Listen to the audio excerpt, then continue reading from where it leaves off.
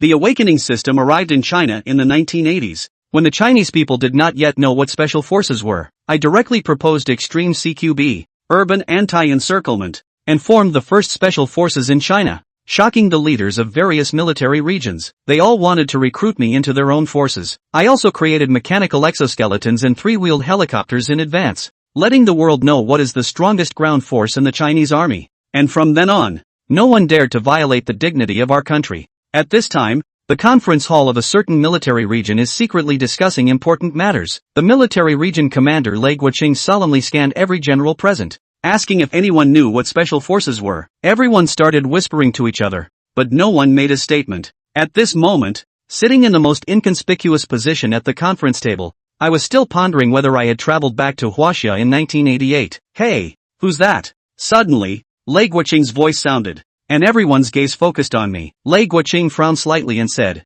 "Everyone is discussing. What are you daydreaming about?" Many people in the meeting room were also waiting to see me make a fool of myself. The named me stood up from the chair, immediately became serious, and reported to the commander, "I wasn't daydreaming, but thinking about establishing a special forces unit." Lei Guoqing leaned back slightly, coldly asking, "So, what ideas have you come up with?" I straightened my body and then spoke loudly, "Special forces have many roles. Let me give you a few examples." At the end of April 1980, 6 terrorists occupied the Iranian embassy in London. Then a mysterious force was deployed, and in less than half an hour, they completely wiped out the criminals and rescued all 25 hostages. They had heard about this incident, but were not clear about the involvement of the mysterious force. I continue my narrative. A few years ago, 4 terrorists at Moscow airport carried hunting rifles, hijacked a civilian aircraft in Moscow, and demanded the Soviet Union to pay $1.5 million as ransom. They also knew about this incident, and in the end, all hostages were rescued and the criminals were all killed. At that time,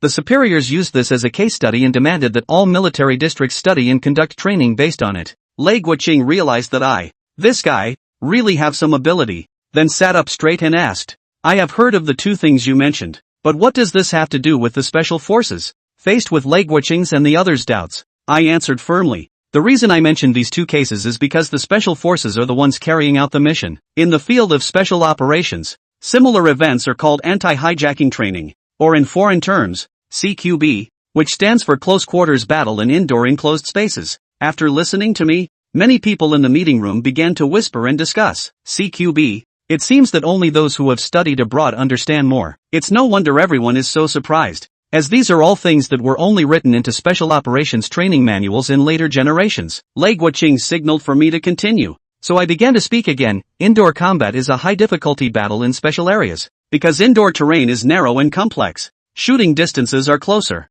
and the danger is higher than in general outdoor combat. Then I proceeded to explain to everyone present a series of special warfare techniques such as CQB indoor combat and close quarters shooting CQS. I spoke tirelessly, and everyone present involuntarily sat up straight. Time keeps passing, but the content I am telling is very fresh and will not make people feel bored at all. Finally, Lei Guoqing interrupted me and looked at me with appreciation. Very good. He nodded and suddenly asked seriously, "Do you dare to take on the role of Chief of Staff of the 1st Special Forces Unit of Jincheng Military Region?" Just as I was about to give a positive response, a metallic prompt sounded in my mind. The host is facing a choice. Please make a decision among the following 3 options. They are to refuse to enter the work of the 1st Special Forces Unit of Jincheng Military Region, agree to become the Chief of Staff of the Special Forces Unit, or choose to become the Military Chief of the Special Forces Unit, with corresponding rewards. After a moment of thought, I had already come to my senses from the system and said firmly, "Commander, I don't want to be the Chief of Staff." Lei Guoqing's face darkened instantly, but before he could speak, I continued, "No one is more suitable than me to be the Chief Military Officer of the 1st Special Forces Unit. Find someone else to be the Chief of Staff. I want to be the Chief Instructor of this unit." Too crazy. Everyone thought I was just a big talker, but unexpectedly turned out to be a madman. Next to me, the 139th Division Commander Su Minshan couldn't sit still,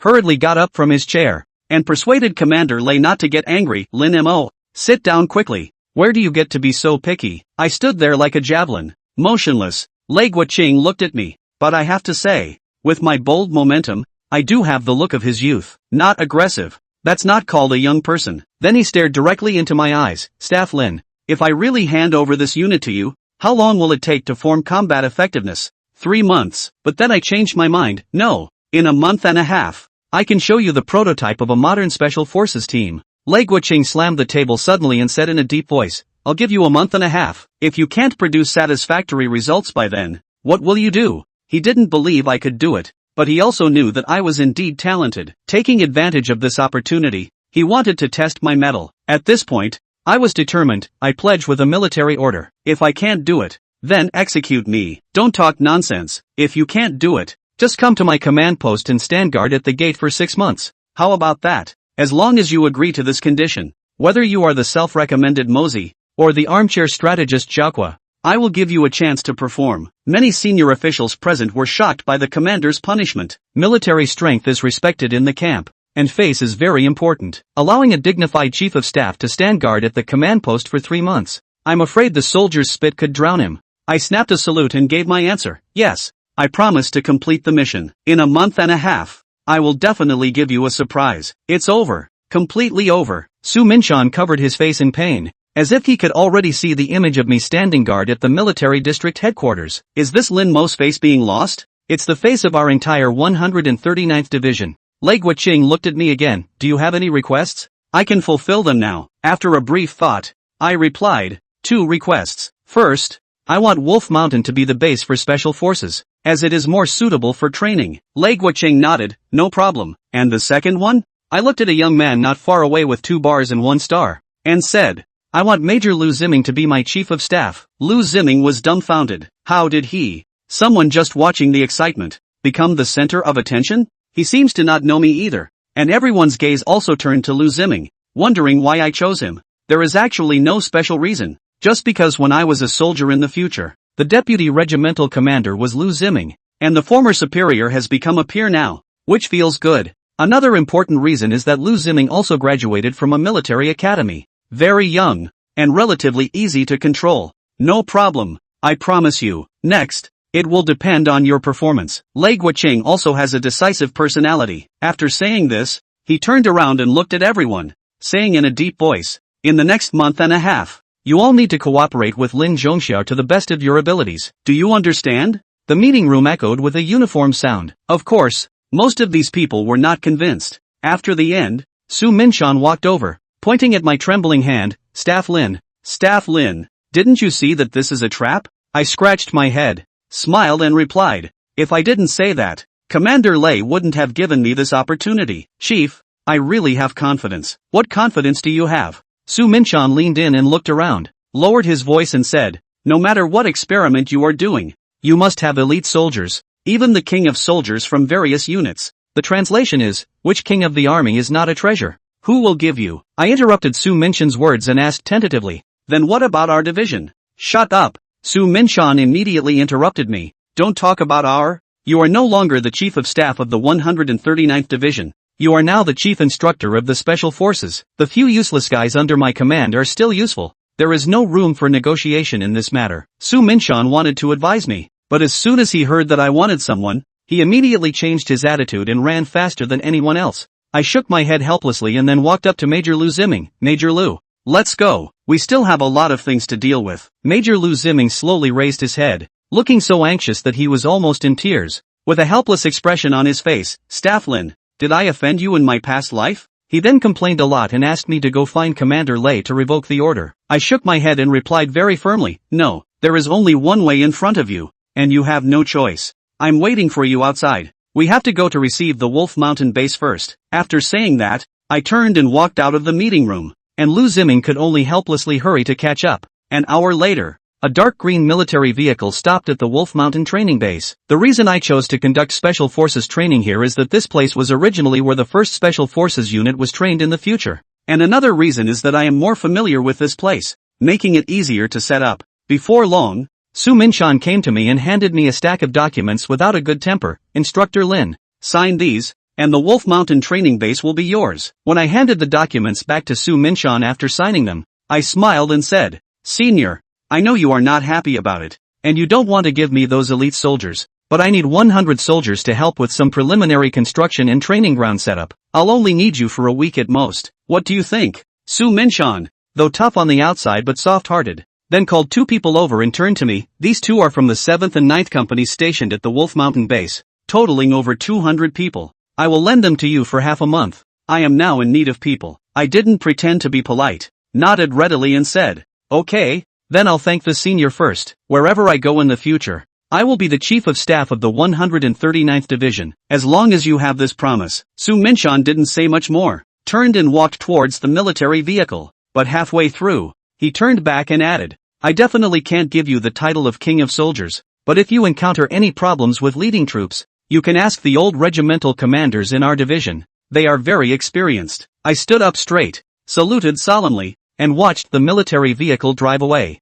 Later, I looked at the two platoon leaders and said, you two will inform the soldiers later that they have a day off today. As long as they don't leave the Wolf Mountain base, they can do whatever they want. Starting from tomorrow, everyone will be very busy. The two platoon leaders saluted at the same time. I then turned to Lu Ziming and said, you go find the logistics officer later and tell them that starting from tonight, the Wolf Mountain training base will implement the 4-category stove standard. Lu Ziming was stunned for a moment and asked in surprise, 4-category stove? That's a special meal for submarine soldiers, Air Force pilots, and test pilots. I interrupted him, saying, just go ahead and apply for it. Commander Lei will approve it. I said solemnly, when you understand what Special Forces training really is, you will realize that they deserve the 4-category stove. The training of Special Forces and ordinary soldiers cannot be compared. That is the disability and mortality rates caused by training. The mortality rate of ordinary troops is 1 in 100,000, but in Special Forces, this probability is 1 in 1,000. Lu Ziming looked at me so seriously and nodded. I will apply later, but I can't guarantee if it will be approved. It will be approved, at least in this month and a half. Commander Lei will definitely meet our requests. I had a confident smile on my face and continued. After you finish with the logistics officer, go directly to the fax room at the command post and wait. I will design some new military uniforms and prepare some equipment and gear that we need. You can directly hand them to Commander Lei and have him deliver everything I need within 2 days. Lu Ziming muttered to himself, why do I feel like I've been tricked? I then pointed to the towering Wolf Mountain in front of me and continued, Major Lu, just watch. In the near future, I will make the Wolf Mountain base full of soldiers who are willing to become Special Forces. One day, the land beneath our feet will become a sacred place for the soldiers of the 3 services. After bidding farewell to Lu Ziming, I went directly to the microcomputer room of the Wolf Mountain base. While waiting to enter the computer interface officially, I first opened the system in my mind and received the novice gift package. After silently reciting, several electronic prompts sounded in my mind. Congratulations, host, for opening the novice gift package and receiving rewards for combat proficiency, melee king, firearms proficiency, never drunk, and enhanced physical fitness. With these blessings, I am more confident that within a month and a half, I will show the prototype of a modern Special Forces unit to my superiors. After turning on the computer, I spent a whole day creating the combat suit and subsequent training plan in my mind, and sent it to Lu Ziming at the command post. Lu Ziming in the fax room was startled by the thickness of the documents, casually opened a document, which happened to be the brand new Special Forces combat suit I designed. He was immediately attracted at first sight. It is indeed very handsome, because this is exactly the multicam camouflage combat suit designed by me according to the clothing in the future TV series I Am a Special Forces Soldier. At this moment, after Lu Ziming tidied up the materials I sent, he hurried to the commander's office. He stood at the door of the commander's office, took a deep breath, gently knocked on the door. Hearing the voice of the commander, Lu Ziming cautiously pushed open the door, walked in with a nervous face. Not everyone can stay calm in front of a major general like me. Reporting to the commander. Lu Ziming felt his legs trembling, wishing he could turn around and run away. Lei Guoqing put down the pen in his hand, looked up at him, frowned and asked, are you stuttering? No.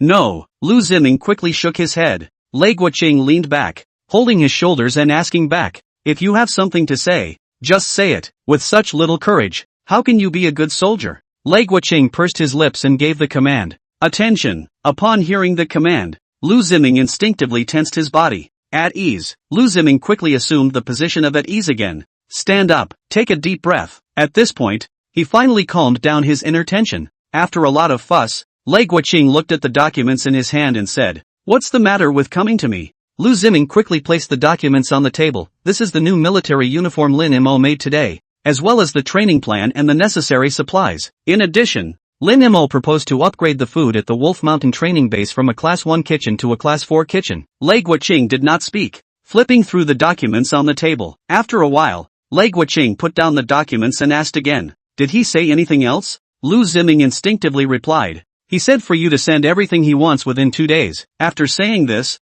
Lu Ziming's face turned pale. He instinctively looked at Lei Guoqing and found that the commander was actually smiling. Lu Ziming suddenly realized that Commander Lei was being teased. After a full 2 minutes had passed, Commander Lei's voice rang out again. Do I need to call Colonel Lin in the forest and ensure that the mission is completed within 48 hours? Lu Ziming's mind went blank. Feeling too embarrassed to stay any longer, he said indignantly, I'm going to confront him right now. With that, he turned and walked out. Stop! Lei Guoqing's voice sounded behind him. Lu Ziming couldn't help but shiver, slowly turning around without daring to say a word. Lei Guoqing took a deep breath, suppressed the anger in his heart, and said, Tell your school principal Lin Zhong that I will have someone deliver the things to him tomorrow morning, and the new uniforms will be delivered at the latest the day after tomorrow. Tell him that being bold is fine, but he needs to have the resources. If he can't produce satisfactory results in a month and a half, he shouldn't stand guard at my command post anymore. Tell him to go to the kitchen and raise pigs. Lu Ziming stood up straight, closed his eyes, and shouted loudly, Yes, I will go back and convey it to him. The next morning, logistics trucks drove into the Wolf Mountain training base. Lin Mo methodically commanded the 2 company commanders to bring their soldiers to remodel the training ground as required. This was already a training base, so remodeling it wasn't particularly troublesome. Just some special training grounds to set up, such as the confined spaces required for CQB operations. It's got to be well designed, with different areas having different uses. All of the equipment, including the equipment for screening special forces in large numbers at a later date, needs to start moving now as well. The military is the most efficient place to be. After Lin Mo finished arranging it, the fighters started to do it. After tasting the 4 types of stoves, they work even harder than one another. Don't look at the 4 types of stoves. Single person is only $9 a day meal standard, but has been able to ensure that they eat eggs, soup, vegetables, meat, and seafood and so on every meal. Not only that, but the cooking class also serves beer, so you can have a bottle when you're tired of working. In the past, even New Year's Eve was not treated like this. It's also thanks to the fact that prohibition was only a rule for a few years, and now almost everyone in the force drinks. Jokes such as the Navy drinks a lot, the Air Force drinks a lot, and the Army drinks until dawn can be heard in almost any army. Rimmer drank a little yesterday as well, and miraculously realized that alcohol didn't even have half the effect on him. You can't get drunk. I'm also not sure if it counts as a perk of traveling through a parallel world. Hooray for that. Rimmer went to the infirmary for a skin test, and the anesthesia worked for him. It would be so exciting if you couldn't get anesthesia for future injuries. 10. When you choose special forces, you have to be prepared. The criteria for selecting special forces must be no alcohol addiction, much less a smoking habit. Both of these things are likely to be misplaced in extreme cases. Since you have chosen the difficult path of special forces, you have to be mentally prepared. Looking at the soldiers working feverishly, Lu Ziming spoke up. Instructor Lin, it's good to build these things, but where do we find the people? The commander said at the meeting that he wanted everyone to support us, but the whole day went by yesterday and I didn't even get a single report of an application for membership. What are we training if there's no one there? This was Lu Ziming's biggest worry, and a major reason why almost everyone thought Lin Mo wouldn't be able to get the special forces. Talent is a treasure in any era. Every year when the new recruits come down to the company, the commanders of the major regiments hate to beat the dogs' heads off in order to snatch up the good recruits. All kinds of methods take turns, and the tactics are comparable to the most exciting courtroom dramas. Talent arrives at the regiment, and the next thing you know, it's being fought over by the companies. There was a great deal of inching. They had no establishment of their own, and if they wanted to steal people from others, they were afraid that they would have to wait for the new recruits to come down to the company, and ask for the wimpy soldiers that no one would take. Lin Mo picked up a few documents from his desk and handed them over. I've thought about the people. Take a look at these pieces of information. Lu Ziming took the document and read it. There were 4 copies in all of which contained information on the soldiers. They are Li Shaoshan of the 139th Division of the 21st Group Army, He Guorui of the 8th Regiment of the 63rd Division, Nguyen Qianan of the Chemical Defense Regiment, and Gung Junyong of the 181st Regiment of the 61st Division of the Motorized Infantry. Ha! Oh! Lu Ziming let out a self-deprecating smile at the sight of one piece of information, and by the time he finished reading all the information, he no longer knew what expression to use to face Lin Mo. The corner of his mouth couldn't help but twitch as he shook his head and said, Lieutenant Colonel Lin, do you think you should let Li Jianguo come to our Wolf Mountain training base as well? Lin Mo froze. You know him? It must be better to have him here. Who doesn't know Li Jianguo? Our Golden City Military Region Decathlon champion. Lu Ziming slapped the information on the table with a snap, his face full of aggression. But I know people. And they don't know me. I knew I shouldn't have followed your nonsense. I really can't blame Lu Ziming for being so angry. Good man. The ones on Lin Mo's profile were all top-notch soldiers from various regiments. That's the kind of stud that can compete for honors for his company, the regiment, or even the entire division. Going to dig people up? You are the Wolf Mountain training base, borrow 2 companies all pulled over, 200 or 300 people together with you to rob, but also have to be beaten up by others. I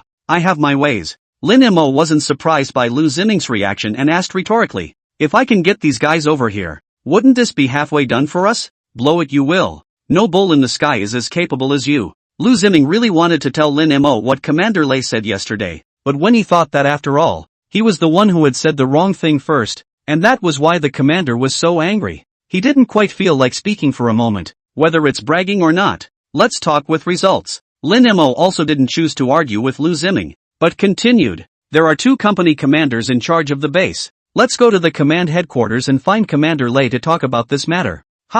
As soon as he heard that he was going to find Commander Lei, Lu Ziming shook his head fast. No, resolutely not. If you want to go, you go yourself. I'll be transferring home tomorrow to sell roasted sweet potatoes. I'm not interested in accompanying you to fool around. Lin Mo laughed. If you dare to sell baked sweet potatoes, your old man will still whip you to death with the belt worn in the anti-American war. Lu Ziming froze for a moment and asked rhetorically. No, how do you know that my father participated in the anti-American war? I heard about it. Heard it from someone else. Lin Mo snorted and sidetracked the matter, pushing Lu Ziming towards the military vehicles, saying as he walked, my good political commissar, just trust me for once. If I don't bring back these good soldiers tomorrow, I'll let you go back to your original unit. Lu Ziming's eyes lit up. Really? Rimmer nodded solemnly. Good. I believe you. Lu Ziming sat on the main driver of the military vehicle, and after Lin Mo also sat down, he reminded, I have to tell you, be careful what you say when you see Commander Lei.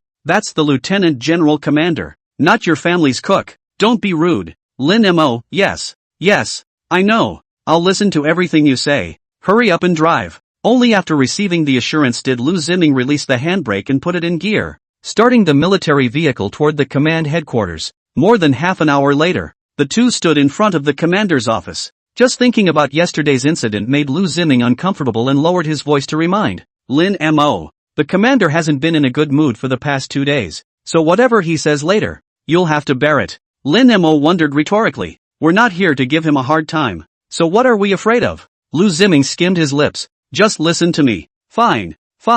I'll listen to you on all counts. Lin Mo nodded. Ahem. Lu Ziming cleared his throat and organized his grooming before knocking on the door of the room and shouting, report. A few seconds later, the commander's voice rang through the door. Enter. No matter what you say, you must endure. Lu Ziming passed Lin Mo another look and repeated the reminder before he pushed open the door to the room and walked in. Lei Guoqing sat behind his desk, looking down at the documents carefully. The 2 of them glanced at each other, and when Lin Mo wanted to speak, Lu Ziming hurriedly squeezed his eyebrows, signaling him not to speak out of turn. 11. When the people are scattered, it's hard to lead the team. Riesling doesn't look at them. They just had to stand at their desks and wait. 5 minutes, 10 minutes, 15 minutes. Lei Guoqing was still processing the documents. Without the slightest intention of raising his head, Lu Ziming knew that this was to give them a downward spiral, but Lin Mo just couldn't help it. How long is this gonna take? He had too much to do to waste the whole day at command. Under Lu Ziming's silent block,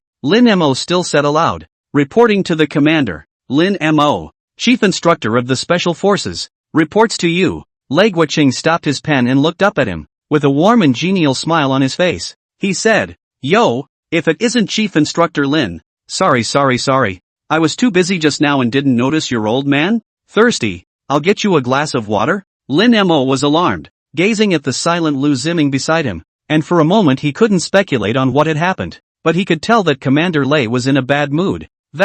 I'm not thirsty. Thank you, Commander. Lin Mo apprehensively placed the document on his desk. I want these soldiers to join the special forces, and I've come to talk to you about it. Lei Guoqing glared at him, picked up the information and looked at it, and when he had finished reading the information on the 4 people, he smiled and said, this little matter still troubles Great Instructor Lin to make a personal trip? Our military region also has a decathlon champion Li Jianguo. This year is ready to represent our military region to participate in the All-Army Grand Competition. Do you want to see a piece of transfer to you? Lu Ziming, isn't that my line? Rimmer shook his head. I'll take these 4 on the profile. Snap. Lei Guoqing threw the information over. I can't help you with this. You can find whoever you want. If there's nothing else, go and get busy. Done. Lu Ziming's heart was already ashen. However, he quickly turned to gloating again. Because Rimmer had said that if he didn't bring back these good soldiers tomorrow, he'd let him go back to his original unit. Finally, I don't have to follow this living father. Commander, I don't mean for you to give direct orders. Lin Mo rearranged the 4 pieces of information and respectfully placed them on his desk. I know you can't give such an order. If anyone can take away someone's good fruit, the people below will definitely be displeased, and even have temper tantrums in their daily training. I just want you to ask the commanders of these 4 regiments to come to the headquarters and I'll talk to them personally. Also please call these 4 people on the profile as well. Just one request. No meeting between their chief and these 4 soldiers. Wait until tomorrow morning. I'll make the 4 leaders willingly leave these 4 soldier kings at the Wolf Mountain training base. Hearing his words, Lei Guoqing really came to be a little interested. Curious to know what Lin Mo was going to do? Things like picking peaches are taboo in any troop. He could certainly use his position as commander to transfer people directly, and no one in the entire military region would disobey the order. But like Lin Mo said, once this opening is opened, those company commanders below will be disgruntled. You can take away my soldiers just like that? Who's going to go through all that trouble? When people are scattered, the team is not easy to lead. Lei Guoqing sized up Lin Mo, although he wasn't smiling like he had been just a moment ago, but this rather proved that he wasn't that angry anymore. Lin Mo was completely unaware of the commander Lei he had so angered, and could only continue. Just do me this favor, and I'll take care of the rest myself. I can't keep these 4 soldiers until 9 o'clock tomorrow morning. Then I'll report to the cookhouse at once. Good. Lei Guoqing agreed very quickly, adding, but let's make a deal. I can only help you call people over. As for the rest, I don't care. Lin Mo nodded heavily. No problem. It may take most of the day for them to come over. At 7 o'clock this evening, I'll treat a few of them to dinner at the commanding general's cafeteria. As for the rest, I'll take care of it. Get lost. Lei waved his hand. Yes. Lin Mo saluted with Lu Ziming and turned to leave the commander's office. Corridor. Phew. Lu Ziming heaved a sigh of relief and said, it's too scary. Every time I'm in front of the commander, I feel like Alexander. No wonder it was said in ancient times that accompanying a king is like accompanying a tiger. The regimental commanders are all big shots. Our commander is in charge of 50 or 60 regimental commanders, and the emperor's father is in charge of several commanders. So that's probably even more stressful to get along with. However, thinking that he would be able to return to his original troop tomorrow, Lu Ziming's heart had long since burst with joy. He felt from the bottom of his heart that this special forces thing was something that Lin Mo couldn't handle. The others are pretty much screwing around. It's good to get along more. Lin Mo thought for a moment and said, let's go to the microcomputer room at the command headquarters. The computers at the Wolf Mountain base aren't very good, and I still have a lot of things I haven't made. After saying that, Lin Mo walked straight forward. Lu Ziming chased after him. The 2 men rushed forward and backward to the commander's microcomputer room. 12. Newbie, don't screw up big brother. The time passed into the evening. The 4 regimental commanders who received the order rushed to the command's parking lot at the same time. Just after getting off the bus, the head of the regiment, surnamed Su, inquired in a puzzled manner. Old Zhang, head of Regiment Chen, and Old Lu, why are you all here? They are all from the same group of armies and often meet at meetings, so they became familiar with each other over time. Captain Zhang shook his head and said, I don't know. The order I received in the morning told me to report to the command headquarters, but it didn't say exactly what it was about. Could there be maneuvers? Chief Chen questioned. Captain Lu shook his head. Impossible. It can't be the commander himself giving the order for an exercise. If you ask me, it should have something to do with that newly established special force. Maybe it's for us to exchange experiences? What Old Lu said is reliable. Headmaster Su took a deep breath and said vigilantly, that kid isn't eyeing our soldiers, is he? Just as the 4 were puzzled, a guard ran over, saluted, and said, for captains, please follow me. Knowing that the other party was Commander Lei's security guard, the 4 regimental commanders returned the salute one after another and followed him into the command headquarters before they were taken all the way to the middle of the restaurant's private room. There was a lot of cold food in the room, a dozen cases of beer piled up on the floor, and a few bottles of high-count liquor on the table. Beyond that stood 2 young officers, one with a kind smile on his face, the other wondering what to ponder. Waiting in the room was none other than Lin Mo and Lu Ziming. As for the thing Lu Ziming was pondering over, it was seeing Lin Mo's out-of-this-world maneuvers in the microcomputer room today, as well as the one thing that had been designed by him. Have to say, it does look awesome, especially in this day and age when not many people use computers at all. Lin Mo took the initiative to extend his hand and smiled. Captain Su, Captain Zhang, Captain Chen, Captain Lu, I've heard a lot about you. Introduce myself. My name is Lin Mo. I'm an instructor of our 21st Group Army's Special Forces. Sure enough, it's about the Special Forces. The four chiefs looked at each other and each nodded slowly. It wasn't surprising to see a long limerick. As they got out of the car they guessed that they had been told to come surely to have something to do with the newly appointed Special Forces. But shouldn't the exchange of experience be in the conference room? What are you doing in the cafeteria? Is this table of good food and wine that easy to eat? The four chiefs were all veteran soldiers as well, and they all sensed that something was very wrong. Head Su was straightforward and didn't shake Lin Mo's hand, saying directly, Instructor Lin, we've heard of your great name, and we know about the Special Forces. If it's to invite us to present our experience in leading soldiers, then let's be businesslike and just go to the conference room. Dinner is excused. We're not hungry. At the same time I would like to remind you that if you set your sights on a soldier of our regiment, then I'm sorry, we can't help you with that one. Apart from robbing people, the four regimental commanders really couldn't think of a purpose for another order from the commander himself and a good wine and meat reception. Although the remaining three didn't say anything, the way they looked at Lin Mo already said it all. Good soldiers don't give a damn. Not a single one. Lu Ziming had already thought of such an outcome, and the corners of his mouth were as hard to suppress as AK. Facing the four raging chiefs, Lin Mo opened a bottle of white wine, poured himself about 2 taels or so, and said with a smile, I invited all of you here because I have a lot of questions I want to ask. I know a few of the chiefs look at me as young and think I don't know any better. The words are all in the wine. When he finished speaking, he tilted his neck and drank the wine in his glass. That's 2 taels of white wine. A mouthful of boredom? The four chiefs have seen those who can drink. They can also muffle 2 or 2 in one bite. It just didn't feel like Lin Mo would drink. Look at the tender face. Like a college student who hasn't been out of school long. The atmosphere was baked to this point. Whether the soldier gave or not, face was to be given. They had all heard about the meeting that day, and knew that Lin Mo was a red herring in front of the commander. There's no need to be too offended. Slow down, slow down. You can't drink like that. Headmaster Su hurriedly came to advise him. Fearing that Lin Mo would drink something wrong, several of the remaining chiefs gathered around. Don't care what they're up to. Reach for the stars. What's more, people have already lowered their stance enough, so it would be inappropriate to tense up any further. Just don't give it to him if you want someone anyway. Ahem. Rimmer hiccuped. His face flushed red. He ignored the several people and poured himself another cup, incidentally pouring one for Lu Ziming as well. I'm a man who can't talk, but I want you to feel the warmth of the Special Forces. Political Commissar Lu. A toast to the heads of the several regiments. Lu Ziming. Newbie, don't screw up big brother. He didn't know how to drink at all, but as he watched Lin Mo drink it all in one go again, he could only helplessly grit his teeth and drink it in. 13. Do you know if the regiment has lost its soldiers? Cough. Cough. The pungent flavor of the highly alcoholic wine instantly rushed straight to Lu Ziming's mind. Don't. Instructor Lin, I should be a few years older than you. Is it okay to call me brother? Listen to my brother. There's no such thing as drinking like this. Eat some food. Yes.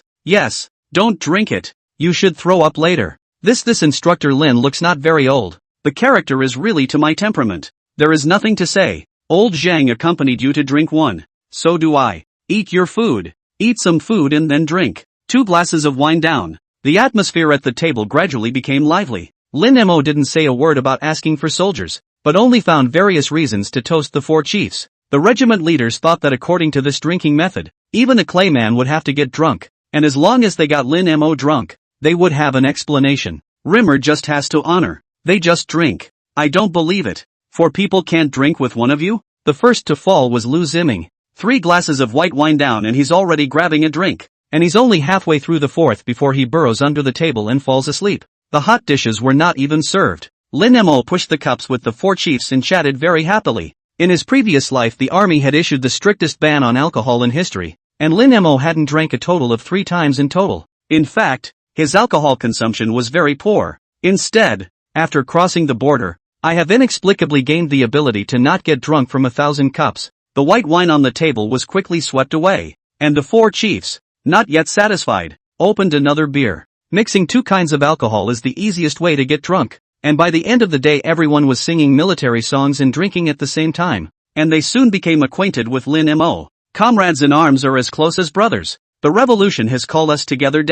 You're from the border and he's from the mainland. We're all blood brothers. That's knowing everything. Not far away in another room. The guard looked at the surveillance in the box and asked in a puzzled voice, "Commander, Lin Mo wouldn't think that by having a drink with a couple of regimental commanders or drinking someone down, he could transfer troops without any problems, would he? There are always people who think of the 80s as particularly backward, as if nothing should have been. The fact that surveillance is nothing new in this day and age. 2 years earlier, in 1986, the Golden City Military District had played with live battlefield broadcasts. The live broadcast was about the old mountain wheel of war's extraction operations, codenamed Operation Blue Sword B. The one in charge of filming was Division 139, where Lin Mo was. All video sites in the latter days can be searched for the HD version. It's not about shooting and then putting it on. Instead, the footage is transmitted back to the rear command post in real time. Despite the lack of clarity of the video footage due to battlefield interference, this live broadcast still has significant historical value. Lei Guoqing laughed twice and said lightly, "A student soldier. What better way do you expect him to come up with? This kid's drinking capacity can be. He must have drunk more than a kilogram of white wine and 7 or 8 bottles of beer in this half day." The guard smiled and said, "Compared to your younger days, it's really not even close." That's right. Looking at Lin Mo as they pushed cups together, Lei Guoqing was also aroused by his cravings and said with a smile, "Back then, we were also the ones who fought with that general over Mao Tai, so of course this amount of alcohol is not a problem." The guard asked curiously, "So who won in the end?" Lei glared at him and didn't say anything. "Just kidding." That general had the guts to say in front of the instructor that abstinence from food was okay, but abstinence from alcohol was not. And who could win if you fought his old man for Mao Tai? After another half hour, the only one left at the table who could still stay awake was Lin Mo. Lin Mo staggered up and walked out of the box. In a few moments, Lin Mo appeared in the room where Lei Guoqing was. He saluted and said, "Reporting to the commander. The mission is halfway done." "Half done?" Lei asked curiously. "Then what are you going to do next? May I remind you that if you think that's it." Lin Mo found a chair and sat down, leaning against the wall and said, "Chief, I haven't slept for several days. Exactly what I'm going to do. You'll know tomorrow morning. I've got to get some sleep.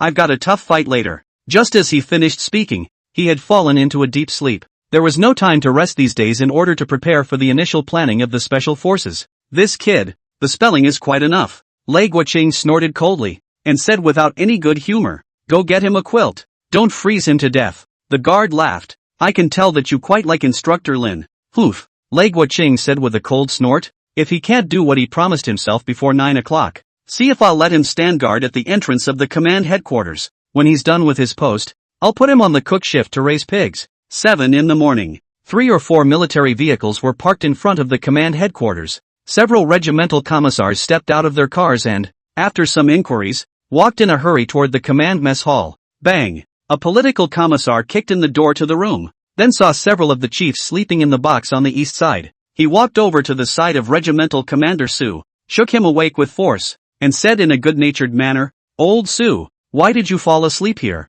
Do you know that the regiment has lost its soldiers?" 14. Drink, drink. Whoever doesn't drink is a grandson. Ha! Captain Su opened his eyes in a daze, and when he heard the political commissar's words, he instantly sat up straight, his hangover sobering up even more in an instant. He hurriedly asked, "Commissar, tell me slowly what happened." "Old Chang, wake up. Still sleeping? Damn it, this leader made you guys. The soldiers ran away and you don't even know it?" The commissars couldn't help but curse. The regimental commanders came to their senses one after the other, followed by all the dumbfounded faces. What to do? Where is everyone? Where's Rimmer? That kid looks civilized, but he's quite mindful. Damn, I knew this meal wasn't that good. Get him. Wait, here's another one. The gazes of the 4 regimental commanders and the 4 political commissars fell on the unconscious Lu Ziming. Headmaster Su quickly rushed over and shook Lu Ziming awake in 3 or 2 strokes. Lu Ziming was in a daze and shouted vaguely, "Drink, drink. Whoever doesn't drink is a grandson." Captain Zhang kicked him in the ass and asked in exasperation, "Drinking my ass? Where are our men? Where are they hiding? Let me tell you, don't think that with the backing of the commander, we can let you bully us." Lu Ziming touched his face with both hands, full of confusion as he looked at the 8 angry faces in his field of vision, and said dully, "I don't dawa. What are you guys talking about?" He was genuinely unaware of what was happening, but he had realized. He seemed to have been sold by Lin Mo. "Don't waste time with him here. Let's go. Let's go to the commander to comment." "Go. That's right. How can you just rob someone? I just don't believe there's no place for reason. Go." A few people left Lu Ziming behind and walked out of the box in a rage. When they reached the door of the cooking class, they saw Lin Mo standing not far from the training ground. The rightful owner has been found. Headmaster Su's chi sank into his dantian, walked quickly to Lin Mo, pointed at his nose and cursed. Instructor Lin, what do you mean? Captain Zhang frowned and said, Instructor Lin, you have all these left over from our play.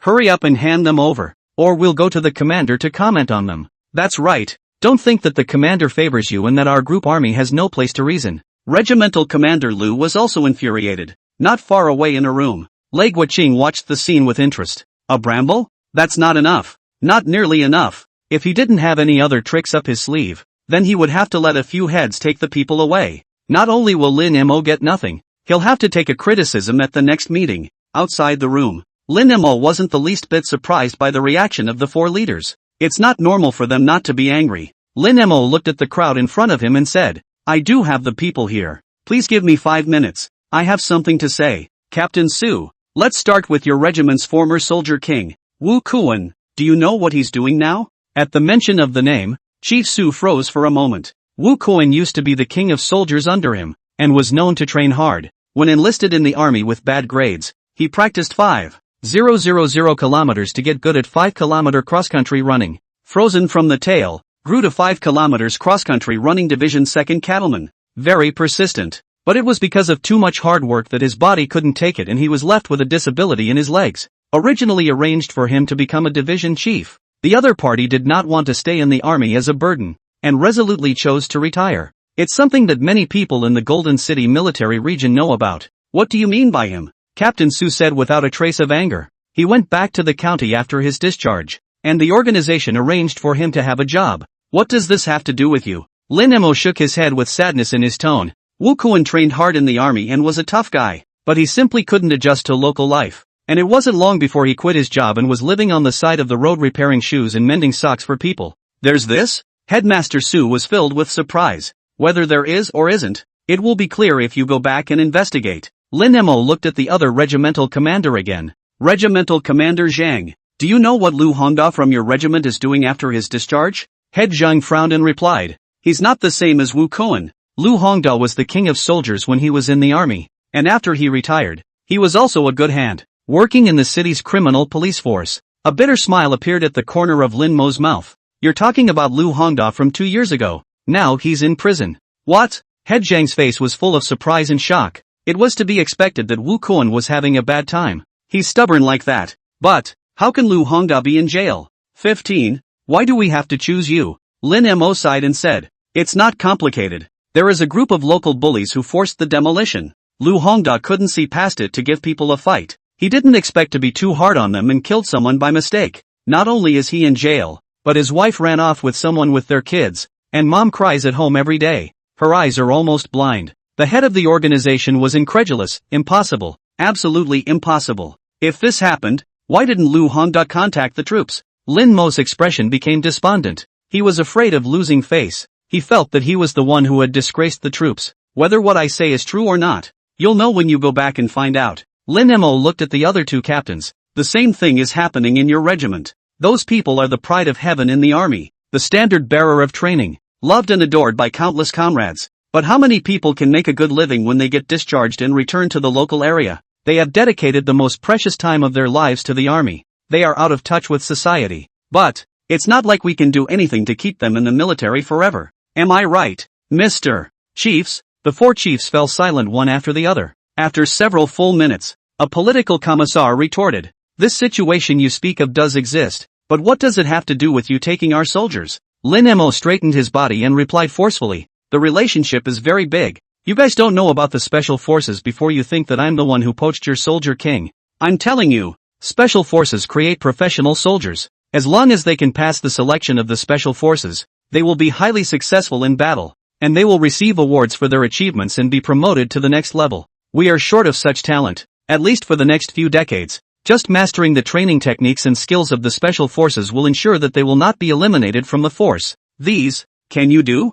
I'd like to ask the four captains, do you want those soldier kings under your command to be discharged as sadly as those before them? Or do you let them climb the heights that even you have never been to and see the sights there? Give me a month and a half. I will show you four men who have grown up to the point where even you can't hope for a good soldier with a great future. Is Rimmer exaggerating? It's not an exaggeration at all. It's just that at this point in time, no one really realizes what special forces really are. This includes reselling as well. It's like when the 4G network came out and everyone just thought it was a little bit faster. No one expected the short videos that followed and the live webcasts that changed the way of life in the vast majority of the country. The same goes for the special forces. Now everyone thinks it's just a recon brigade with a new name, or a special point unit. It wasn't until after the Gulf War that national forces would realize the power of special forces. He is not only the first line of defense for his country, but also the last. It's the best way for an ordinary soldier to rise to the top. There isn't one. It won't be a robbery at that point. It's all the troops who are proud to have passed the special forces selection.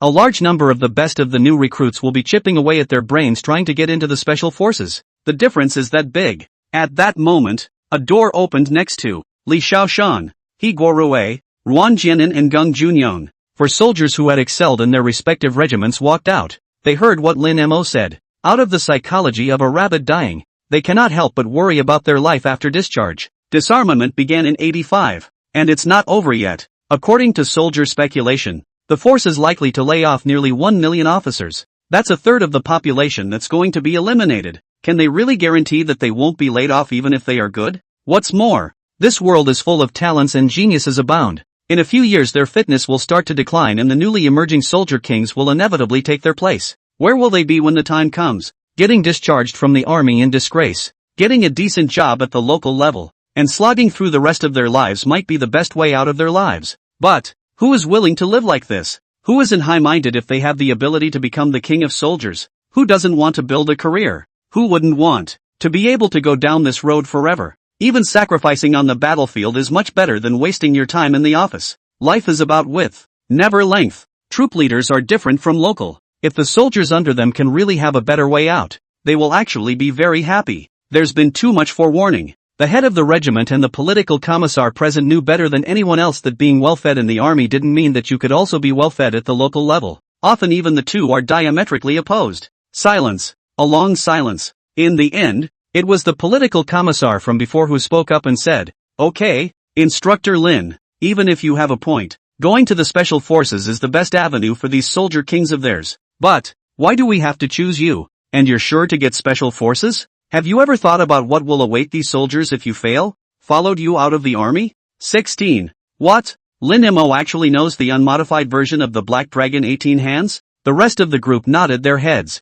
Yeah. Even if you're going to go to special forces under your command, then you should at least pick a decent one. Limmer replied calmly and coolly, because no one knows more about special forces than I do. You won't believe me if I say too much. I don't need to tell you about the theory. You probably know about the meetings. As for the physical aspect of it, tell you what, let your king of soldiers spar with me. I'll stop obsessing about letting them stay if they can beat me. After crossing over, Lin Mo's body had been strengthened and he had mastered many fighting techniques that he wouldn't have in his previous life. He tried it the other day. The current state of one's body should be about 3 times that of one's previous life. Even if he couldn't beat the 4 soldier kings, it was enough to show the others present their strength. Besides, the most important thing we need now to build up the special forces is theoretical knowledge. In this regard, it's true that no one can top Rimmer. The so-called cut was merely to give the 4 chiefs, the last of the decency. What the hell? With your little body? Practice with you? One punch could break you up, right? Everyone wore shocked and amazed expressions. Without waiting for them to speak, Lin Mo looked around the room and finally his gaze landed on a tall and robust soldier. Li Shaoshan stepped forward. Li Shaoshan was stunned for a moment, then took a step forward and stood upright. Lin Mo looked him in the eyes and said, "I know that you're the most capable fighter among these 4 people. Dare you fight me?" Li Shaoshan turned his head to look at the head of the group and the political commissar. What wouldn't he dare to do in a fight? Even he was eager to try this chief instructor's hands. It was only that the other party had the rank of lieutenant colonel, and he couldn't just strike without the approval of his superiors.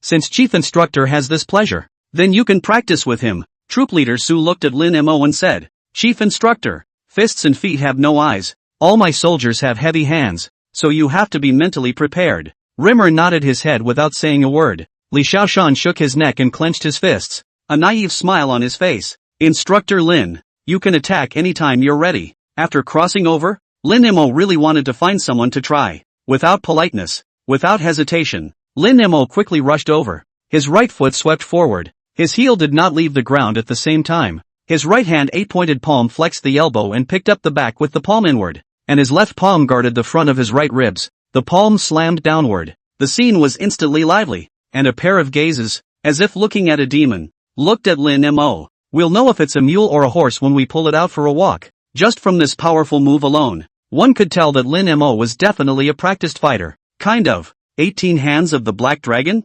Instructor Lin still knows this? Is this the barricade drop where the dragon lady looks in the mirror? Li Xiaoshan's expression became serious, and without choosing to retreat, he charged forward with a hard top. His offense is equally wide open and hard bridging in a real way. Who's afraid of hard knocks? When both sides were about to attack each other, Lin Mo suddenly swept his right foot forward, and at a weird angle, he whipped Li Xiaoshan's body with a whip kick. Change of line kick. A very basic attack move that most soldiers know, but to be able to kick it with the angle and speed of Rimmer is not so easy. Hiss. Li Xiaoshan sucked in a mouthful of cold air and took 2 or 3 steps backward to stabilize his body, looking at Lin Mo with a face full of shock. How is that possible? How did he do it? The room was silent. No one expected it to end up like this. Through the short match, Lin Mo already had a rough idea of Li Xiaoshan's strength. He took out 5 red markers and threw 4 of them to Li Xiaoshan and the others, adding, the markers are even military daggers. Scratching the body means injury, and scratching the neck means death. The 4 of you will come up together and show the 4 chiefs whether or not I am capable of running the special forces. 1 against 4, or 4 soldiers who are all famous in the 21st Army Group? Madness. It's crazy. However, when they thought of Lin Mo's ghostly speed just now, the people present fell into deep thought again. The opponent's body just now did have the capital to be crazy. Li Xiaoshan's 4 people looked at each other, and a strong battle intent surfaced on their faces. In the next room, Lei Guoqing, who was standing by the window, looked at the guard with a grave expression and asked, what do you think of Lin Mo's skill? He really didn't expect Lin Mo to have these 2 tricks up his sleeve. The young man's got deep pockets. The guard pondered for a moment and replied,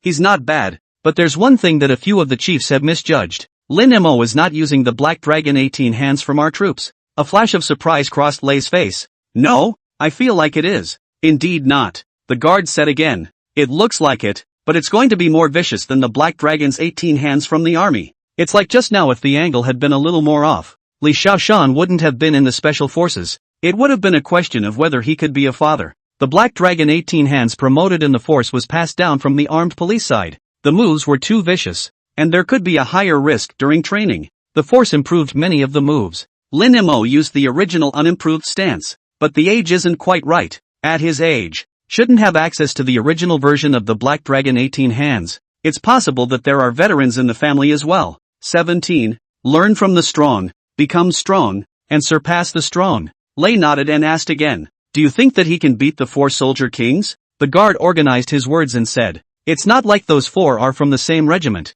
They're not familiar with each other, and if they don't work well together, they'll be better off fighting if they're wary. Lin Mo has a chance of being able to win if he can really skillfully master the original Black Dragon 18 hands. Lei Guoqing laughed. Does your kid want to fight him too? The guard didn't hide the desire to fight in himself and slowly nodded. No one wants to miss out when they meet an expert. Don't worry, you'll get your chance later. Lei's eyes looked out the window again. It's good to win. The odds are that the 21st Army Special Forces will be able to push on without any problems. It's just a shame. There's going to be 1 less Special Forces Chief Instructor sentry in front of command, and 1 less LT, Colonel, officer feeding the pigs in the cooking class. The 4 soldier kings exuded a strong desire to fight. Headmaster Su said in a deep voice. Go on, take it easy, don't hurt the Chief Instructor. The remaining few heads each nodded their heads. After receiving permission from the chief, Li Xiaoshan and the others took up positions. Lin Mo held the marker squarely in his backhand and laughed. This time it's your turn to attack first.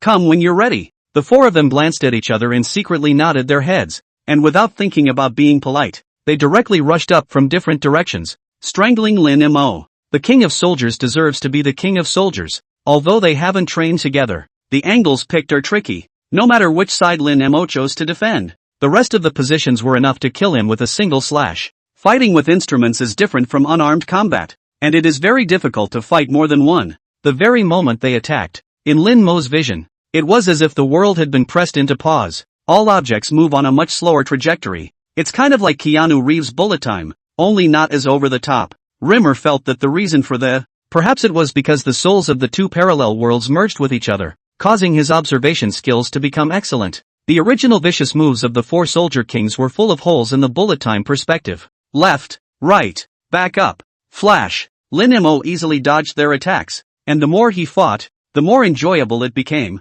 as if he had entered a metaphysical state. There are even times when the eyes don't see it and the body has already evaded the action. Real fights are often fought in the blink of an eye. Not so much fancy moves. Lin Mo seized the opportunity and stabbed the red marker in his hand with steady precision, leaving a bright red mark on Higuoro's neck. A dozen or four. And be the first to eliminate one? The chiefs and political commissars standing on the sidelines of the field were all wide-eyed. No one had expected such a result. In terms of fighting ability alone, other than the top-ranked ones in the military region, they really hadn't seen any stronger than Lin Mo. The key is, Limmer's theories are brilliant. That's all known. He's a better talker than he is a fighter. He's a better fighter than he is a better talker. Lin Mo had both. So entrusting the soldier to him seemed like a good choice. Higuoro detached himself from the fight and stood aside, unwillingly watching Lin Mo fight the other three, not wanting to miss a second. That's awesome. In his 3 years as a soldier, it was the first time Higuoro had come into contact with an expert at Lin Mo's level.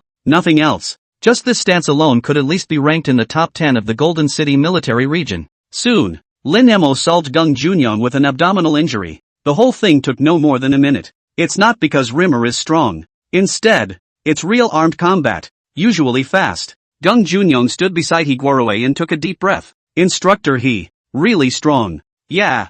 Higuoro clenched his fists, and instead of any sense of frustration, he was inspired with a strong desire to win. The stronger Rimmer is, the better. The stronger he was, the more he could learn for himself. Learn from the strong, become strong, and surpass the strong. This is Higuoro's way of the soldier. Gung Junyong's expression was bleak and he didn't say anything. It is important for people to know themselves. He knew that he might never be able to match Rimmer in terms of stature, but he'll never lose at shooting, because that's where he belongs. The battle continues. After eliminating 2 soldier kings in a row, Lin Mo instead fought with more effort. On the one hand, he was about to run out of stamina. The other thing was that he didn't expect that the two of them, Li Shaoshan and Wang Jianan, would learn to work together in such a short period of time. One offense and one defense, with good scheduling. Without knowing it, you'd think the two of them trained together a lot. Interesting, they were simply born to be together. The offense was repeatedly stymied. Lin Mo became more and more agitated and excited. They were Lin Mo's first squad and most likely future Special Forces instructors. The stronger they are, the stronger Wolf Mountain will be. Let me see where your limits are. With a low growl, Lin Mo once again accelerated the movements of his hands, going on the offensive with a stance that completely abandoned defense. Just for a moment, he had 2 more red lines on his body, but hadn't been mortally wounded yet. Li Shaoshan and Wang Jianan felt tremendous pressure. At the same time, they knew very well that as long as they could hold out through this wave, then Lin Mo's physical ability would inevitably decline. That way, they will have the ultimate victory. 18. Want to learn? Just give me a salute. All 3 were fighting mad. Good chance. Lin Mo seized a break in Wang Jianan's game, resisted Li Shaoshan with his back, and lunged forward, the marker in his hand slashing through. Nguyen Qianan quickly stepped back. Li Shaoshan seized this opportunity and lunged forward while scratching at Lin Mo's neck with the marker. The end result. The 3 of them died together. It didn't take long to hit. Actually, it'll probably be about 2 minutes, tops. But this kind of high-intensity confrontation is the most consuming of energy and concentration. Today's battle was definitely one of the best fights many people had seen in their years as soldiers. Li Shaoshan looked at Lin Mo with longing in his eyes. Instructor Lin, how did you do that move just now? I was clearly behind you. How did you see me? I think it's strange too. Obviously Shaoshan is close to getting it. Wang Jianan was also full of doubts. Lin Mo looked at the 4 and smiled. Want to learn? The 4 men lowered their heads in shame. Previously, they thought Lin Mo was weak, but they didn't realize that all 4 of them hadn't been able to beat someone else alone. In terms of fighting ability alone, they were truly convinced by the chief instructor of special forces in front of them. Looking at them, Lin Mo took a deep breath and said in a loud voice, "Raise your heads all the way up." The 4 froze and looked at Lin Mo blankly. Lin Mo gazed into their eyes and said in a firm and forceful tone, "This is our barracks, and you are all the best soldiers of the Chinese People's Liberation Army.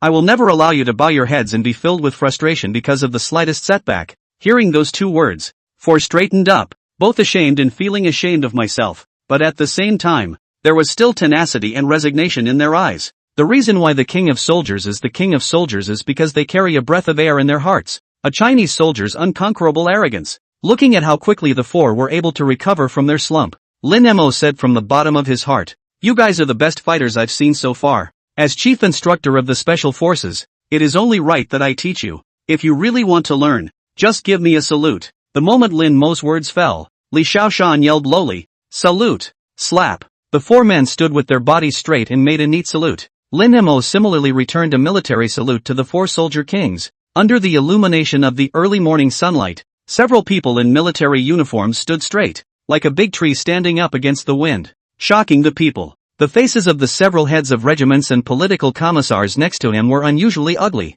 It's over. I can't keep it now even if I wanted to. The heart has run away with someone else. It's useless to keep it. Oh, let's hope that Chief Instructor Lin can really be what he says he is. I think he can do it. What? You've been captured by him too? Asterisk asterisk asterisk asterisk off. When I was young, I was no worse than him. Ha ha.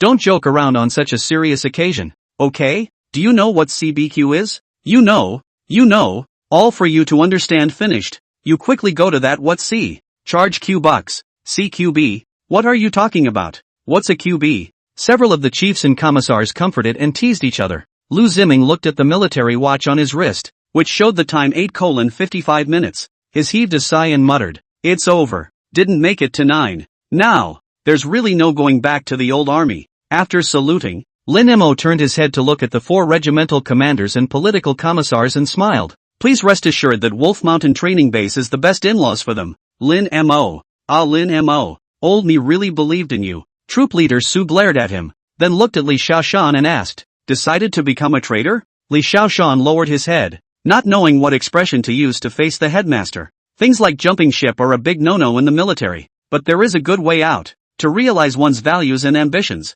to become stronger. Who wants to give up? Don't scare people. Captain Zhang looked at the several soldier kings and said, "Perform well at Wolf Mountain, and I hope you can really make a way up for those outstanding warriors of ours. There are so few paths to promotion for the average soldier, especially in the current context, that it would be nice not to be disarmed." The 21st Army and the 47th Army of the Jincheng military region were formerly the 4th Field. For a number of reasons, they have the highest probability of being disarmed and the largest number of people being laid off. Presumably, Guan Yu rebelled and defected to Chao Wei with his family, and on the way, he fought with the thieves and unfortunately fell off his horse and died. Not to mention ordinary soldiers. Even if the head of the regiment is transferred home, how many more than 1 or 200? Disarmament in the millions. 1/3 of the military is being eliminated, and most of them are in the army. No kidding. Yes, we promise to complete the mission and not disgrace the old unit. The four king of soldiers saluted their respective regimental commanders as well as their political commissars. They all followed suit and returned the salute. "Once we part this time, there will be fewer chances for us to meet in the future. After all that time together, it's actually kind of hard to leave." 19. Student soldiers after the military reform all have this problem of low I. Talk about something real. Head Lu sighed and inquired, "Did you apply for the transfer orders for the 4 of them? And their luggage is still in the original unit, right?" Lin Mo was embarrassed and said, "That, when I picked the person up, I brought the stuff over together." Headmaster Lu pointed at Lin Mo and laughed and cursed, "You've already figured out how to count us out, haven't you? If I hadn't been unable to beat you, I would have had to kill you." The crowd in the room laughed along, and the tense atmosphere became much more cordial. "Mr. Lu asked again, did you get the name of the troop? I have to know where my soldiers go, right?" Lin Mo shook his head, "Haven't thought about it yet. What do a few leaders suggest? It's not often that you can give a unit a number, especially a specialized unit that is valued by the higher-ups." Rimmer was fine with that. What's the point of having a loud name if you can't be strong? The 4 chiefs were the first to be credited with helping the development of the special forces. Giving them the opportunity to come up with a name is kind of a payback. Captain Zhang thought for a moment and said, "How about the Protectorate Excalibur? That's a domineering enough name." "Not good." Regimental Commander Su shook his head. "I think it sounds better to call it the Flying Dragon Special Operations Unit. The dragon is also our country's totem." Headmaster Lu's brow furrowed, as if he had thought of something exciting, and snapped out, "I want a name that's absolutely fine. How about it's called the Universe Invincible, hanging the strongest land east wind tigers of all reactionaries." Rimmer, Lu Ziming, the 3 heads, the rest of the crowd present. Headmaster Lu looked at their behavior and asked in a puzzled manner, "What's wrong? Is it bad?" No one paid any attention to him, and the atmosphere became extremely awkward. "Why don't I start one for you?" Lei's voice rang out behind the crowd. Seeing the commander, Lu Ziming shouted, "Salute!" Snap. Everyone in the room straightened up and gave a standard military salute. Lei Guoqing raised his hand and returned a military salute before saying, "A dragon at sea, a falcon in the air, and a fierce tiger on land. The tigers use too many people. And you guys are training in Wolf Mountain. How about you call yourselves the Wolf Teeth Special Commandos? Wolfsbane?" The name was uttered, and everyone in the room nodded slightly. Wolf's teeth sound good. And there's air. The commander is really on the level. Lin Mo. Let's call this one. You'll be the chief instructor of Wolf Fong from now on. You can be called Wolf Head. And this one beside you will be called Jackal. There's nothing wrong with the name the commander came up with. But I still think, Wolfsbane. A playful smile appeared at the corner of Lin Mo's mouth.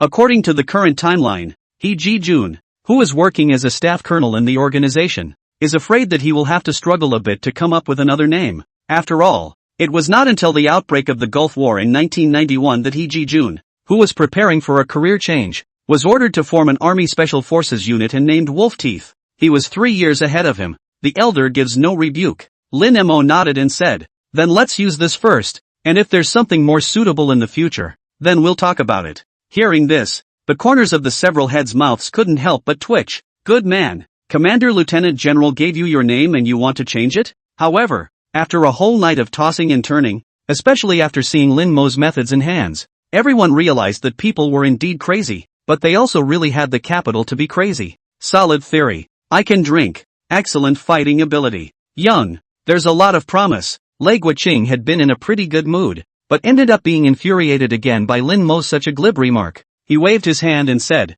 "Nothing else, go away. Look at the spoiled mess for my command canteen. If you don't go away, all of you will stay and clean up for me." Upon hearing this, who dared to stay longer, and ran outside in a huff. The 4 heads of mission boarded their vehicles and returned to their quarters. Lin Mo and Lu Ziming took the Soldier Kings and their luggage and returned to Wolf Mountain Base. The 139th Division Commander, Su Minshan, arrived at the Wolf Mountain Training Base with several outstanding political cadres. He's a classic tough talker. 2 days had already passed, and in Su Minshan's opinion, Lin Mo must have realized the extent of the difficulty in establishing a special force. Su Minshan didn't mind helping out where he could. Sure, it's impossible to give to someone who, it's impossible to give it away in this life. It's still okay to give some guidance to a military cadre. Stepping down from the military vehicle, Su Minshan saw more than 200 soldiers busy with their work in a tight schedule. Some people are building training courses and others are organizing things to be used for training. Most of them can see that, but there are still a small number that Su Minshan and the political cadres around him have never met.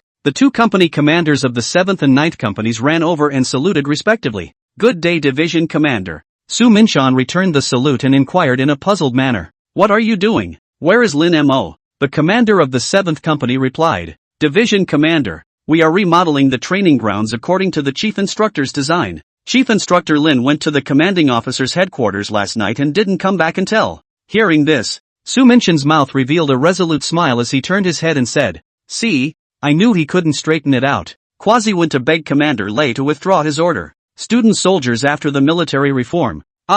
They all have this eye-rolling problem. 20. I really didn't see it. Chief Instructor Lin has deep pockets. The commander of the 9th company shook his head and said, "Chief Instructor Lin wasn't there to resign. He's there to recruit." Su Minshan asked rhetorically, "Recruitment? What kind of recruitment to the command?" The commander of the 7th company replied, "Chief Instructor Lin wants to recruit a total of 4 men, He Guorui from the 8th Regiment of the 63rd Division, Ruan Jianan from the Defense and Chemical Regiment, and Gung Junyong from the 181st Regiment of the 61st Motorized Infantry Division. The last one is our division's Li Shaoshan. The reason why a soldier king is a soldier king is that he has made a name for himself by his own strength in his division, military headquarters, and even the military region. These 4 people Su Minshan has really heard of them, not to mention that Li Shaoshan himself was from their division." The political cadre standing next to him asked in a puzzled manner, "What do you mean? Lin Mo wants Commander Lei to give a direct order to transfer these soldier kings to him?" Su Minshan nodded.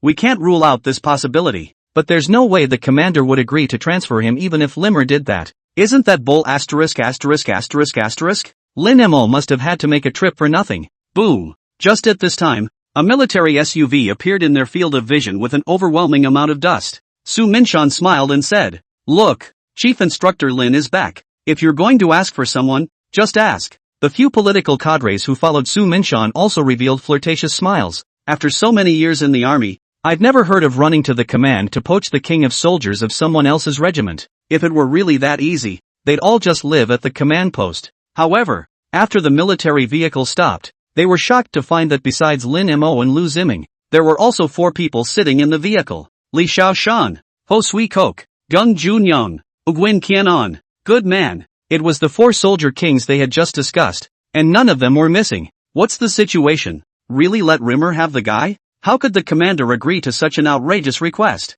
In the midst of their chattering discussion, Lin Mo stepped out of the car and greeted Su Minshan upon seeing him. Division commander. Why are you free to come over? Su Minshan pointed at Li Xiaoshan, who was not far away, and asked, Tell me first, how did Li Xiaoshan end up in your car? What's going on with the other guys? Everyone's eyes went to Lin Mo, desperately wanting to know what exactly happened last night. Lu Ziming laughed. It's better for me to tell you. The thing is like this. What the hell? Lin Mo drank down 4 captains by himself? One man beat down 4 soldier kings? What a joke. Are all the student soldiers so good nowadays? But looking at the expressions on the faces of the several soldier kings, it was obvious that Lu Ziming wasn't lying. For a while, the expressions of the people looking at Lin Mo became odd. Su Minshan looked Lin Mo up and down for a long time before saying, I really didn't see it. Chief Instructor Lin is deeply hidden. It's all about the big guys taking care of it. Lin Mo didn't dwell too much on this issue, looked at the political cadres around him, pointed at one of them and said, Let me discuss something with you. Can you have Officer Wang come over and give me a few days of help? Officer Wang froze and asked back in wonder, What can I do here? Play to your strengths and shoot something. Lin Mo replied with a smile. He had to make a propaganda video for special forces and later get it broadcast to the whole army. This is the fastest way to get to the point where all warriors know what special forces are and have a desire for them. We can't keep digging in the same way, can we? That's not a permanent solution. Su Minshan was surprised to be surprised, even to the point of thinking that Lu Ziming's description must have added fuel to the fire. But he wasn't being a jerk about business. He's learned a lot about foreign special forces in the last 2 days. Su Minshan nodded. Okay, Officer Wang can leave it to you. What else do you need? Lin Mo didn't hide anything and answered truthfully. And want the division's digital camera. In this day and age, film camcorders are expensive, let alone digital cameras. But coincidentally, in '86, the Jincheng military region purposely purchased a large amount of filming equipment in order to broadcast the Battle of Lausan live. The name of that documentary was Operation Lan Jinbi. And I don't want to emphasize over and over again, it's hard when someone keeps raising the bar. I wrote 1988, not 1888. 21 that there is only one chance and the price of failure is too high. No problem. Those things are eating dust even if they are placed in the warehouse. I'll have someone send them over to you tomorrow. Su Minshan agreed with alacrity. Without stopping too long, he left the Wolf Mountain training base with his political cadres. It's embarrassing. I wanted to come and give people a lesson, but I ended up getting a solid lesson myself. Lu Ziming couldn't help but laugh out loud as he looked at the military vehicle and said, Ha ha, I reckon that Division Commander Su must have thought that you'd hit a wall and came over specifically to knock you down. I didn't expect to hit a rock and embarrass myself with the whole thing. He's actually quite nice, just a little arrogant. Lin Mo stretched his back, felt the pain of his pulled muscles, and spoke. No, I can't hold on a bit longer. I have to go rest and relax. The last 2 days have been so busy that I haven't slept more than a few hours. After drinking so much last night and sleeping on the ground for half the night, I just woke up and fought with the 4 kings of soldiers. Lin Mo's spirit had indeed reached its limit. Alright, you go to sleep. I'll call you if there's anything. Lu Ziming asked. What about the arrangements for the several soldier kings? Lin Mo said as he walked forward. I smelled smoke on all of them this morning and figured they must have been drinking as well. When they wake up from their nap, tell them to drink and smoke all they want today. But wait until the early hours of the morning start and not a cigarette or a sip of alcohol is allowed. If this order is violated, send them back to their original units. Lu Ziming was surprised and asked, Is it so strict? He himself didn't smoke or drink. But nowadays there weren't many soldiers in the army, from the commander down to the recruit company, who didn't smoke or drink. Even if you didn't know how to do it before enlisting, after 3 months of exercise in the recruiting company, you should know how to do it. Strictly? Lin Mo looked back at him and said solemnly, This is the most common rule of the special forces. Starting tomorrow you'll know what it means to be strict with special forces. The next morning, Lin Mo had just woken up from his sleep when he saw a transportation truck pulling into Wolf Mountain Base. Special forces don't kick in the front step. Don't blow the wake-up call or the lights-out call. Not just now. It'll be the same in the future. Walking out of the dormitory, the soldiers of the 7th Company and the 9th Company were busy transporting the contents of the car to the warehouse. Lu Ziming walked over with a list of items. Chief Instructor, basically everything you asked for has been delivered, including those American-style equipment. Speaking of which, he asked in disbelief, can't we use our 81 bar and 85 type sniper rifles? Why do we need those American-style equipment? Lin Mo thought about it and replied, it's not that it can't be used, it's just that it doesn't fit. The folding stock of the 81 bar tends to lose its structural strength after a period of time, leading to a drop in accuracy. And then there's the Type 85 sniper rifle you mentioned. The prototype is the Soviet SVD, and that thing has a larger spread, up to a 20-cent spread, which is a significant drawback in a sniper rifle. There's also the fact that when the bullet is loaded, the slug has to bump against the chamber of the ramp before the bullet enters the chamber, which also affects accuracy. As much as it pains me to admit it, we really have gotten ahead of everyone else in terms of light and heavy weapons. There are also special circumstances that preclude the use of domestically produced weapons. Lu Ziming's expression became bleak. Yeah, falling behind means taking a beating. At a time when more and more emphasis is being placed on weaponry, if the weapons cannot keep up, all aspects will be constrained. Lin Mo patted his shoulder with a confident smile on his face. Young man, don't be discouraged. Sooner or later, we will catch up. According to his memory, it wouldn't be long before the Chinese forces would be at the peak of weapons replacement. Type 88 sniper rifle, CLR-4 sniper rifle, QLU-131 grenade launcher, QJB-201 squad light machine gun, Type 191 assault rifle and Type 191 precision rifle, Type 09 shotgun and Type 10 heavy sniper rifle. Those good things that are available abroad. China will not lack any of them. Lu Ziming lamented. I hope that day will come sooner. Will do. Lin Mo looked at the supplies table and then looked at the time. Then asked, where are the 4 soldier kings? Lu Ziming laughed. They've already started training, and they're competing against each other over at the 500-meter obstacle course. One of them is more spirited than the other, and says they'll be looking for a fight with you when they're done practicing. Then I'm truly welcome anytime. Lin Mo smiled as he collected the supplies sheet and then said, tell them to gather at the warehouse and start their first training for them today. Mentioning this matter, Lu Ziming instantly came into the spirit. Lin Mo's performance over the past few days had been so bright that even he couldn't help but expect if Lin Mo could really bring out a different kind of troop.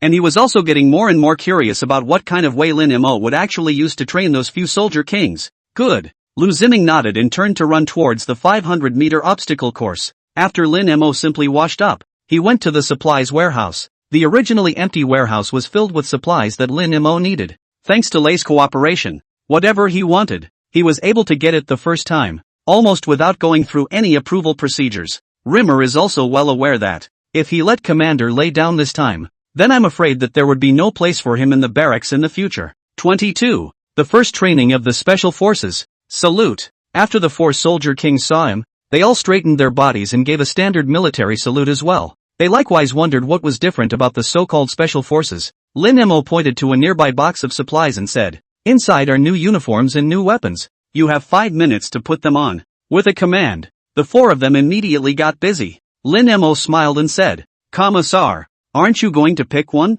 Me? Lu Ziming froze. Lin Mo nodded and said, yes, in the future, our Special Forces, the cooking class will have to be the king of soldiers. If you don't follow a good workout, I'm afraid it will be hard for the soldiers to serve you. Lu Ziming. It's an absolute sinkhole. He also knew that Lin Mo had a point, and had no choice but to pick out a suitable outfit as well. In a few moments, 5 men in camouflage combat uniforms, bulletproof helmets, urban camouflage, multifunctional vests. The heavily armed and powerful Special Forces squad was thus displayed in front of Lin Mao. One word: handsome. They sized each other up after putting on their gear, adding to the mystery even though their faces were no longer visible. Lin Mo nodded his head in satisfaction and said, with all the equipment on, let me ask you guys a few questions first. Who usually has the best sniping performance? Deng Junyong raised his hand. Lin Mo pointed to the sniper rifle next to him and said, that's Eagle Jam's TAC-50 sniper rifle that was just produced not more than a few years ago. It's barely the best sniper rifle in the world at the moment.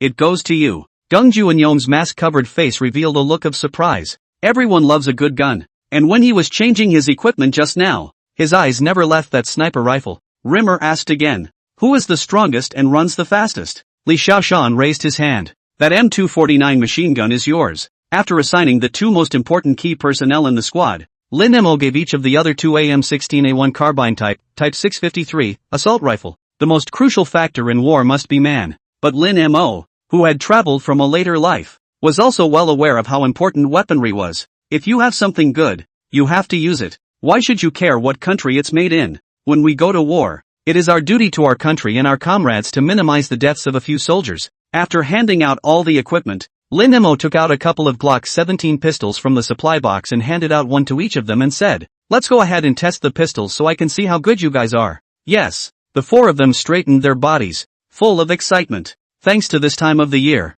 Huaxia and Eagle Jam are getting mushy with the sweet spot, or the American equipment would be really hard to get. The group walked out of the warehouse and soon drew the attention of all the soldiers of the 3rd Company and 7th Company. Small murmurs followed. "I'll go. What are they wearing? So handsome?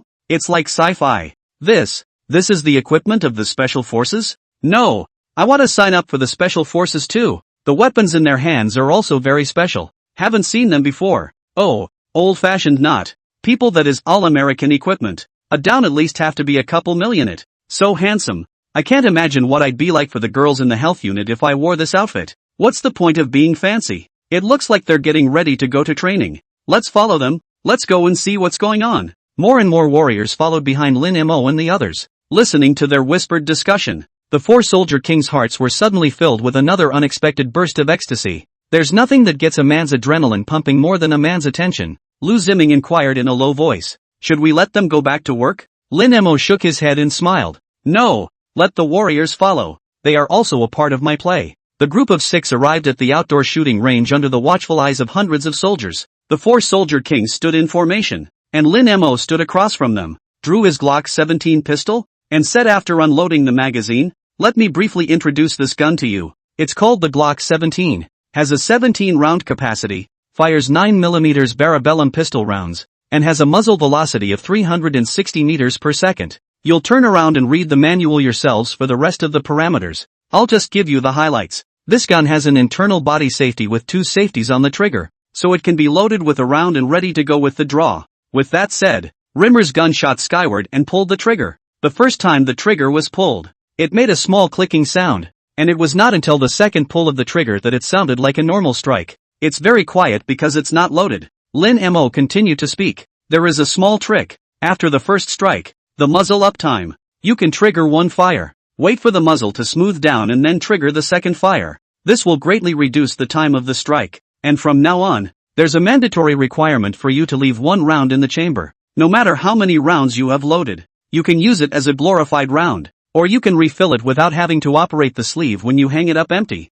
23. Shooting at the chief instructor? No. After explaining these very basics, Lin Mo retreated to the side, pointed at the 50-meter target and said, "Within 20 seconds, empty your magazines. Begin. For all you kings of war, pistol rapid fire is a must practice." It was the first time with a Glock 17, but the basics were all there. Without a moment's hesitation, they neatly took out their pistols and started shooting at their respective target paper. Bang! Bang bang! Bang bang bang! The thunderous sound of gunfire echoed across the firing range. Don't look at some of the goddamn dramas that move hundreds or thousands of meters, but in reality, there aren't many people who can hit a 10-ringer from 50 meters with a handgun in real life. At this distance you can't even see the 10 ring on the target anymore. You can only shoot by feel. Especially since rapid fire has a time requirement. It amplifies the psychological pressure on the shooter. 20 seconds later, all 4 had completed 16 rounds of shooting, all leaving 1 round in the chamber as Rimmer had requested. Rimmer murmured, "Report the target." After checking the 4 targets, the soldier who tallied the scores roared out the scores of several people through a megaphone. Target number 1, 148 rings. Target number 2, 154 rings. Target number 3, 156 rings. Target number 4, 154 rings. Except for Li Xiaoshan, the shooting scores of the rest of the group were similar. No one needed to be reminded of the instant thunderous applause in the shooting range. Well played. So worthy of the king of soldiers. That's a ing god for a 50-meter pistol rapid fire. What's so goddamned funny? Dude shot 239 rings last time with 20 rounds of rapid fire. What did I say? Come on, don't brag about being awesome. Wasn't that the 2 new recruits next to you that all put bullets in your target? Many people have no concept of distance. To take the simplest example, recruits under the company assessment, if you can pistol 50 meters rapid fire 20 rounds of 180 rings or more, grenades thrown out of a 50 or 60 meters, the basic third-class merit will be stable. Of course, for most soldiers, the recruit test is the closest they will ever get to the 3rd degree. Under the gaze of everyone's adoration, a look of complacency and pride surfaced on the faces of the 4 soldier kings. Lin Mo had no expression on his face and said in a deep voice, "Return the bullet." The four soldier kings moved neatly and retired the bullets in the chambers of their guns. Lin Mo once again walked into their shooting field of vision and stood across from them, nodding his head slightly and saying, "Not a bad score. Worthy of your title of King of Soldiers." Being able to receive the chief instructor's compliments, several people were naturally in a much happier mood, but they also became very curious. Is it hard to believe that this is Special Forces training? It's nothing different from daily training, just better weapons. The soldiers around them were following in curiosity. If this is Special Forces training, then they're good. What's so unusual about that? And while sharpshooters need talent, precision shooting is perfectly practicable with training. Not to say 155 rings in 16 rounds, but around 140 is definitely doable. Lu Ziming subconsciously felt that things shouldn't be that simple. He had already seen Lin Mo's ghostly ideas twice. He couldn't believe that the first time this chief instructor had conducted a training exercise, it was such a simple subject. The new official has 3 more fires. I just don't know how Lin Mo is going to burn this fire. Lin Mo could see the doubt in their eyes and asked with a smile, "I would like to ask you guys a question. At what distance are you most certain to hit the 10 ring? Li Xiaoshan replied with embarrassment. My shooting level should be the worst among the 4. If I say 100% hit 10 rings, 35 meters is my limit. Lin Mo nodded and looked at the remaining 3. Guorui replied, "If it's with this Glock pistol, I'm sure I can hit 10 rings at 50 meters. Nguyen replied, "I'm almost 50 meters or so too." The trio didn't dare to take any chances, and reported basically their own solid level of play. After all, they had seen the chief instructor's hands. Although being able to fight and being a good shot were 2 different things, they wouldn't dare to judge people by their looks as they had done before. Gung Junyong said in a deep voice, reporting to the instructor, "I'm confident that I can hit the 10 ring at 60 meters. Hearing this number, many of the warriors present sucked in a breath of cold air. Good man, 60 meters? Many people stood at such a distance that they could barely see the target, let alone hit the 10 rings accurately. Just when everyone thought that Lin Mo was trying to show off a wave of his shooting level to shock the entire audience, he had someone bring in an apple and ate a large portion of it in public, leaving only a very small core. Under the watchful eyes of hundreds of people in the arena, Lin Mo walked to the 50-meter position, raised the apple core in his hand and said, "Li Xiaoshan, 10-second 35-meter pistol shot. Target the apple core in my hand. The countdown has begun. 24. Standing in front of you is 10, 9. Listening to Lin Mo's powerful countdown, instantly the entire shooting range became silent. Big brother? Are you kidding me? Shooting a target is the same as hitting a man. Can that be the same thing? Lu Ziming was dumbfounded, and when he reacted, he rushed out, shouting as he ran, "Don't shoot! Don't shoot! Chief Instructor! Are you kidding me? It's deadly to play like this." The surrounding warriors were stunned. Asterisk asterisk asterisk asterisk. Playing so big? Bullets don't have eyes. They can kill you if you're not careful, right? Didn't you just want to go into Special Forces? Forget it. If I had 3 more guts, I wouldn't dare to shoot at someone from 35 meters away. I have to say, this chief instructor is really tough enough. Lu Ziming was still stopping Li Xiaoshan. Lin Mo continued counting down as if nothing had happened. 7, 6, 5. Li Xiaoshan gripped his pistol tightly, completely at a loss as to what to do for a moment. Even if he was confident in his shooting skills, it was the chief instructor, and if the gun was slightly off, it would be a human life. Such was the immense pressure that he didn't even dare to pull the trigger. 4, 3, 2, 1. The countdown is over. Li Xiaoshan heaved a sigh of relief as if he had just finished the most strenuous exercise. The feeling of oppression just now was too strong. Lu Ziming followed suit and wiped the cold sweat from his forehead, his face full of shock. He had thought of 10,000 ways to train, only he hadn't thought that Lin Mo would be so crazy. However, before they could return to their senses, Lin Mo stood at a distance of 50 meters and said in a deep voice, "Hirue Gua, 10-second 50-meter pistol shot. Target the apple core in my hand. The countdown has begun." Still coming? Lu Ziming hurriedly ran to Hiruegua's side again and shouted, "I'm warning you, you absolutely cannot shoot at the chief instructor. Bullets don't have eyes. In case something happens to you." Lin Mo still counted down in a deep voice as before. 10, 9, 8. This time the one who took the pressure became Hiruegua. He tensed his body just like Li Xiaoshan, his palms trembling slightly as an inexplicable sense of oppression swept through his entire body. Having never heard of such training, it was completely confusing as to what the chief instructor was trying to do. Rimmer continued to count down. 4, 3. Hiruegua gritted his teeth and his expression became frantic as he suddenly dodged Lu Ziming who was blocking in front of him and aimed at the apple core in Lin Mo's hand and pulled the trigger. Bang! A loud gunshot rang out, and everyone was startled. closely followed by looking in the direction where Lin Mo was. The apple core in Lin Mo's hand was intact, but he had an extra cut on his cheek, and blood flowed down the wound. Chief Instructor. Are you alright, Chief Instructor? Lu Ziming hurriedly tried to run over. Don't move. That's an order. Lin Mo reached out and stopped him, moving a little distance to the side, still in a deep voice. Ruan Jianan, 10-second 50-meter pistol shot. Target the apple core in my hand. The countdown has begun. The exact same order rang out again. Everyone in the room felt like God had pinched their throats, so tense that they couldn't even breathe. Stop it. Still coming? That shot just now has hit the cheek. Are you really sure that the next shot won't hit anyone? The audience was nervous. Lu Ziming was nervous. How could Ruan Jianan not be nervous? But Lin Mo's countdown was like a magic voice ringing in his ears. 5, 4, 3. Wen Qianan also fumed, raising his pistol and pulling the trigger. Bang! The shot rang out. The apple core still didn't shatter, but luckily it didn't hit Rimmer either. Off target. It was clearly off target, but Wen Qianan heaved a sigh of relief as if he had been pardoned. It's scary. On the one hand, there was the crowd of hundreds of people watching, and there was also the oppressive feeling of the chief instructor's countdown getting stronger and stronger. The shot was fired more heavily than any he had ever fired before. Lu Ziming was dumbfounded, wanting to go and stop Lin Mo, but a soldier's duty was to obey orders, and Lin Mo had already said the word order just now, so that meant he wasn't joking with him. And as the crowd watched, Lin Mo stepped back another 10 meters and once again raised the apple core in his hand. Gung Junyong, 10-second 60-meter pistol shot. Target the apple core in my hand.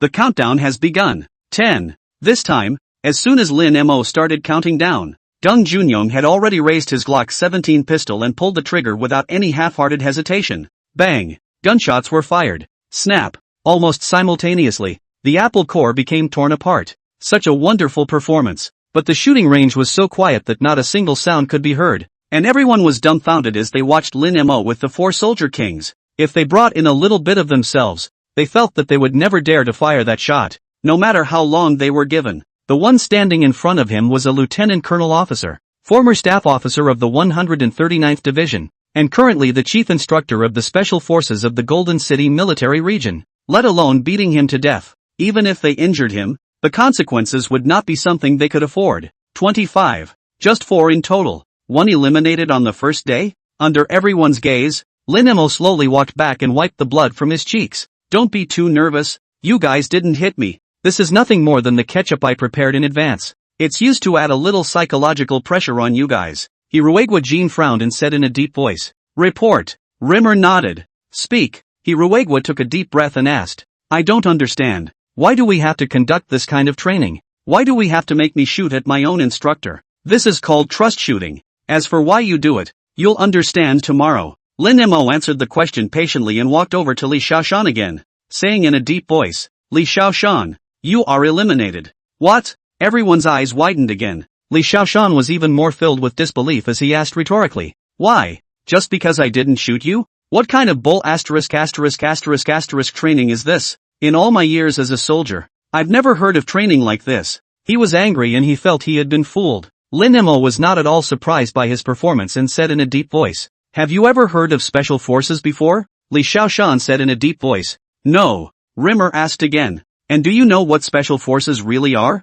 Li Xiaoshan shook his head. Lin Mo took 2 steps forward and said in a deep voice, the special forces of the Chinese army train warriors who come out of hell. You think that was just training? The moment you walk into the Wolf Mountain base, you are facing drug dealers, terrorists, and the truest battlefield. If I was a hostage just now and the terrorists behind me wanted you to drop your weapon, what would you do? Those standing here today, if they were rookies participating in the selection process, I wouldn't be so strict. But you're different. You're the king of soldiers selected by the various units. What a few of us are trying to do is build a small unit with modern special operations experience in less than 50 days. Li Xiaoshan didn't say anything, or simply didn't know how to answer this question. Lin Mo pointed at the remaining 3 and said in a deep voice, you should be like the 3 of them and not hesitate to pull the trigger and kill the enemy. If you're afraid to shoot because there are people, then how? Pray tell, are you going to carry out your duties in malls, towns, and other places where people gather? Answer me. Li Xiaoshan lowered his head.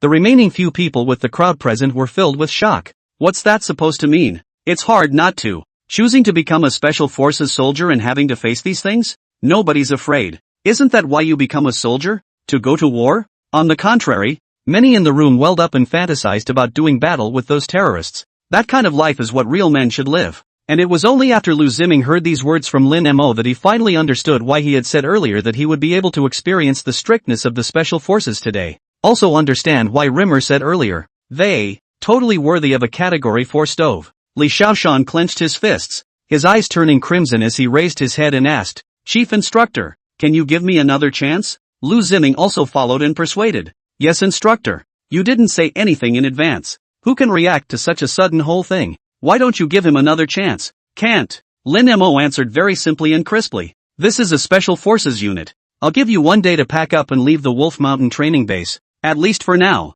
You don't fit in here. In fact, the worst outcome that Lin Mo had expected before the trust shot was that all 4 people would be eliminated. But even then, he would have no mercy. An old soldier in his previous life once told him this. I've gone through a lot of trouble in my life, but I don't dare to talk about victory. I just want my men to die fewer deaths on the battlefield. It's military humanity. Now that they've been eliminated, it's just a matter of going back to their original unit. But if it's eliminated in the line of duty, it will be a fresh life, even dragging the whole squad down at a heavy cost. Well, that's the end of today's mission. Lin Mo looked back at the 4 soldier kings and continued. Compared to real training, trust shooting is actually already a subject that takes a back seat. If you want to give up, you can leave the Wolf Mountain training base anytime. Anywhere, it's your freedom. Leaving these words behind, Lin Mo took a step toward the office building, and the rest of the warriors who had gathered around returned to their posts. It may seem like nothing happened, but everything that happened on the shooting range today is ingrained in everyone's mind. Li Xiaoshan didn't want to leave, especially when he knew that the special forces really had a chance to carry out those dangerous missions. He didn't want to leave Wolf Mountain training base even more. His gaze went to Lu Ziming, and with a plea, he asked, Political Commissar, can you help me beg the chief instructor? The remaining 3 stood aside, none of them speaking. They felt grateful for their decision and at the same time saddened by the departure of their comrades. Such a rate of elimination is so unexpected and so fast, and they could feel that perhaps they would have to go through similar eliminations many times in the future, or even wait until tomorrow, when the elimination will be their own. 26. Big brother, are you going to conduct some kind of horrible human experiment? Lu Ziming shook his head and said with difficulty, it's useless for me to go and talk about it. Since he decided to eliminate you in public, he definitely won't keep you back. Otherwise won't the rules of the special forces become child's play in the future? A military order. After pausing for a moment, Lu Ziming suddenly thought of Lin Mo's last half sentence. What he said was, at least for now, you don't fit in here. What does that mean? In a flash of inspiration, Lu Ziming suddenly thought of a way and said with a smile, Li Xiaoshan, I have a way to keep you at Wolf Mountain Base. But you have to think about whether you really want to be a Special Forces soldier. Seriously, I felt it today too. The Special Forces are really scary. That was just the first round of trust shots, and we don't know what we're going to face later. I'm sure. Li Xiaoshan replied very firmly. The expressions of the remaining 3 were equally determined. The harder it is, the more challenging it is. If they hadn't felt much for the Special Forces before, but after today's training, they had instead strengthened their resolve to stay in the Special Forces. Lu Ziming nodded and said, staying in the team is definitely impossible, but we still have the 7th and 9th companies stationed at Wolf Mountain, and they were originally from our 139th Division, so why don't you go and give them a hand first? Don't worry, in a month and a half at the most, the Special Forces will start mass recruiting for screening. This is the order that Lin Mo promised Commander Lei, and he will definitely do it. When the time comes, you can follow the brigade and go through the Special Forces selection process again. But whether it will pass or not is anyone's guess. And if you go back to your original unit now, you'll still be. Li Xiaoshan's eyes became firm like never before. Political Commissar, you don't have to say anything. I will definitely stay at the Wolf Mountain training base, and I definitely won't let you and the chief instructor down next time. Good. Lu Ziming nodded in relief. Then you guys spend the rest of the time familiarizing yourselves with the firearms, and in addition help register the guns and other weapons in the warehouse into the weapons room and ammunition room. As for Li Xiaoshan, after you take off your clothes later, report to the 7th Company Commander. The 4 straightened their bodies and shouted in unison, yes. Lu Ziming left the shooting range and went straight to the chief instructor's office on the 2nd floor of the office building. Just as soon as he pushed open the door, he saw Rimmer sitting in front of the computer, seriously designing something. Lu Ziming sat across from him, took a deep breath and said,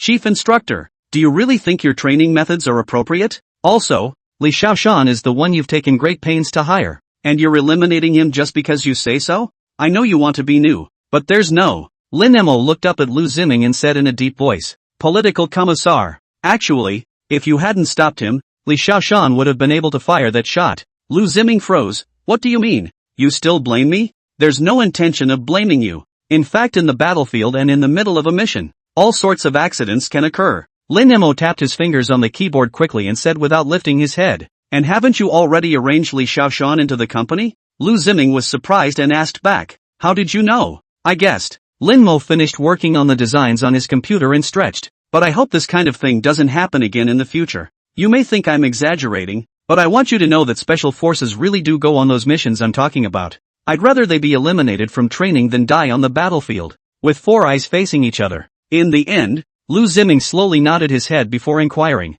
Then what are you planning to train next? Can you tell me in advance? Don't make me so passive with the whole thing. Come here and look. Rimmer pointed to his computer. Lu Ziming got up and walked over, realizing that on the computer screen was an ordinary-looking room. 2 rooms, 1 hall, 1 kitchen and 1 bathroom, similar to most of the houses that the civilians outside the army lived in. Lu Ziming asked curiously, What's this for? CQB training ground. Lin Mo printed off the drawings on the computer, got up and said, The venue is ready. The rest is the soft furnishings. Let's bring a few fighters to get it right for him. Don't delay tomorrow's training. Tomorrow you'll see why today was a confidence shot. And seriously, real special forces training is busy, except that we have too many training grounds left to perfect. When you actually wait until the big unit screening, maybe you'll see the brutality of special forces. Oh, I forgot to tell you. The training disability rate I requested from Commander Ray this time was 2%. What? Lu Ziming's eyes widened in shock as he asked. The casualty rate of the group army is only 1 in 10,000.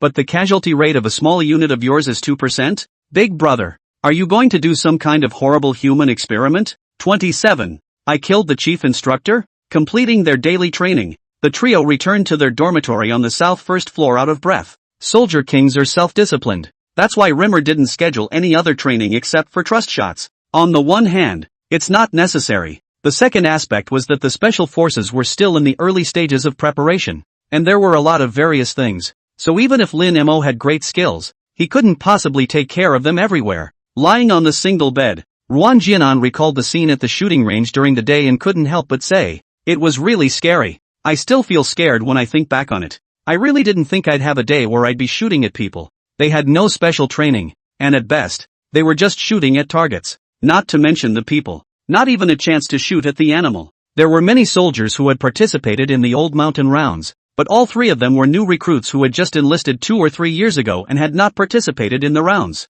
Recruits, young people. This is one of the hard and fast criteria for Limmer's selection. Veterans are certainly stronger, but what special operations need most is conceptual innovation and the ability to adapt to new weapons and equipment. This is undoubtedly a bit stronger in the young. Moreover, the first 3 to participate in the training were the seeds of the wolf's teeth, and they would be counted on to ignite a prairie fire in the future. Sure, the prerequisite was that they could pass all of Lin Mo's tests. Hiruegwa let out a bitter laugh, similarly full of afterthought. What's that to you? After I fired my gun and saw the chief instructor's face bleeding, I felt at that time that it was going to be over. I killed the chief instructor. I'm already thinking about how I'm going to spend the rest of my life in prison. Old Gung, how did you dare to shoot without hesitation? Gung Junyoung pillowed his arm, looked at the stars outside the window and said, My brain was blank. I didn't think about anything, and subconsciously pulled the trigger. You guys don't think I was calm, but I was actually panicking. But in retrospect it doesn't seem like a big deal. Isn't the whole point of practicing our shooting to be able to send bullets into the enemy when war comes? What real marksmanship can you develop by shooting at a target every day? After the experience of confidence shooting, they went back to the range in the afternoon to try it out, and found that their shooting had been improved to a greater or lesser extent. Not more accurate, but more stable. Sleep, sleep, sleep. Ruan Jianan pulled the covers over his head and muttered, We still don't know how Demon Lin is going to toss us tomorrow, so it's better to build up our strength. Otherwise I feel like we'll be eliminated as well. The dormitory was quiet, but none of the 3 could actually sleep. As soon as they closed their eyes, all they could think about was what Lin Mo had said, and the scene on the shooting range today. There is fear and confusion in the mind. It's more about the anticipation of the future after becoming a special forces soldier. It's not a drill. It's not target shooting. And you're actually on the battlefield, facing the enemy. This simple phrase holds a deadly allure for any motivated soldier. Young warriors, hungry for meritocracy. The next day, early morning, Lin Mo led the three to the basement of the Wolf Mountain base. Facing it was a large open space with a lot of tires and other miscellaneous items, and a table next to it with a lot of drawings spread out on it. Rimmer led them to the table and pointed to one of the drawings. We just received an order that several thugs have abducted a household, and they are in the room behind you. What we need to do is to kill all the bandits while keeping the hostages safe. Here's the floor plan in the room. A few people looked at the drawings on the table, which were drawn so simply that they couldn't get much valid information at all. Ruan Jianan asked, Chief Instructor, are there no clearer drawings? What can be seen here? There's not even the placement of couches and other shelters. Rimmer shook his head. That's all the police have given us. We need to discuss a rescue plan in 10 minutes. Now the countdown begins. The three had never encountered anything like this before, and none of them had any two good ideas at once. The good thing was that after yesterday's trust shot, they had all come to understand that the training of special forces was completely different from that of ordinary troops. After looking at it for a while, Higuaruwei proposed, the information on the drawings is too little. It's dangerous if we forcefully attack. Can we try to let the police communicate with the bandits first? Rimmer shook his head. The bandits refuse all forms of communication. Then we can only attack by force. Ruan Jianan pointed to a small window on the drawing and said, it's recommended to burst in through the balcony to settle the battle as fast as possible. Unconsciously, they had fully subbed into their respective roles and were seriously thinking about the next scenario. Rimmer watched each person, giving permission or a negative answer when they asked some questions. Deng Junyoung put forward his own idea. No, the balcony cannot quickly enter the bedroom. In case the bandits are hiding in the bedroom, we have a strong attack. The other side also shoot and hurt the hostages. What to do? A few people were once again in deep thought. 28. Lu Ziming, so I'm the casualty rate? Ruan Jianan had an idea and looked at Lin Mo and asked, Chief Instructor, do you have any ideas? The remaining two are dumbfounded that. Good man, can't you see it's a test for the three of us? And you're going to ask the forest demon? It's weird that people will tell you. What they didn't expect was that Lin Mo actually pointed at the front door and said, if it were me, I would choose to forcefully attack from the front door. Throw in a shock bomb while you smash the door to the room. That gives you 3 seconds to act. Within that 3-second time frame, take out all the enemies in the living room and get your teammates to take care of any possible dangers in the bedroom. If the whole operation is within 7 seconds, then the probability of ensuring the safety of the hostages and themselves is maximized. Every number that Lin Mo said was obtained by rigorous measurement in later times. This is one of those situations where CQB combat would be encountered by. Other more complex CQB scenarios are still being built and will take a few days. However, based on Lin Mo's experience, he was afraid that this one room alone would be enough for them to train for a long time. CQB is simple, but it's hard to get it right. It's more of a race to the finish line here than it is on the Olympic field. War is fought minute by minute and the CQB is more than worth every penny. To get the job done, you have to constantly optimize your movements and really turn shooting into muscle memory and instinct. 7 seconds? How is this possible? Not enough. It takes seconds to aim. What the chief instructor said actually makes sense. If we can't finish off all of the bandits before they react, then what's the point of our strong attack? The clock is ticking a little bit. When the 10-minute countdown ended, Lin Mo looked at the three and spoke. Time's up. Tell me your rescue plan. Though all three were king of soldiers, their respective areas of specialization were not the same. Without realizing it, Deng Junyoung had become the backbone among the three. The remaining two would look to him for anything they couldn't decide on. After all, he showed the most composure in yesterday's trust shot. Deng Junyoung didn't hesitate and replied in a deep voice. It's decided. Let's follow the chief instructor's method. After answering the question, he looked to the two men and said, I'll take care of the bandits in the living room and control the bathroom as best I can. And you guys go into each of the 2 bedrooms and finish the fight as fast as you can. The remaining 2 nodded heavily. Although they knew it was just a drill, the realistic scene and the pressure Lin Mo kept giving made them involuntarily tense up. It's exciting at the same time. It's a completely different experience from what it used to be like to be in the military. Making up their minds, the 3 of them came to the door of the room. Nguyen pulls open the door to the room and Ho throws shock bombs. Bang! A loud sound was accompanied by a white glow that lit up the room, and the 3 of them rushed in at the first opportunity. Bang! Deng Junyoung fired 3 shots in a row, accurately hitting the portraits of 3 bandits, and the remaining 2 also rushed to the bedroom, shooting at the bandits separately. Bang! Bang! A shot rang out, and eventually the trio made their way to the living room again. The whole process was clean and not at all drawn out. The gold content of the King of Soldiers was once again on full display. However, when they came back to their senses they were shocked to realize it wasn't a dummy sitting next to the bandit's portrait, but 2 real people. Separately, there was Lu Ziming, who was tied up 5 times, and another comrade they didn't recognize. My God, they're shooting at their comrades once again? They have to admit, though, that if it hadn't been for yesterday's confidence shot, they would have been hesitant to shoot when they perceived that a real person was sitting in the room. Then the result that awaits them is to be killed by the bandits. Rimmer walked into the room, examined the bandit portraits in all corners, nodded and said, I think you guys should understand why the trust shot exercise was conducted yesterday. You guys worked well together for the first CQB to make it like this, but your elapsed time was 21 seconds, which is long enough for the bandits to shoot you twice and kill all the hostages. So I regret to inform you that all fail. Upon hearing the words unqualified, the expressions on the faces of all 3 became extremely grave. Lin Mo knew what they were worried about and didn't wait for them to ask, taking the initiative to speak. Not daring to shoot is not the same thing as failing the mission. The former is a matter of mindset. The latter is a matter of ability. And ability is something that can be cultivated. It was only after hearing this that the 3 heaved a sigh of relief. After yesterday's training, they had realized the future prospects of the special forces, and it was precisely for this reason that they cherished the fact that they were given the opportunity immensely. Demon Lin is indeed hateful, but following him, you can really learn too. Lin Mo stared at Lu Ziming's murderous eyes, untied the ropes from his body, and smiled. Political Commissar, please reorder the portraits of the bandits in the room. Lu Ziming wanted to violently beat up Lin Mo in public. Good man. They said they were only here to help set up the venue, but they were inexplicably notified to act as hostages. Oh, boy. If the soldier's guns had been slightly off just now, he would have lost his little life. 29. The chief instructor knows how to comfort people. However, in front of a few warriors, he couldn't say anything more, and could only glare at Lin Mo like a spiteful woman, leading another warrior to get up and get busy. Rimmer led several people out of the room and reclosed the door. When the sound of readiness came from inside, Rimmer held out his hand and said, Give me a pistol. Gung Junyang handed over the Glock 17 pistol he had with him. Lin Mo checked the ammunition preparation and said in a deep voice, Next, Gung Junyang and I will show you the correct process of a strong attack. So watch this. Ruan Jianan and he Ruegwa nodded heavily.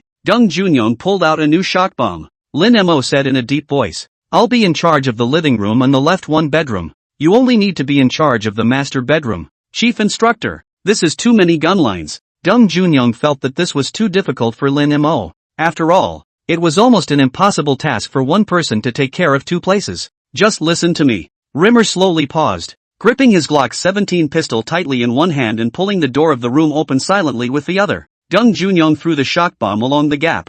Bang! After a loud bang, Lin Mo pushed open the door of the room and rushed in, completely relying on his instincts to solve the 4 bandits in the living room, followed by a leap into the bedroom without any hesitation, aiming at the portrait of the bandits and pulling the trigger. The whole thing flowed without a hint of lag. Gung Junyang was also quick since he only had to take care of one target, entering the master bedroom and firing a few point-blank shots before following suit and returning to the living room. Rimmer inquired, How long? Lu Ziming looked at the chronograph and said with a dry throat, 7 seconds and 71. He didn't expect Lin Mo to not only be able to fight, but even his marksmanship and tactical maneuvers were so outstanding. He was simply an all-round soldier king. Gung Junyang said shamefully, I'm sorry, Chief Instructor. It was me who delayed. The rest of the crowd was well aware that it took Gung Junyang longer to deal with one bedroom than it did for Lin Mo to deal with 2 places. If he had been a little faster, he definitely would have been able to do a power play in 7 seconds. And there are only 2 of them.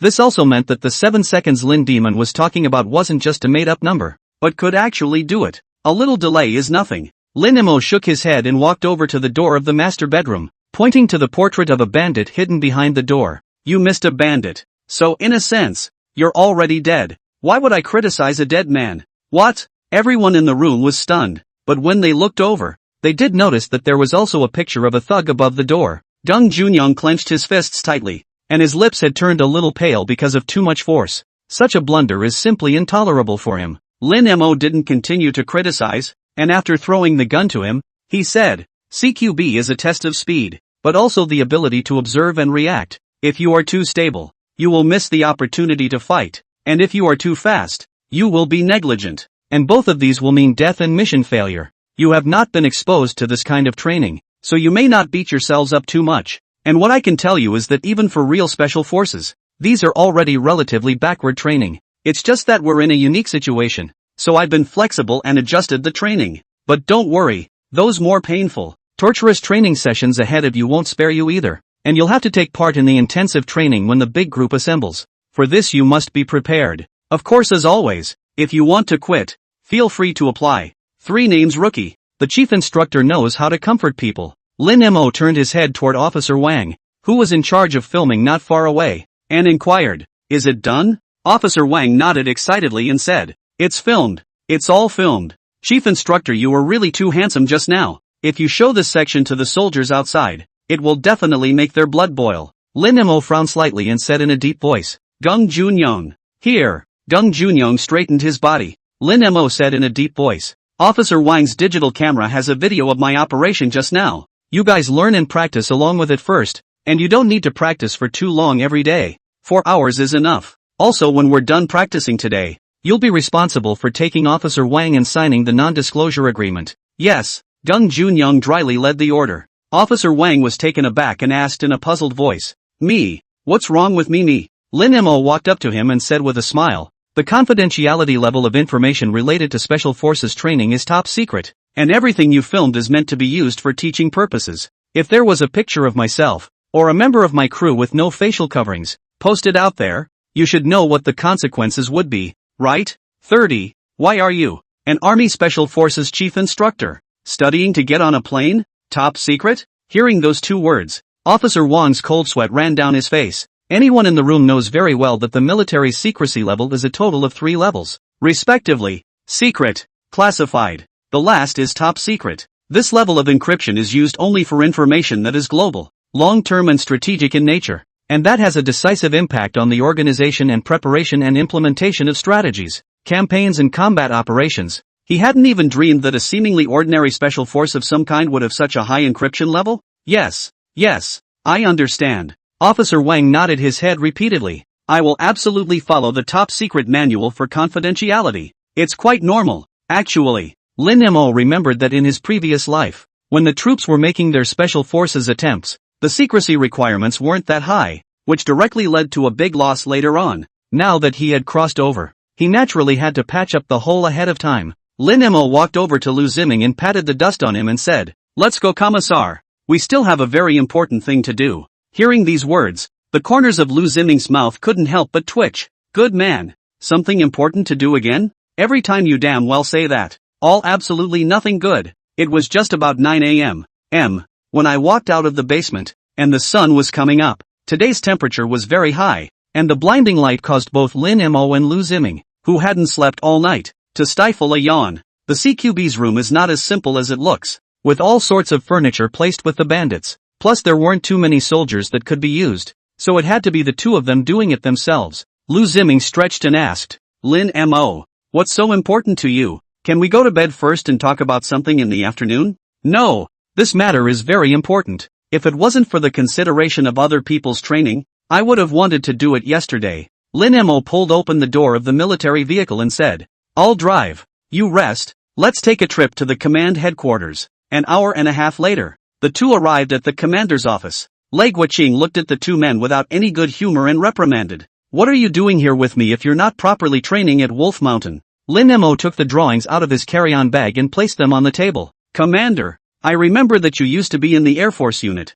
I designed something and you gave it a look over." Lei Guoqing took the drawing, looked at it carefully for half a day, and said in a puzzled voice, "What is this? There are propellers, 3 wheels, and 3 cockpits? A flying tripper. Ha! You're an Army Special Forces chief instructor. How come you're still studying to get on a plane?" Lei's first impression was one of simplicity. Although you can make out the shape of an airplane, almost all the parts are exposed, and there's not the slightest bit of ornamentation to speak of. When Lei Guoqing patiently continued to look down, especially after realizing that this flying machine actually relied on the airflow in front to blow the rotor to rotate to generate lift, and after taking off, the rotor was driven by the force of air action, he came to be a little interested. After a full 10 minutes, Lei Guoqing put down the drawings and said, "Wolf Head, your design is very bold and truly innovative. At least from the drawings, it is clear that this small craft, even if the engine stops in the air, the rotor craft, which has lost its thrust, will still be able to maintain forward flight and gradually reduce its speed altitude under the effect of inertia. And during the descent, the reverse flow of air still keeps the rotor spinning and continues to provide lift. Thus, with proper control, a rotorcraft can land smoothly without power. It's remarkable." Lu Ziming froze for a moment and asked in wonderment, "Commander, why didn't I see any of this that you're talking about?" Both ignored him. Lei Guoqing continued, "But I can't think of any role that this small flying machine can play in actual combat. You should understand that the design of weaponry should not be based on merit alone, but also on the direction in which it will be used. If it's not practical, there's no point in designing it with production." He's right about all that. Lin Mo remembered that this rotorcraft was originally designed by a man named Su Bin in his previous life, who participated in the folk program I Love Invention. Su Bin does not have much money, only elementary school education, but just love airplanes. The engine he used to build the airplane at the very beginning was removed from a motorcycle, and the skin was made from the family's quilts, and after he built it, he just played with it himself. Even when the rotorcraft was on TV, no one saw any practical use for it. Until a certain Special Forces brigadier noticed the little plane and immediately realized the scenario in which it could be used. 31. Will he be the youngest major general in the history of China? Thinking of this, Lin Mo reported, "Commander, it's normal that you can't think of it. Why don't I analyze it for you? The cost of this craft is very low, as you should be able to tell. So, what if I put 2 missiles on it, or even an air-to-air missile? Imagine a scenario. The enemy sent dozens of armored tanks to advance on us, and without air support, we will have to pay at least 15:1 battle losses to destroy the enemy tank corps. Even the battle damage ratio is going to be 20-1 if the other side's infantry tank coordination is skillful enough. So, if I had 10 of these low-cost, virtually no takeoff requirements, and easy-to-pilot rotorcraft in my possession, that carried even 2 missiles on each, wouldn't I be able to completely destroy the enemy's tank squares at a very low cost?" Lu Ziming's brows had twisted together, followed closely by a face full of shock. This is simply the most powerful killer of all tanks in the world. Lei's expression gradually became grave. Rimmer spoke again. "Hypothetically, in the future, what if we designed it to be driverless? Missile-carrying drones that automatically fly over the enemy and finish dropping bombs." Drones? Both of them all froze at the notion. Lei frowned and asked, "You've taken Professor Bai's class?" Looking at the country, only Prof. Bai's team is currently working on a drone-like concept, but the mainstream research teams now consider this technology unattainable. It simply cannot be done, at least in the existing 50 years. Trying to get a bunch of steel to take off unmanned and with precise maneuvering, there are so many difficult problems to solve. Lin Mo didn't know who Professor Bai was that Lei Guoqing was talking about. He just continued, "Tank killers aside, rotary-winged airplanes have a lot more functions that you can't imagine. Let me give you another example. When an area is in contention, light troops can be quickly formed in these rotorcraft to execute a detour against the enemy's defensive line, specializing in hitting the enemy's loopholes, weakly defended areas, and penetrating and circling around to execute operations." Oh, only after hearing these words did Lu Ziming finally understand why Lin Mo was in a hurry to get this flying machine designed. "Good man, isn't this specifically for skirmish special forces? There it is. Their special operations unit squads would be able to show up at speeds that the enemy would never dream of, in places they would never dream of. In time, it's still not a fight to be fought any way you want it to be fought, and even if they don't land, can't these small airplanes be used as mobile firing positions? There's a popular saying in the army, hit high, hit low, hit stupid star. As long as there are enough of these small airplanes to spread out and fly over the enemy to attack or drop bombs, what other positions can't be taken down?" Lu Ziming looked at Lin Mo dumbfounded for a long time before he couldn't help but say, "Old Lin, Nyet mother asterisk asterisk asterisk asterisk her. What a genius. If this thing is produced, the tank known as the king of land warfare, I'm afraid it'll be blown to bits. An airborne trike? No. It's a ing Xinhua artifact." The Xinhua artifact? Lin Mo didn't think it was that exaggerated. He knows very well that the king of future wars is the world of informationized warfare, drones, and long-range missiles. It's just that those things are too complicated to design with his ability. But before drones appeared and became commonplace, this small rotary-winged craft was definitely a big killer that could change the shape of the battlefield. After a long time, Lei Guoqing came back from his shock and looked at Lin Mo and asked, "It seems like I can already see the future you're talking about. You've really invented a marvelous thing. I can guarantee that this flying machine will get you back at least a first-class Medal of Honor." First-class honors are a stretch, but this rotorcraft definitely deserves that reward. In fact, the latter-day Special Operations Brigade commander who didn't invent, but merely tapped into the true role of the air tricorder was awarded the Medal of First-Class Merit. Lu Ziming looked at Lin Mo's young face and couldn't help but suck in a breath of cool air. So young to be at the helm of a unit never seen before in China, and soon to receive a first-class medal. No exaggeration. Those 2 feats alone were enough to knock on the general's door for him. That is a carrot in a carrot position. I do not know how many major officers have not been able to become the dream general all their lives. Will he be the youngest major general in the history of China? Somehow, an idea that made him feel shocked even to himself popped into Lu Ziming's mind. 32. Riesling is harder on the mouth than even 81 bars. Lin Mo laughed. It doesn't matter if it's meritorious or not. It's our soldiers' responsibility to add color to the troops. Lei Guoqing glared at him and said without any goodwill, "Don't pretend at me. Look at the corners of your mouth. It's harder to press than an 81 bar. What's yours is yours, and no one can take it away from you, but only if it works well. Now that the troops are all in business, those military districts are rich. If this rotorcraft is really as powerful as you say, then our Jincheng military district is going to be rich. There will be no shortage of favors for you when the time comes. Go ahead and do everything you can to get the special forces selected first. That's the focus of your work at the moment." Yes. Lin Mo and Lu Ziming straightened their bodies to receive the order and turned around to walk out of the office.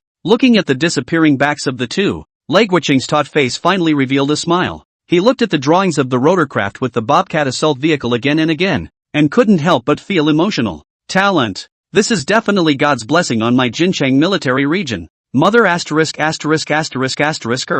Now it's time for my 21st army to show its face. When he got on the military vehicle, Lu Ziming asked, "Tell me, what are your plans after the special forces?" A month or so is a long time to say, but a short time to say is also very short. What are you going to do to get good soldiers from all over the military region to cut their heads off and compete to come to our Wolf Mountain training base? Lin Mo looked out the window at the desolate Gobi Beach and said, "Tell them to continue training CQB and wait for rotorcraft production to be listed into the Wolf Mountain training base. Wait for a major exercise, or wait for a social emergency." 1 month later, the rotorcraft didn't wait. The maneuvers didn't wait. But Rimmer waited until there was a social emergency. Upon receiving the order, the heavily armed Lin Mo took 3 soldier kings who had practiced CQB for a month, as well as the chief of staff Lu Ziming, and rode in the helicopter provided by the armed police, rushing to the bustling and lively city of Jincheng as fast as he could. This kicks off the first special operation of the special forces. An hour and a half later, the helicopter landed on the designated street, and Lin Mo walked out of the cabin with 4 people. This is a busy street, standing full of police and armed police on duty, and in the more peripheral places, standing all the onlookers. It's a good thing there were no videos in this day and age, not even a lot of big brothers. The vast majority of people were just watching and talking. From the moment he received the order, Lin Mo had already made all the team members fully armed, including wearing tactical goggles as well as a black face scarf on their faces, so even if they were photographed, they couldn't see what their faces looked like at all. Everyone was sizing up this squad that was dressed completely differently from the people around them and used unusual weapons. The armed police colonel greeted him and saluted before saying, "Comrade Lieutenant Colonel, you are Wolfhead?" Wolfhead is Lin Mo's external code name. Lu Ziming's code name is Jackal. The remaining 3 team members had originally wanted to give themselves a domineering code name, but Lin Mo told them that they were far from being considered true special team members. They have one code name, and that's Rookie. Gung Junyong, Rookie number 1. Nguyen Qian and Rookie number 2. Ho Sui Kok Rookie no. 3. Lin Mo returned a military salute and said in a deep voice, "Hello Comrade Colonel, tell us about the current situation." "You guys come with me." The armed police colonel led several people to the command car, handed 5 documents to Lin Mo and them separately, and said, "At 8:30 this morning, a group of bandits armedly took control of the Agricultural Bank of Jincheng, and after receiving the order, the police left to lead the team to negotiate with the bandits. The other party was arrogant and made a lot of demands, the specifics of which are written in the information. After the negotiations failed, we were going to force an attack, but they were holding a lot of hostages, which could have resulted in a lot of casualties. It just so happens that during our last meeting, Commander Lei told us that our military region has a special unit that specializes in training for operations in enclosed spaces, and told us to contact the unit if we encountered any missions that we couldn't solve. So, this brings you here to guide us in our work." The armed police colonel spoke politely, but in fact, by the time he saw Lin Mo's squad disembark from the helicopter, his heart was already half cold. It was hard to see exactly what he looked like, but you could hear by his voice that he was very young. Oh, how much combat experience can such a young commander have? And the uniforms they wore, they looked fancy, handsome enough, but more like look-alikes. Such a bunch of people would really be any kind of CQB confined space combat specialists? I'm afraid it's not the second generation of someone's family who came to the army to brush up their seniority, right? You're just brushing off your seniority. How dare you joke about something so serious? It's just nonsense. 33 Which is playing with the lives and safety of the people. Lin Mo had already read the strong distrust in the eyes of the armed police colonel, and he didn't say anything more as he carefully looked at the information in his hand. The bandits, identified so far as 5 in number, do not seem to be in a hurry to leave, but instead are trying to get the police to release 2 criminals from prison to meet them. It appears from the information that the 2 criminals are the sons of the bandit leader. The purpose of their bank hijacking is partly for money and partly to force the police to release them. After reading all the information, including the topographical map of the bank, Lin Mo pointed to the compound behind the business office and inquired, "Comrade Colonel, can we go in this area?" The armed police colonel nodded. "We can get in. There are already our armed police members in control. If we launch a strong attack, this is the best location. But if we rashly take a strong attack, the situation in the hall is unknown and could easily cause danger. Comrade Wolfhead, why don't you guys take charge of guarding the periphery, and I'll be in charge of scheduling and arranging the rest. What do you think? It's called perimeter policing. To put it nicely, to put it bluntly, you stay where it's cool. We'll do it with the armed forces. Don't you want to brush up on your credentials? A mention of your squad's contribution in the report afterward would be just that." Lu Ziming's brows had furrowed, and the expressions of the remaining 3 rookies covered by their black face scarves were also very ugly. They were all well aware. They've been underestimated before they've even begun to act. Lin Mo didn't really care. They are supposed to be a new force with no track record and so young. So why should they think highly of you? People have a pretty normal attitude. But, he's not here for the drama. Rimmer asked another question. "Comrade Colonel, have you brought the man the bandit chief wants to see?" The armed police colonel nodded. "Brought them, including his son, and all the relatives of the remaining few bandits that he could track down. Right over there." The crowd followed the direction of his finger and saw 7 or 8 people surrounded by armed police, 2 of whom were also wearing blue prison uniforms with handcuffs and shackles. Seeing them, Lin Mo instantly had an idea. He said in a deep voice, "This mission will be accomplished by our special forces. We'll make a strong attack and you'll be responsible for the peripheral guard." The armed forces colonel was about to laugh in anger, and asked back in surprise, "What did you say? I know what you're thinking, but I don't want to argue with you." Lin Mo looked him in the eyes and said sternly, "If you don't want to follow orders, you can call your chief captain. You wait." The armed police colonel wasn't intimidated by Lin Mo's words and stepped out of the command car to the side to make a call. After a few minutes, he walked back again and said in a deep voice, "Nonsense. It's nonsense. It's just nonsense. It's making fun of the people's lives. Commander, I'd like to ask you, how many times have you been on a mission?" How could he have thought that his superiors would actually agree to such an outrageous request? Lin Mo said in a deep voice, "What you should be doing is carrying out orders." The armed police colonel looked at Lin Mo's determined eyes, and for a moment he couldn't tell whether they really had any unknown abilities, or whether they were arrogant enough to think that they could really face those vicious bandits head-on. Regardless, an order is an order. Even if the sky is falling, we must strictly carry out the orders of our superiors. Fine, I'll cooperate. I'll cooperate fully, the armed police colonel said in a deep voice. But if you guys mess things up, even if you don't want to take off these clothes, I'll make you pay the price you deserve. Tell me, what are we going to do? Armed Police Headquarters, Operations Command Center. Sitting around the huge conference table were all the leaders from the Golden City's armed police force, and the political and legal system. And the one sitting in the most dominant position was no other than Lei Guiqing, the commander of the Jincheng military region. On the big screen in front of them, a CQB training video from the Wolf Mountain training base was playing. From 22 seconds to 13 seconds. In just half an hour, they watched all of the commandos' month-long training.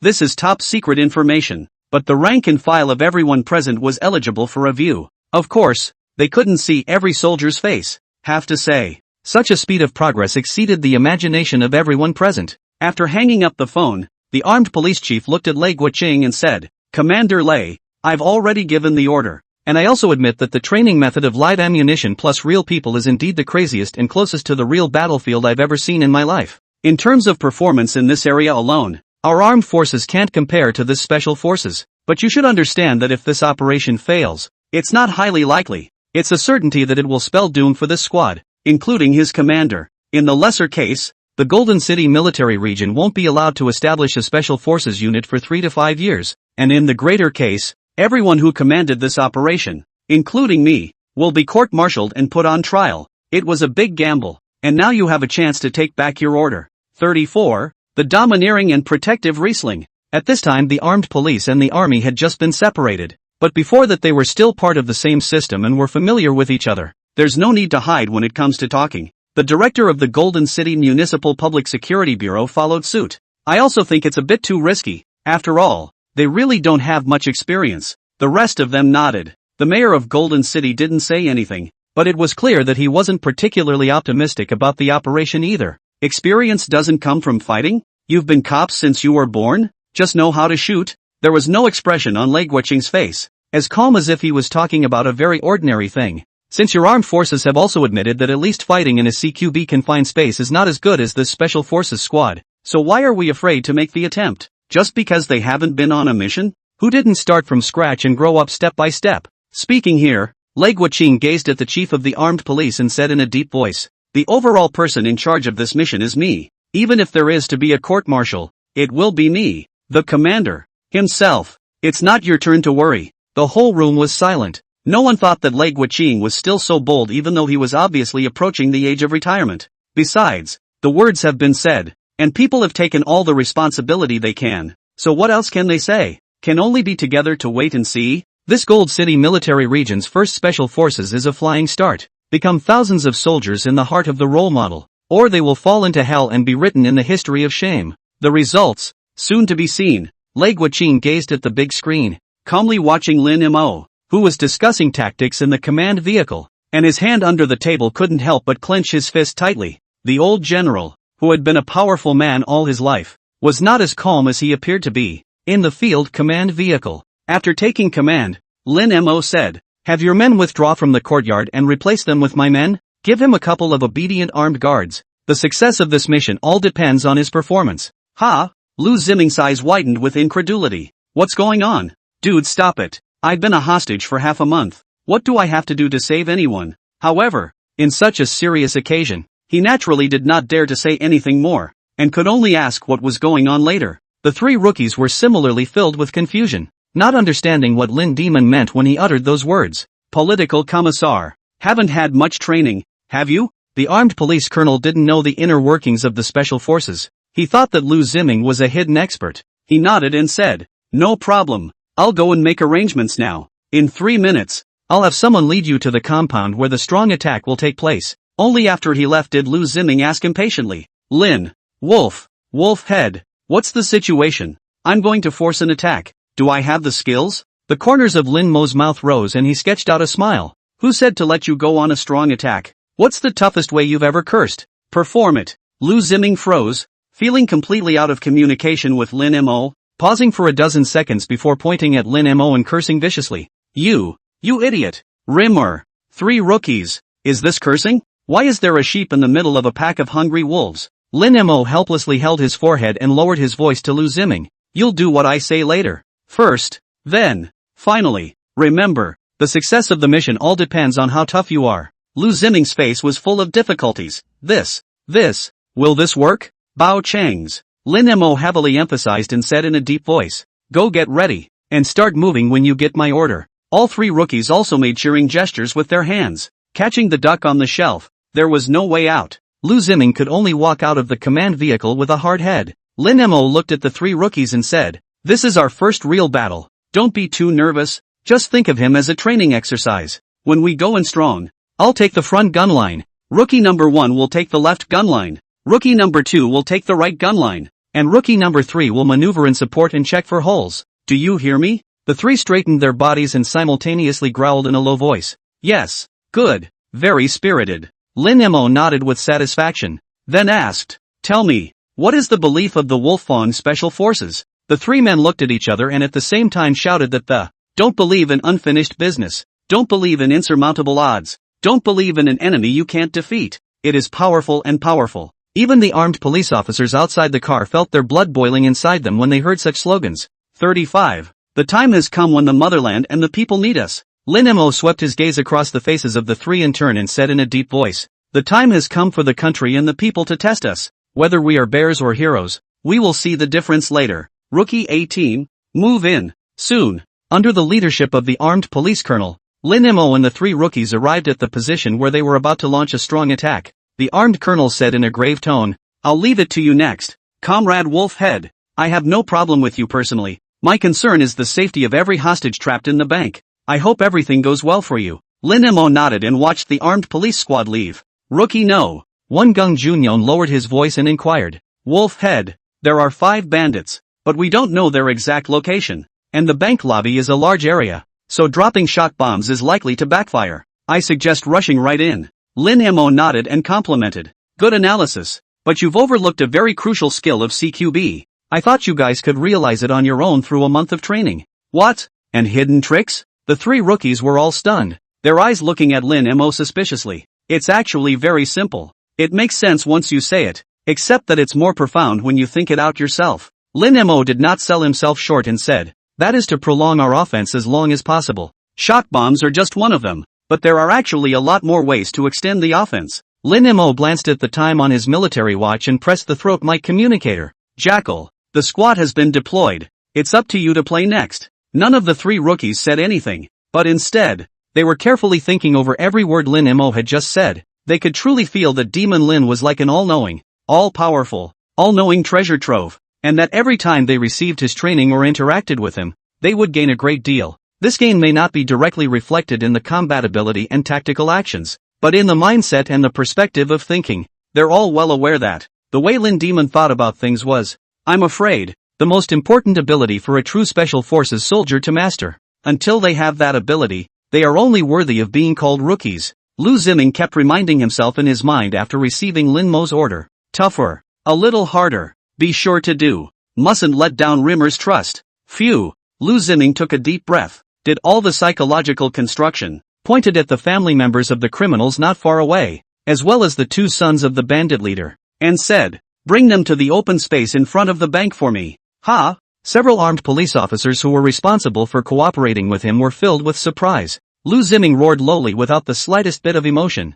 Execute the order. It was fortunate that he was in a masked state, or the others would have seen how tense the seemingly cold special forces soldier's expression was now. Yes, the armed policeman straightened his body, didn't dare to ask any more questions, and waved his hand. Press these people into the open space in front of the bank. Soon, 7 or 8 of the bandits' relatives, as well as the bandit leader's son, were crushed into the clearing. The surrounding crowd of onlookers were dumbfounded by the sight, completely confused as to what exactly was going on. Small murmurs rang out. What do you mean? It's for these families to persuade the thugs inside? Oh, guess there must be a hostage exchange. The clothes this man is wearing are so handsome. I haven't seen it before. It doesn't look like a police officer or armed police. The army doesn't have this kind of clothes either. Could it be national security? What is national security? Okay, don't ask questions. Let's just be honest and watch. Not to mention the onlookers and the police. Even the armed police colonel was taken aback by this scene, completely unable to understand what Lin Mo wanted to do. Every step of the way is unexpected and mind-boggling. There were also police officers in front of the bank shouting at the bandits, which consisted of nothing more than telling them to surrender their guns or that they could negotiate terms or something like that. Lu Ziming couldn't wait to find a crack in the ground against the gazes of the people around him. He now realized how much pressure Lin Mo had to endure every day. Being watched by a lot of people and still keeping your cool is a rare skill indeed. At least he wouldn't be able to do it. But it can't be helped. It has to be done even if it can't be done now. Lu Ziming snatched the police officer's megaphone, took a deep breath, and summoned up the greatest courage of his life to shout, Bandit Zhang Jun, you listen to me. If you dare to harm any of the hostages, I will definitely treat your son and your family well. He didn't even know how he actually shouted it out, or whether it actually achieved its effect. Really, the whole group was confused. Lu Ziming, who didn't dare to delay for fear that he wouldn't be able to hold on, said in a deep voice, asterisk asterisk asterisk asterisk, all kneel down for me. After saying that, he pulled the trigger at the sky. Ta, ta-da, da-da-da-da. Loud gunshots rang out, frightening the families of the bandits in front of them, as well as Zhang Jun's 2 sons, who subconsciously all knelt on the ground, their bodies unable to stop trembling. Moment. Everyone's confused. 36. I'm not a cop. I'm Army Special Forces. A pair of incredulous eyes stared at the man standing in front of the bank, dressed in a combat suit that none of them had ever seen before. Even his face was covered. That's a little too bossy, isn't it? It's almost more gangster than gangster. The robbers in the bank were also dumbfounded, completely not expecting the police to suddenly make such a crazy move. A bandit looked at his mother, who was kneeling on the ground, and frowned. Brother Zhang, what to do? The police won't kill before us, right? The rest of the group tensed up with them. They had planned to rob the money this time, pick up Zhang Jun's 2 sons, and exit the country down the Gobi Desert. The plan was well thought out and so far has been successful. but no one expected that the police seemed not the same as before. Worried about what? Zhang Jun, who was wearing a black hood, glared at a few of his men and said in a deep voice, "It's not like we're harming the hostages. And according to police regulations they can't take the lead in escalating the conflict. And, have you ever heard of a cop hurting a criminal's family? They don't have that right to know?" The words did have the effect of stabilizing the team's emotions, but they still felt very nervous looking out the bulletproof glass at men in combat uniforms they didn't even recognize. Noticing the scene, Zhang Jun also picked up a megaphone and shouted, "You're still early if you want to scare your grandpa. You're a ing cop. I can't believe you dare to just kill someone before I did. Clothes on your body. You don't want them, do you? Tell you what, do as I say. Get 2 cars ready, and $1 million in cash, or I'll be there in 10 minutes. Before he could finish his words, he heard the voice of the mysterious man standing at the entrance of the bank ring out once again. Asterisk asterisk asterisk asterisk. I'm not a cop. I'm a special force of the Chinese army. My old principle is, blood for blood, tooth for tooth. I'll show you now that I dare not touch your son." Lu Ziming had never said so many lousies in his life, much less argued with someone so loudly, but through the shouting just now, his guts gradually grew. It's come to this anyway. Lu Ziming raised the butt of his gun and mercilessly slapped it on the head of a criminal dressed as a prisoner, followed by a kick that flipped him over on the ground, stomping on his head and cursing, "Zhang Jun, if you have the ing balls to shoot, let me see if you kill faster or I do. I'm telling you, it's not just your son, but your mistress outside of your ing country is already under our control. If you dare to shoot, I'll be sure to greet everyone around you properly." The sudden scene made all 5 bandits in the bank dumbfounded. What's the situation? They really dare to do it? Army Special Forces? What's this again? Zhang Jun had made ample preliminaries before preparing for the robbery, but the situation in front of him was something he could never have dreamed of. No, not to mention him. It had never occurred to any of the criminal gangs so far that the people outside would dare to be so tough on them when they had hostages in their hands. What to do, boss? Fight them. Why don't you try killing one and see if that bull asterisk asterisk asterisk asterisk special forces unit out there dares to actually kill someone. Asterisk asterisk asterisk asterisk off.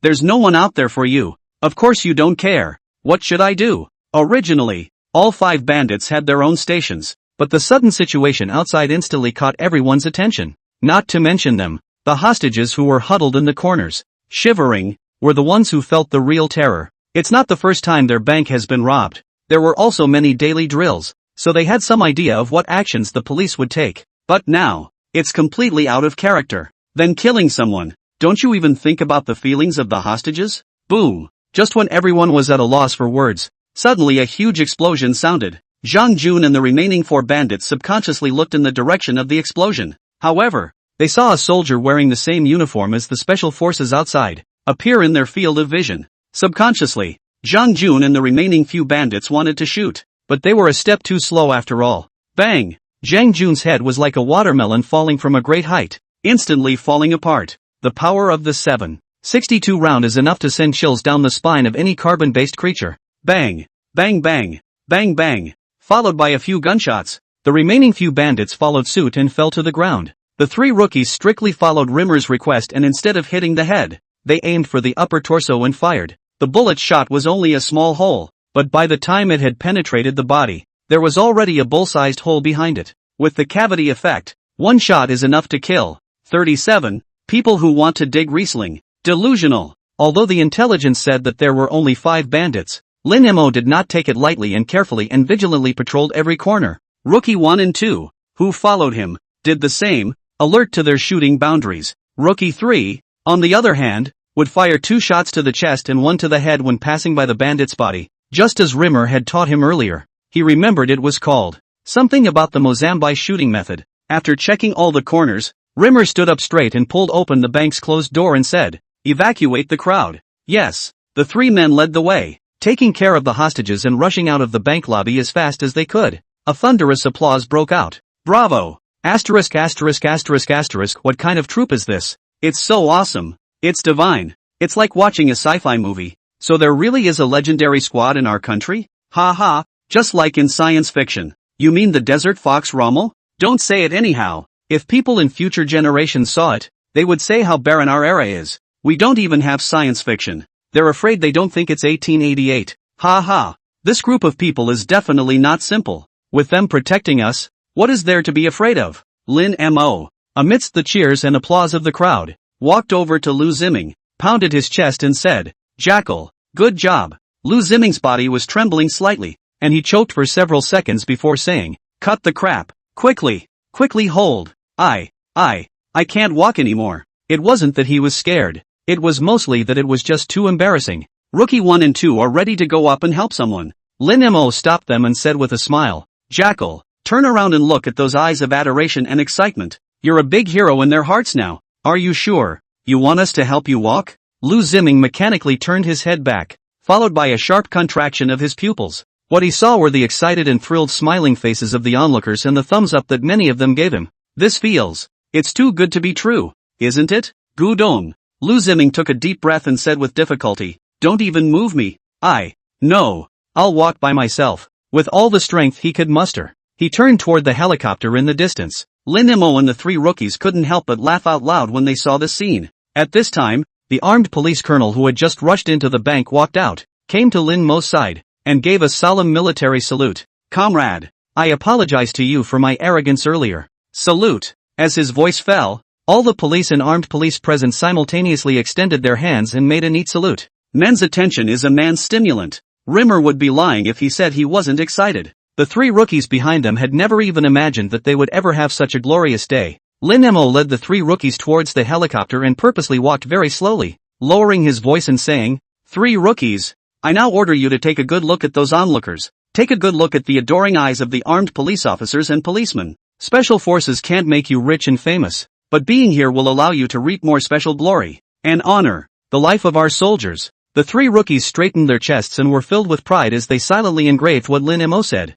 word for word, into their hearts. Special Forces, Row, Armed Police Headquarters, Operations Command Center. Thunderous applause, likewise, echoed through this conference room. The chief of the armed police lamented, "Commander Lei, you really have a good bunch of soldiers. If you have the chance, you must let them spare some time and come to our armed police force to guide their work, especially that commander who leads the team. But be sure to come and exchange ideas." The city director of the police department followed suit. "Commander Lei, our requirements are not too high. These several team members can randomly draw one of them to come to our police station to exchange ideas. We are too short of experience in this area." Listening to the compliments of the two men, the expression on Lei Guoqing's face did not half change. "I'm an old man. He's very aware of the simplicity of sending people out. It's going to be harder than ever to go back. The price that this group of people could offer would definitely make even he, the commander, feel surprised. More than a digger. Who can compete with the armed forces? Well, now that the mission has been accomplished, it's time for me to go." Lei Guoqing didn't even pick a fight, got up and said, "I still have to find these little guys to talk to." How did they do it? It even took 15 seconds to complete the task, nearly double the time of their daily training. "Don't worry guys, when I've trained them well, I'll absolutely send them over to your side to exchange and learn." He was not going to stay a second longer, got up and headed out. Looking at his back, the people in the conference room glanced at each other and all shook their heads helplessly. It's all about robbing people and preventing them from being robbed. The troops are definitely the granddaddy of this area. This old geezer. The answer drips. 38. You think Special Forces is catching a kingpin in a water tank? What's there to be goddamned about? If Commander Lei doesn't give it to us, we'll train ourselves. The mayor of Jincheng City got up and said, "If the army can establish a special force, why can't our armed police department? We're not only going to do it, we're going to do it better." After saying that, he looked at the chief of the armed police headquarters and said, "Give you 3 months to build me an armed police special squad that is even more powerful than the troops." Armed forces chief. In hell. Do you think special forces are like catching a kingpin in a water tank, hand to hand? Lousy, see, you are dreaming of marrying a daughter-in-law and thinking of good things. Spitting in his heart, but naturally not daring to say it out loud on his lips, the chief captain said after a long moment of contemplation, "No problem, Mayor. I'll make sure I can accomplish my mission, but only if you dig the commander of that squad, Wolf Head, into our armed police headquarters. Mayor, I'm sure with your abilities, this little matter is no problem at all, right?" Riding in the armed police helicopter, the group quickly returned to the Wolf Mountain training base. After a whole month of non-stop busy day and night, the training ground has basically been built out according to Lin Mo's requirements. The rest of the more complex will not be done for a while. It's basically good for daily training. This also means that a massive recruiting drive can begin. The three rookies stood in formation, each with a look of pride on their faces. After working so hard for so long,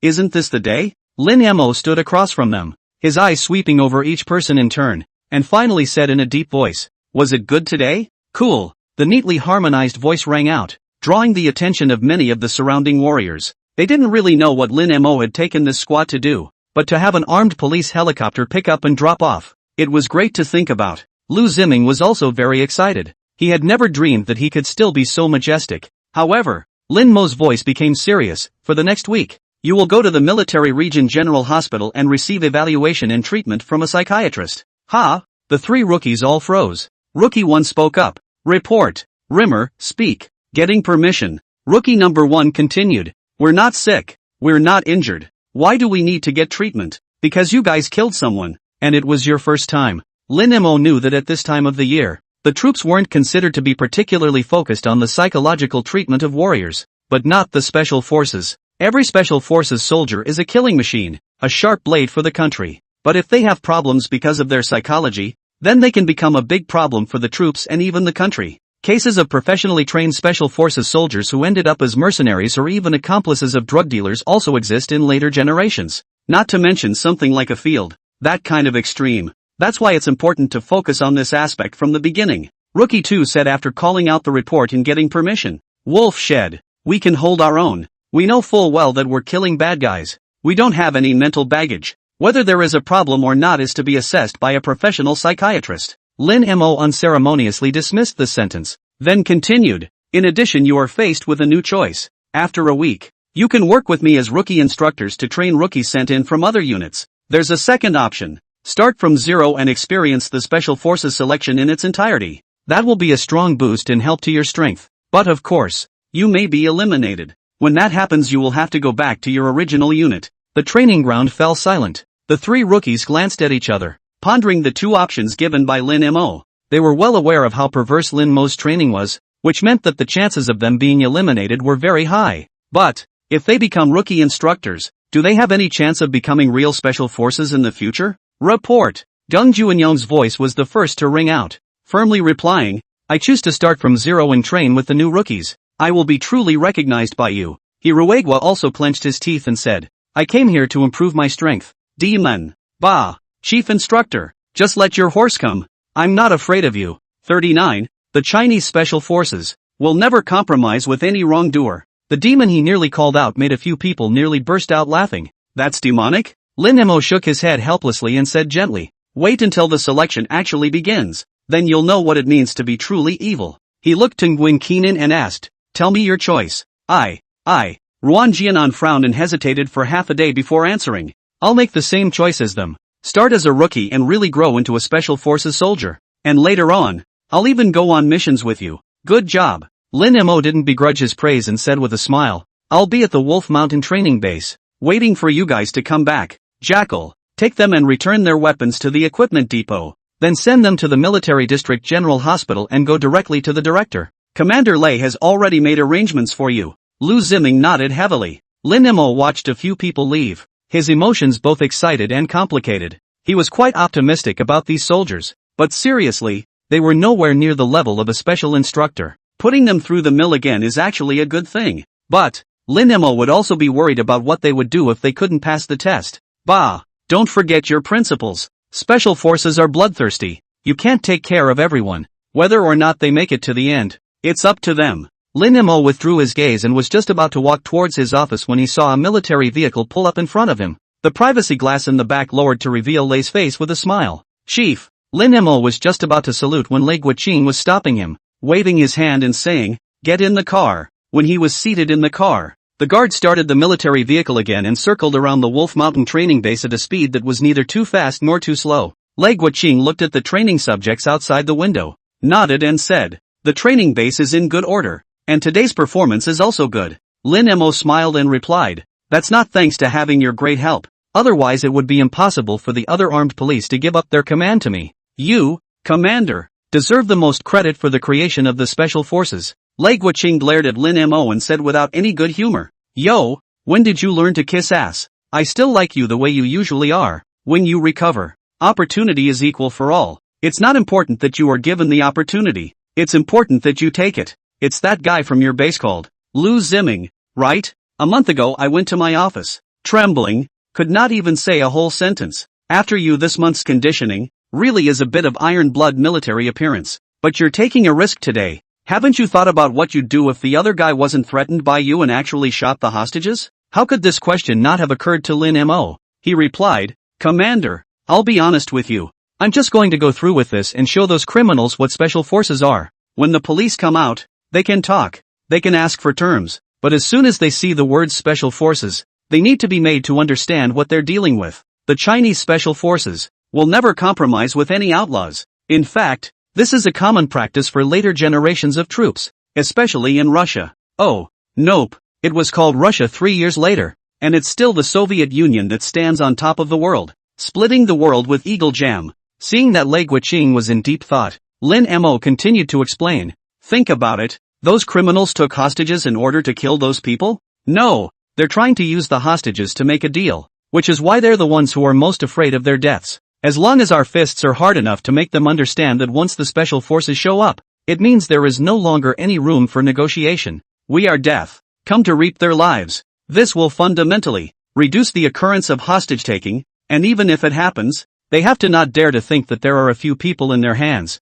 and then ask for a lot of money, because they know that the special forces don't spoil any criminals. The reasoning is a bit roundabout, but I know you'll be able to hear it. Mercy is God's business, and all I have to do is send them to God. Rimmer's idea is actually dangerous at this point in time. At least in the late 80s, his idea was not the dominant approach for localities to follow the troops when confronted with bandits, but it is not without precedent. Take, for example, the crackdown in 83, which was equally heavy-handed, hitting 197,000 gangs in 1 year. There were many criminals who would not have been sentenced to death in later times, and almost all of them were executed at that time. There are no wrongful convictions. There must be. This is recognized by all. But after that crackdown, the localities have become much more peaceful and the number of all kinds of socially vicious cases has been decreasing. There are pros and cons to everything. Wanting only the benefits and not wanting to pay any of the costs is almost certainly a fool's errand. 40. Another second-class merit, the military medal to get a soft handoff. Lei did not comment or characterize this, but only said after a moment of contemplation, talk about another thing. You guys did a great job this time. I'm going to give you some rewards. So compile the information on the people involved and send it to command. Your boy rotorcraft with the Bobcat assault vehicle has been determined to get first-class individual honors. As for the commission depends on the follow-up. If the top calls off the troops from doing business, then the commission will be gone. And you kids don't blame me. Plus this time we can get a collective second-class honor. Zip. You kid has a bright future ahead of you. Lin Mo smiled and said, it's all because of your troops' good lead. The point of your sword is the point of our hearts. I'll write up a mission report and submit it to you along with the crew information. Lei Guoqing said without a trace of anger. Just you kid is slippery. But let me tell you, any more rewards are just in the past. You have to find a way to bring out a whaling special forces unit for our Golden City military region first. If you can't bring it out, you still have to feed the pigs. Lin Mo said in a deep voice. Yes. Promise to complete the mission and bring out an Olish force for our military region. Lei said to the guard. Pull over. The military vehicle stopped. Lei waved his hand and said, get lost. Seeing you doesn't bother anyone else. Lin Mo smiled, but didn't get out of the car. Instead saying, Commander, there's one more thing I need to ask for your help. Tonight is the time for the evaluation meeting. Can I trouble you to give an order for the companies to show the propaganda video of our special forces after the evaluation meeting? I'll upload the finished video to the intranet later, and the hard-working commanders will download it. The so-called evaluation meeting is the company as a unit. Everyone gathered together to watch the news broadcast, and when finished, the company commander or instructor will randomly select the soldiers to comment on the news. Basically, it's centered around 3 points: commenting on current news, commenting on online news, and commenting on squadron insights. A recruit who speaks well can even mix in a third degree, an old tradition from the Red Army days. Only then it was about reviewing newspapers. Now it's about newscasts. Such an occasion was perfect for showing the Special Forces promotional video that Limmer would soon be able to produce. Got it. Send it to the command after you're done. I'll review it directly, and I'll let the companies broadcast it if there's nothing wrong with it. Speaking here, Lei Guoqing said with a cold snort, old me, a lieutenant general commander, has almost become the propaganda officer of your special forces. I'm telling you, if you mess this up. Lin Mo pushed open the car door and said while getting out, then I won't go feed the pigs. I'll just lie down in the pigsty and let the pigs eat me. Goodbye, Commander. Rimmer hurriedly saluted, then turned and ran toward the office not far away. He was only partially done with his promo, and had to hurry to add in today's battle with the bandits. The socially terrified Lu Ziming doesn't yet know that his voice will be heard at all the 21st Group Armies Company evaluations around 8 p.m.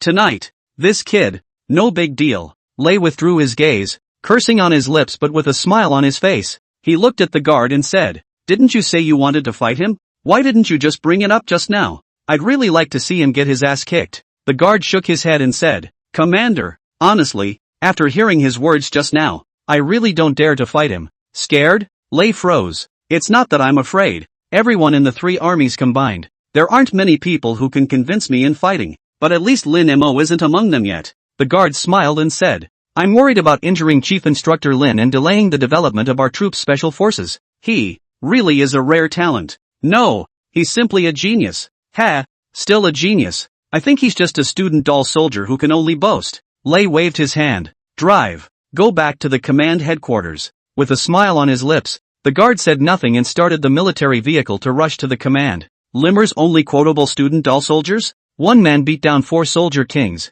and today, he even led the lead squad to help the place wipe out the entire criminal gang in a way that no one expected. It's just a matter of being able to do all that, but the key is to be far-sighted enough to see things from a very unique perspective. Not only can you look up to the stars, but you can also put your feet on the ground. If the student doll soldiers could all be like him, I'm afraid that the entire blue planet wouldn't be able to hinder the development of Huaxia. Lei Guoqing looked out the window at the fast-swept barracks and suddenly said without warning, "One cannot catch up with all the hustle and bustle in the world." There was no beginning or end to it, but the guard knew it was addressed to him. It's hard for anyone to keep any secrets in front of Lei Guoqing. The guard withdrew his gaze and drove carefully. What he didn't realize, however, was that these words were actually Lei Guoqing consoling himself as well. 41. A propaganda film. The whole army is abuzz. When he was young, the country had just been established and was still in the process of development, and there were a lot of foreign experts and scholars who were actively seeking ways to serve the motherland. Many of them,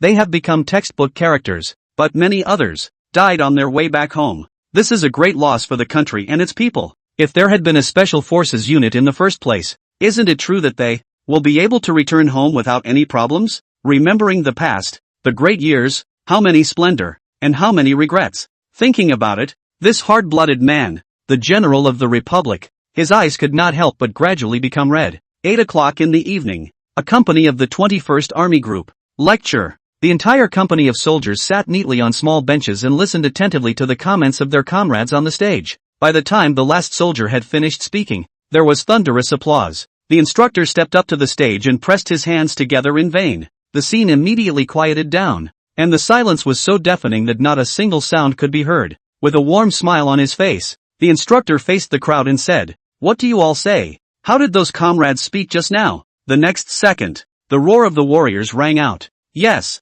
great, very good." The instructor nodded and said, "I also think they made a good point that we need to continue to maintain this positive work ethic and work together to make sure we can achieve more. I believe that with everyone's joint efforts, our troops will be able to continue to progress and achieve even greater success." Applause once more. When it quieted down, the instructor waved his hand, signaling the tech officer to prepare to play the promo, while saying, "There is something else very important, or rather a surprise waiting for all of you today. As for what it is, I won't say anything about it yet. We'll have a detailed exchange after everyone reads what's coming next." These words immediately aroused the curiosity of all the warriors. After all, life in the army is actually quite boring. Basically every day is the same few things. Rarely will there be anything new happen. The screen directly in front of them flickered and began to show new footage. In the background is a low, dilapidated bungalow, almost identical to the homes of most warriors. A middle-aged woman in plain clothes, holding her son's hand, was saying something reluctantly. Such a scene instantly reminded many soldiers of their own homes, their own moms. At the end of the scene, the son pulling the suitcase whispers with tears in his eyes, "Let's go, Mom." At that moment, a background voice sounded. "Who am I?" Extremely immersive images that remind everyone of every time they leave home. Isn't that how they say goodbye to their parents? To come to the army? The screen flickered again. The background changed to a brightly lit room, and there was a pair of calloused hands, caressing the photo. The photo is of the very same mother and son who had just parted ways. At this point the camera gives a distant view as the mother walks to the door and looks away from the path her son left. She knew her son would not return, but she still couldn't help but see it over and over again. Sound in the background. I am the hand that my mother leans on the doorway and can't hold." With these words, there were quite a few warriors on the scene who had already reddened their eyes. Since ancient times, loyalty and filial piety have been difficult to reconcile. When they chose to defend their country, they were destined to be separated from their families. But, who can't think of their mother? Who can't think of their family? Who wouldn't want to call their mom with tears in their eyes before falling asleep late at night? Love, Mom, see you tomorrow. But their status doesn't allow it. And the communication technology of this era can't do anything to allow them to contact their families every day. The longer the veteran has been in the military, the deeper the feelings about it. The screen flickered again. This time it was a beautiful young woman who was chopping vegetables and cooking. That's when her phone rang. The woman rushed to the living room to answer the phone. And her daughter, who was studying in her bedroom, rushed out. And on the other end of the line was a man in military uniform. They talked for a long time about parental topics. But the wife wouldn't hang up the phone until their daughter fell asleep. Because she knew full well that the next time she waited for her husband's call, she didn't know how long it would be. The words rang out. I'm the wife who can't afford to hang up the phone. This time, almost everyone in the company could no longer hold back the tears that rolled from their eyes. For military personnel, such video kills are just too strong. Even the instructor and the company commander couldn't help but look at each other. Who didn't know what to say? Abandon one's family and business. Who wants to? No one wants to. But, they have reasons why they have to do it. The video is short, and the footage continues to play over the choked voices of the fighters. I'm a stranger in my son's eyes, afraid to come near. I am the hold and pride of my loved ones. Next, the scene comes to the army, where a group of soldiers are taking the oath to the red party flag. I swear, swish, no one has to direct it, no one has to start it. The warriors sitting on the small benches stood up instantly, their expressions solemn as they followed with a deep, low roar. I take the oath. There was a catch in their voices, and an unmistakable determination. 42. Treat criminals as they should be treated. Voice, obey the leadership of the country, serve the people wholeheartedly, obey orders, strictly abide by the discipline of valor and tenacity, not afraid of sacrifice, practicing to kill the enemy, always ready to fight, never defect from the army, and defend the motherland to the death. Soldiers wearing military uniforms, standing straight, eyes firm, face serious, obey the national leadership, wholeheartedly serve the people, obey orders, strictly abide by the discipline of valor and tenacity, not afraid of sacrifices, practicing to kill the enemy,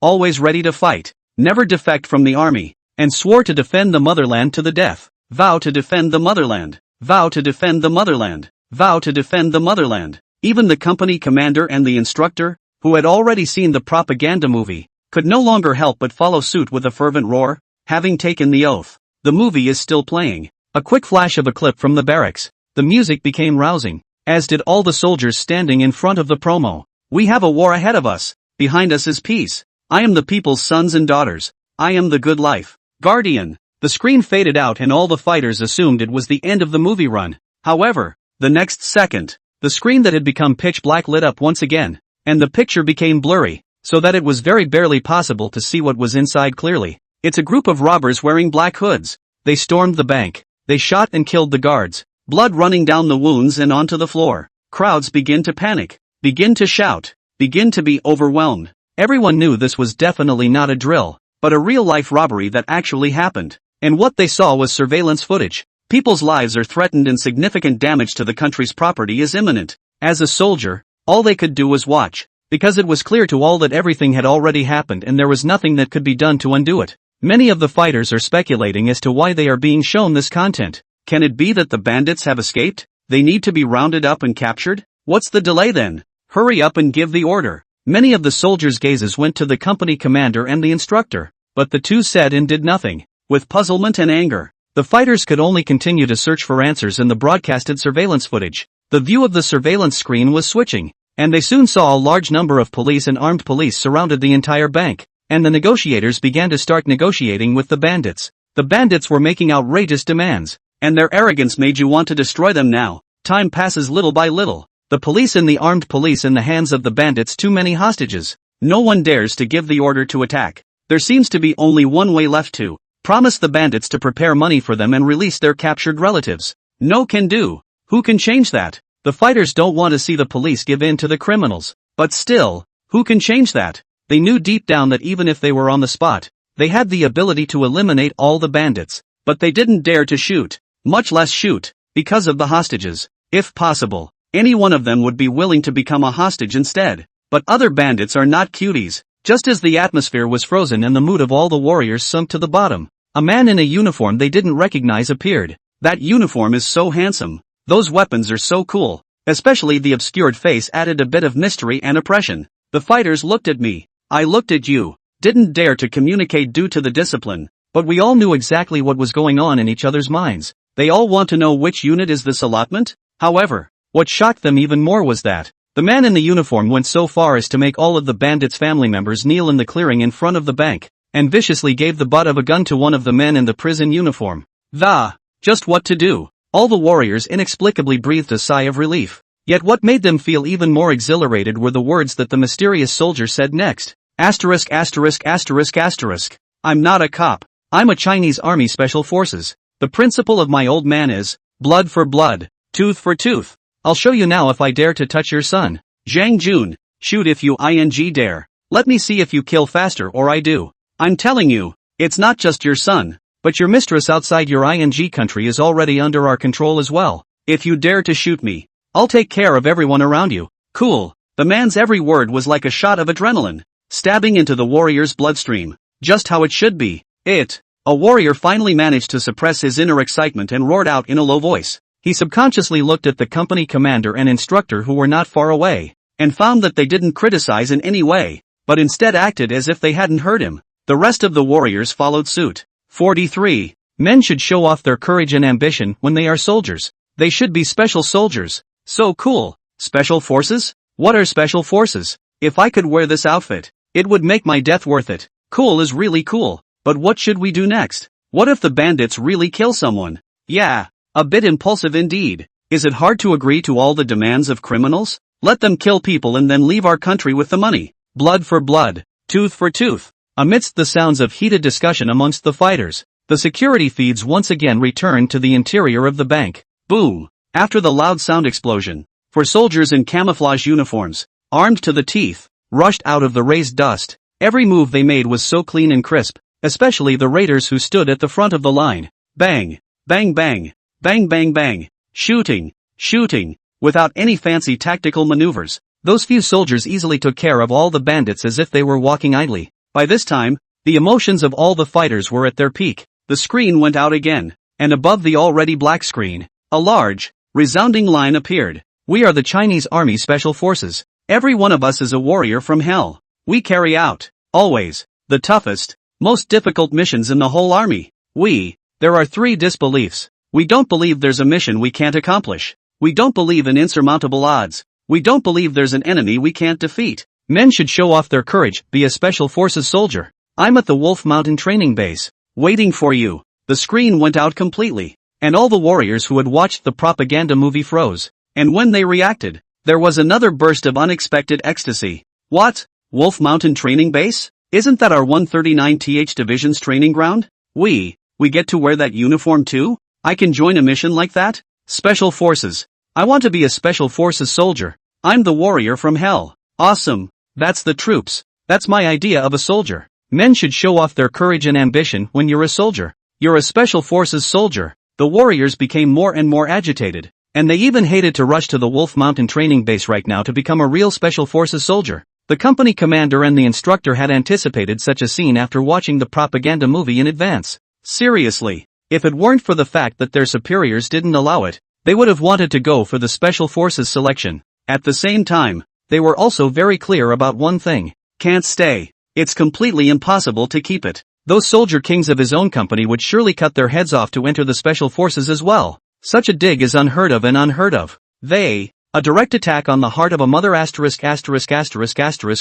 When the fighters quieted down a bit, the instructors or company commanders of each company came up to the stage and signaled the fighters to calm down a bit. When the soldiers quieted down, the company commanders and instructors said, almost in unison, I know you guys are excited. And really, I'm damn excited too. This is the surprise I was telling you about earlier. But things aren't as simple as you think. Next I'll tell you some of the requirements and regulations for Special Forces selection. Only those who meet the conditions will be able to sign up for our 21st Group Army's first Special Forces selection. 44. Not just hard on the fighters, but harder on themselves. Early the next morning, Applications to join the special forces poured into the office of the Wolf Mountain training base like snowflakes. Enrollment is just one day. By 6 o'clock in the evening, the office was almost so thick with information that there wasn't even room to get off the floor. Lu Ziming stared blankly at the piles and piles of applications and said in surprise, there must be at least 3 to 4,000 applications here, right? Good man. Doesn't that mean that almost all the warriors who meet the requirements are applying to join our special forces?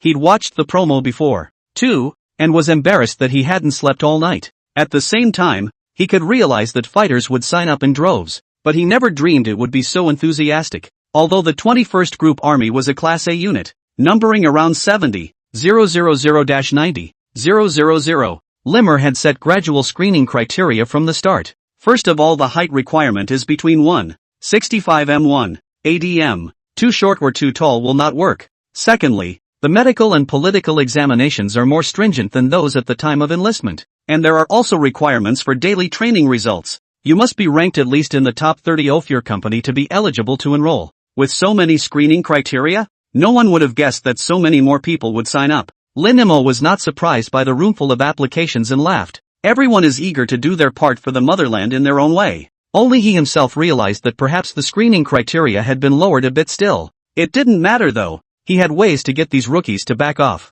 Lu Ziming inquired, "What should we do next? Really let all the warriors enter the Wolf Mountain training base? All of them eating Type 4 stoves? That's almost $40,000 a day just for food. Surely the top won't agree? This is still a small matter. The main thing is that we only have a total of 2 companies of warriors to help assist in the training. And with so many people coming at once, we can't manage it." Lin Emo thought for a moment and said, "It definitely still needs to be screened again. And for the next 5 days, we'll be responsible for screening these applications." "Ha?" Lu Ziming was filled with shock, pointing at the room full of applications. "Just the 2 of us? At the very least, we should ask the commander to apply for a few clerks to come over and help. 3 to 4,000 applications. How long does that take to read? The secrecy level of the paperwork is not enough to show them these things." Lin Emo shook his head dryly and said, "If you want the secrecy level to be enough, the other party must at least have the rank of major. People have their own work to do. There's no need for us to bother them.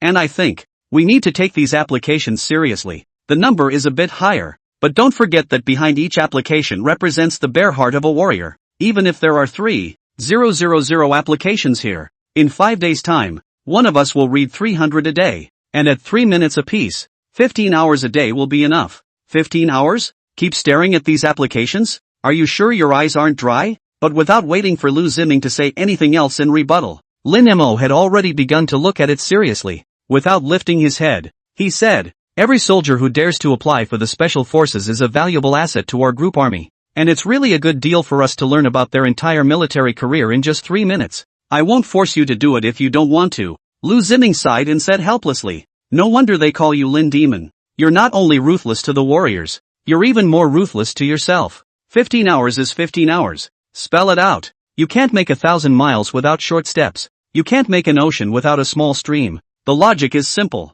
but it's not so easy to do." Lin Emo and Lu Ziming started screening the applications one by one and divided them into qualified and temporarily unqualified areas. Lu Ziming thought at first that there was no way he could last much longer at all. Just kidding. If he had worked that hard, he would have gotten his PhD long ago, and he didn't even read that many books when he was in school. But gradually, his mind began to change. The applications were all handwritten, in both nice and ugly handwriting, with more or less content, but each one had almost all the content written on it. Many fighters can't write on the front side, so they continue to write the reason for their application on the reverse side. None of it was plagiarized, and every application was written sincerely and word for word by the soldiers. While one can't ask a bunch of big old men to have much literary sophistication, but it's the plainest words that show the determination of the soldiers to join the special forces. And from that day on, Lin Emo and Lu Ziming ate in the office, slept in the office, and spent almost all of their time reviewing applications, except for the time they spent eating and drinking.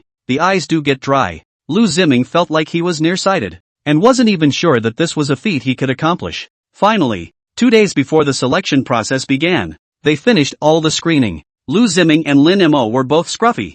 Their beards were unshaven and their faces were greasy. They looked up at each other and couldn't help but laugh. "Hey, it's a real offense to follow you," Lu Ziming sighed and added after a moment. "But the soldiers of our group army are really the best soldiers I've ever seen." 45. What modern special forces selection should look like. I vetted 1005 people here. What about on your end? 500 people. Lin Mo stated his answer. Only 500 people? Lu Ziming frowned and said, why can't we give more warriors the chance to participate in the special forces selection? I think they are all excellent. For special forces selection, just being good is far from enough. Lin Mo slowly shook his head and patiently explained. Do you think that the hardest part of special forces training is overcoming psychological barriers? No. The vast majority of people are eliminated in the first 2 days. And since this is the first time we're conducting a selection process, it's natural to choose the best of the best. So if you're really interested, you can wait until our special forces are successfully established and have them promote our training methods in their respective companies.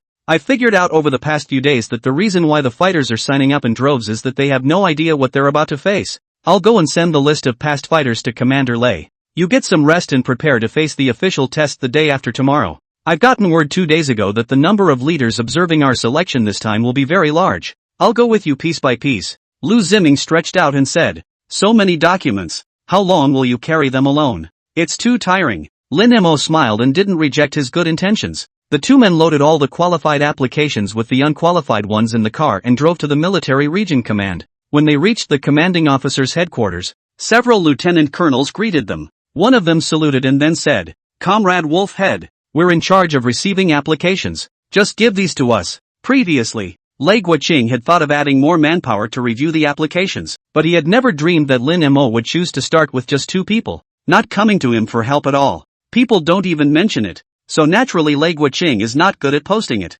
Good. Hard work guys. Lin Mo directed them to deposit the applications according to qualified and unqualified, and only after making sure there were no problems did he and Lu Ziming walk towards Lei Guoqing's office. Bang! Bang bang! Enter! Lei Guoqing's voice rang out from the door of the room. Lin Mo and Lu Ziming pushed the door and walked in, and found several major general officers sitting in the room.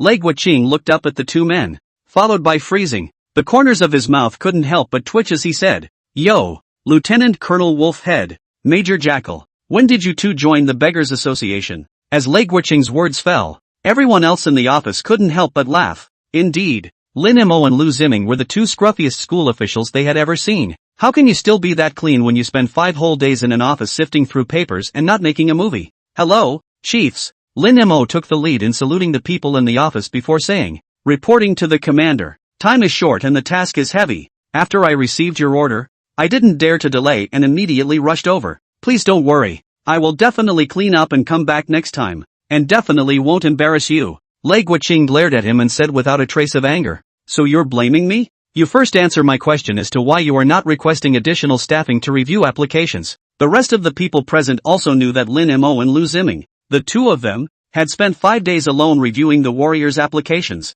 and had reviewed a full 3 to 4,000 of them. To know, even with professional paperwork, it takes at least 3 or 4 days for 7 or 8 of them to come together and review these things. Report! Rimmer shouted the report first, and then said, it's because I want to be responsible for each and every warrior, and I want to see their profiles and get to know them. Special forces are never a one-sided screening process, they run into each other. The warriors came running to me in great numbers, and I could not apologize for their enthusiasm. Hearing this, the several senior officers seated next to them couldn't help but nod their heads. This responsible attitude is very encouraging. You kid, greaseball. Lei Guoqing of course noticed the expressions of the senior officers next to him, and in his heart he couldn't help but feel a small burst of smugness. Let me introduce you to these people. He walked up to the first major general and said, this is Chief of Staff Bai from the 11th Army of the Rongqing Military Region. Chief of Staff Bai laughed. Comrade Lieutenant Colonel, we've come here this time specifically to learn from you, so you must be unstinting.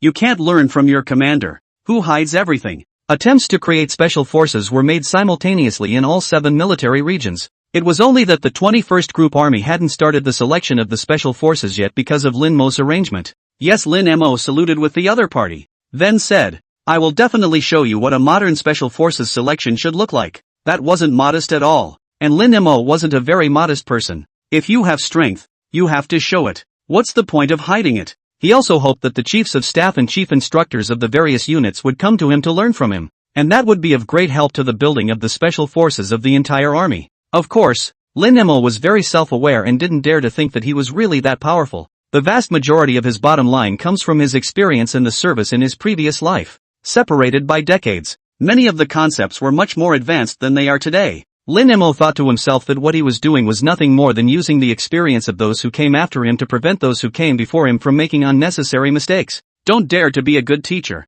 It's just like what your commander Lei said. It seems like you're very confident. Chief of Staff Bai nodded and said with a smile, to be able to make that kind of propaganda video and rescue all the hostages in a way that no one expected. And it's your turn to be confident. 46. Instructor personally recommended by the commander. Lei continued to introduce the person standing next to him. These four are all chiefs of staff of the Fengtian military region. The 16th, 23rd, 39th, and 40th Group Armies. Lin Mo saluted with the four. And the four smiled and returned his salute. Comrade Wolfhead, I've heard of your great name. Daring to use live ammunition and real hostages in training. Impressive enough. Yes. Our group army commander also said that if you are willing to go to our Fengtian military region, your treatment, rank, and so on, can go up a bit. Ha ha, you guys can't help yourselves in front of the other commander? Say what you have. We are troops, iron camps and flowing soldiers. I just feel very appetizing with Comrade Wolfhead. Say what you are afraid of.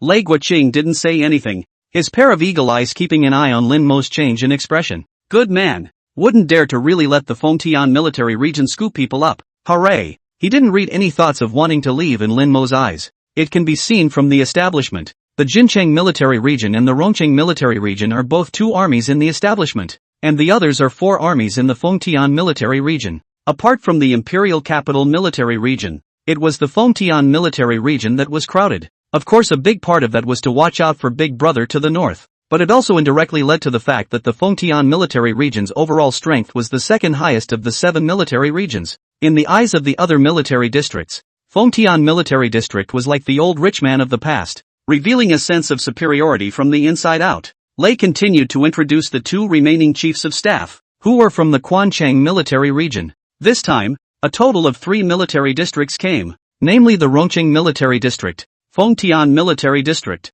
and Quancheng military district. The ones that didn't come were the imperial capital military region, the Jinling military region, and the Yangcheng military region, together with the Jincheng military region where Lin Mo was. These 7 military regions were basically all of the current military forces of Huaxia. In fact, it should be the 8 military regions, but in the last military reform, the Chuncheng military region was merged into the Rongqing military region, which also directly led to the overall strength of the current Rongqing military region ranked 3rd. Roughly the rankings look like this: Imperial Capital Military Region, Fengtian Military Region, Rongqing Military Region, Jinling Military Region, Yangcheng Military Region, Quancheng Military Region, and Jincheng Military Region. That's right. The overall strength of Lin Mo's Jincheng military region was the weakest of the 7 military regions for many reasons, but the main reason was that the Jincheng military region was responsible for the defense line in the northwest of China. The countries with geopolitics are Mongolia,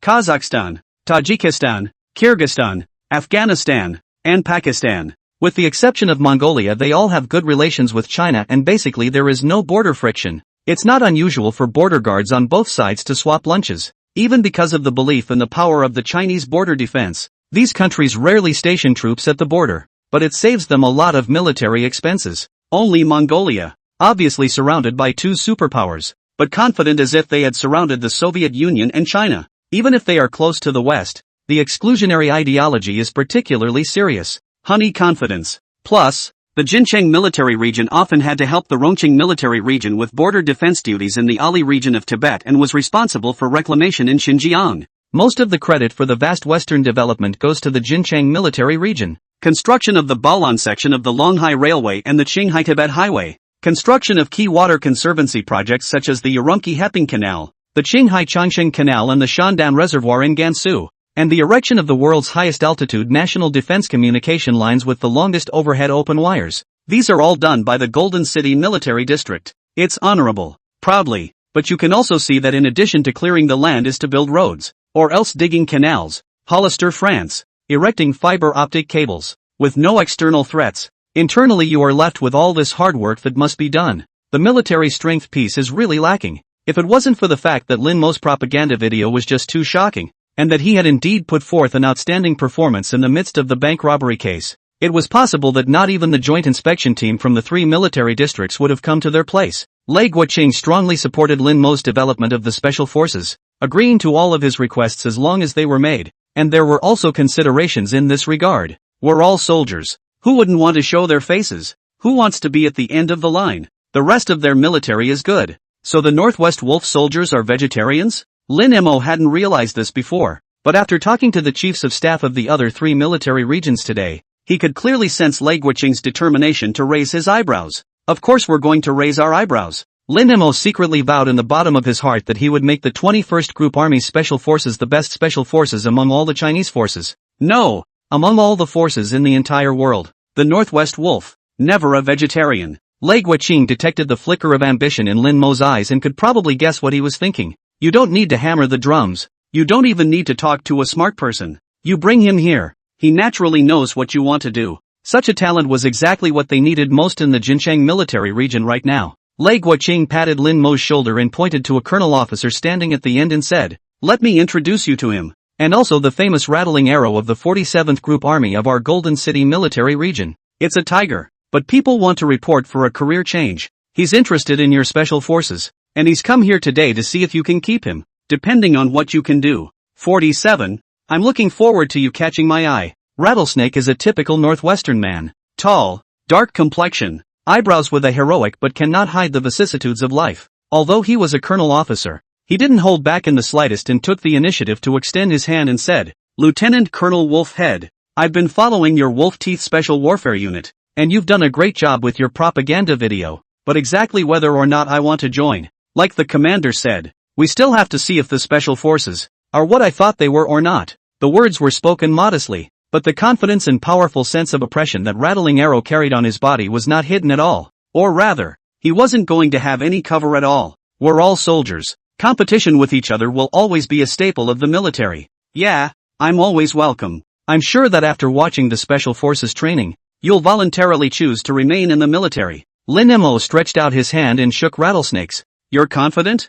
I'm more confident. At the same time, this confidence and calmness is not mixed with any personal factors, but simply for the sake of each other's honor and troops. Needlepoint. It was clear that on any other occasion, the two would have to belittle or even mock each other in a scene. But here, Lin Mo and Rattling Arrow revealed smiles at the same time. Leave the hypocrisy to the hypocrites. Going all out is how I treat you. You're welcome to come. You want to see what I'm made of? Then I'll show you. The other chiefs of staff in the room, along with Lei Guoqing, had even smelled the gunpowder in the air. A chief of staff couldn't help but nod his head and said, "You can see the epitome of a troop from its military chief officer. Commander Lei, having 2 tiger generals like this under your command really makes us envious." The rest of them nodded. The results haven't been made yet. What's there to envy? Lei Guoqing was already happy in his heart, but on the other hand, he didn't show anything on his face, and looked at Lin Mo and said, "Wolfhead, all the other troops have already started their training early, and you guys are only starting to screen the warriors after a month here.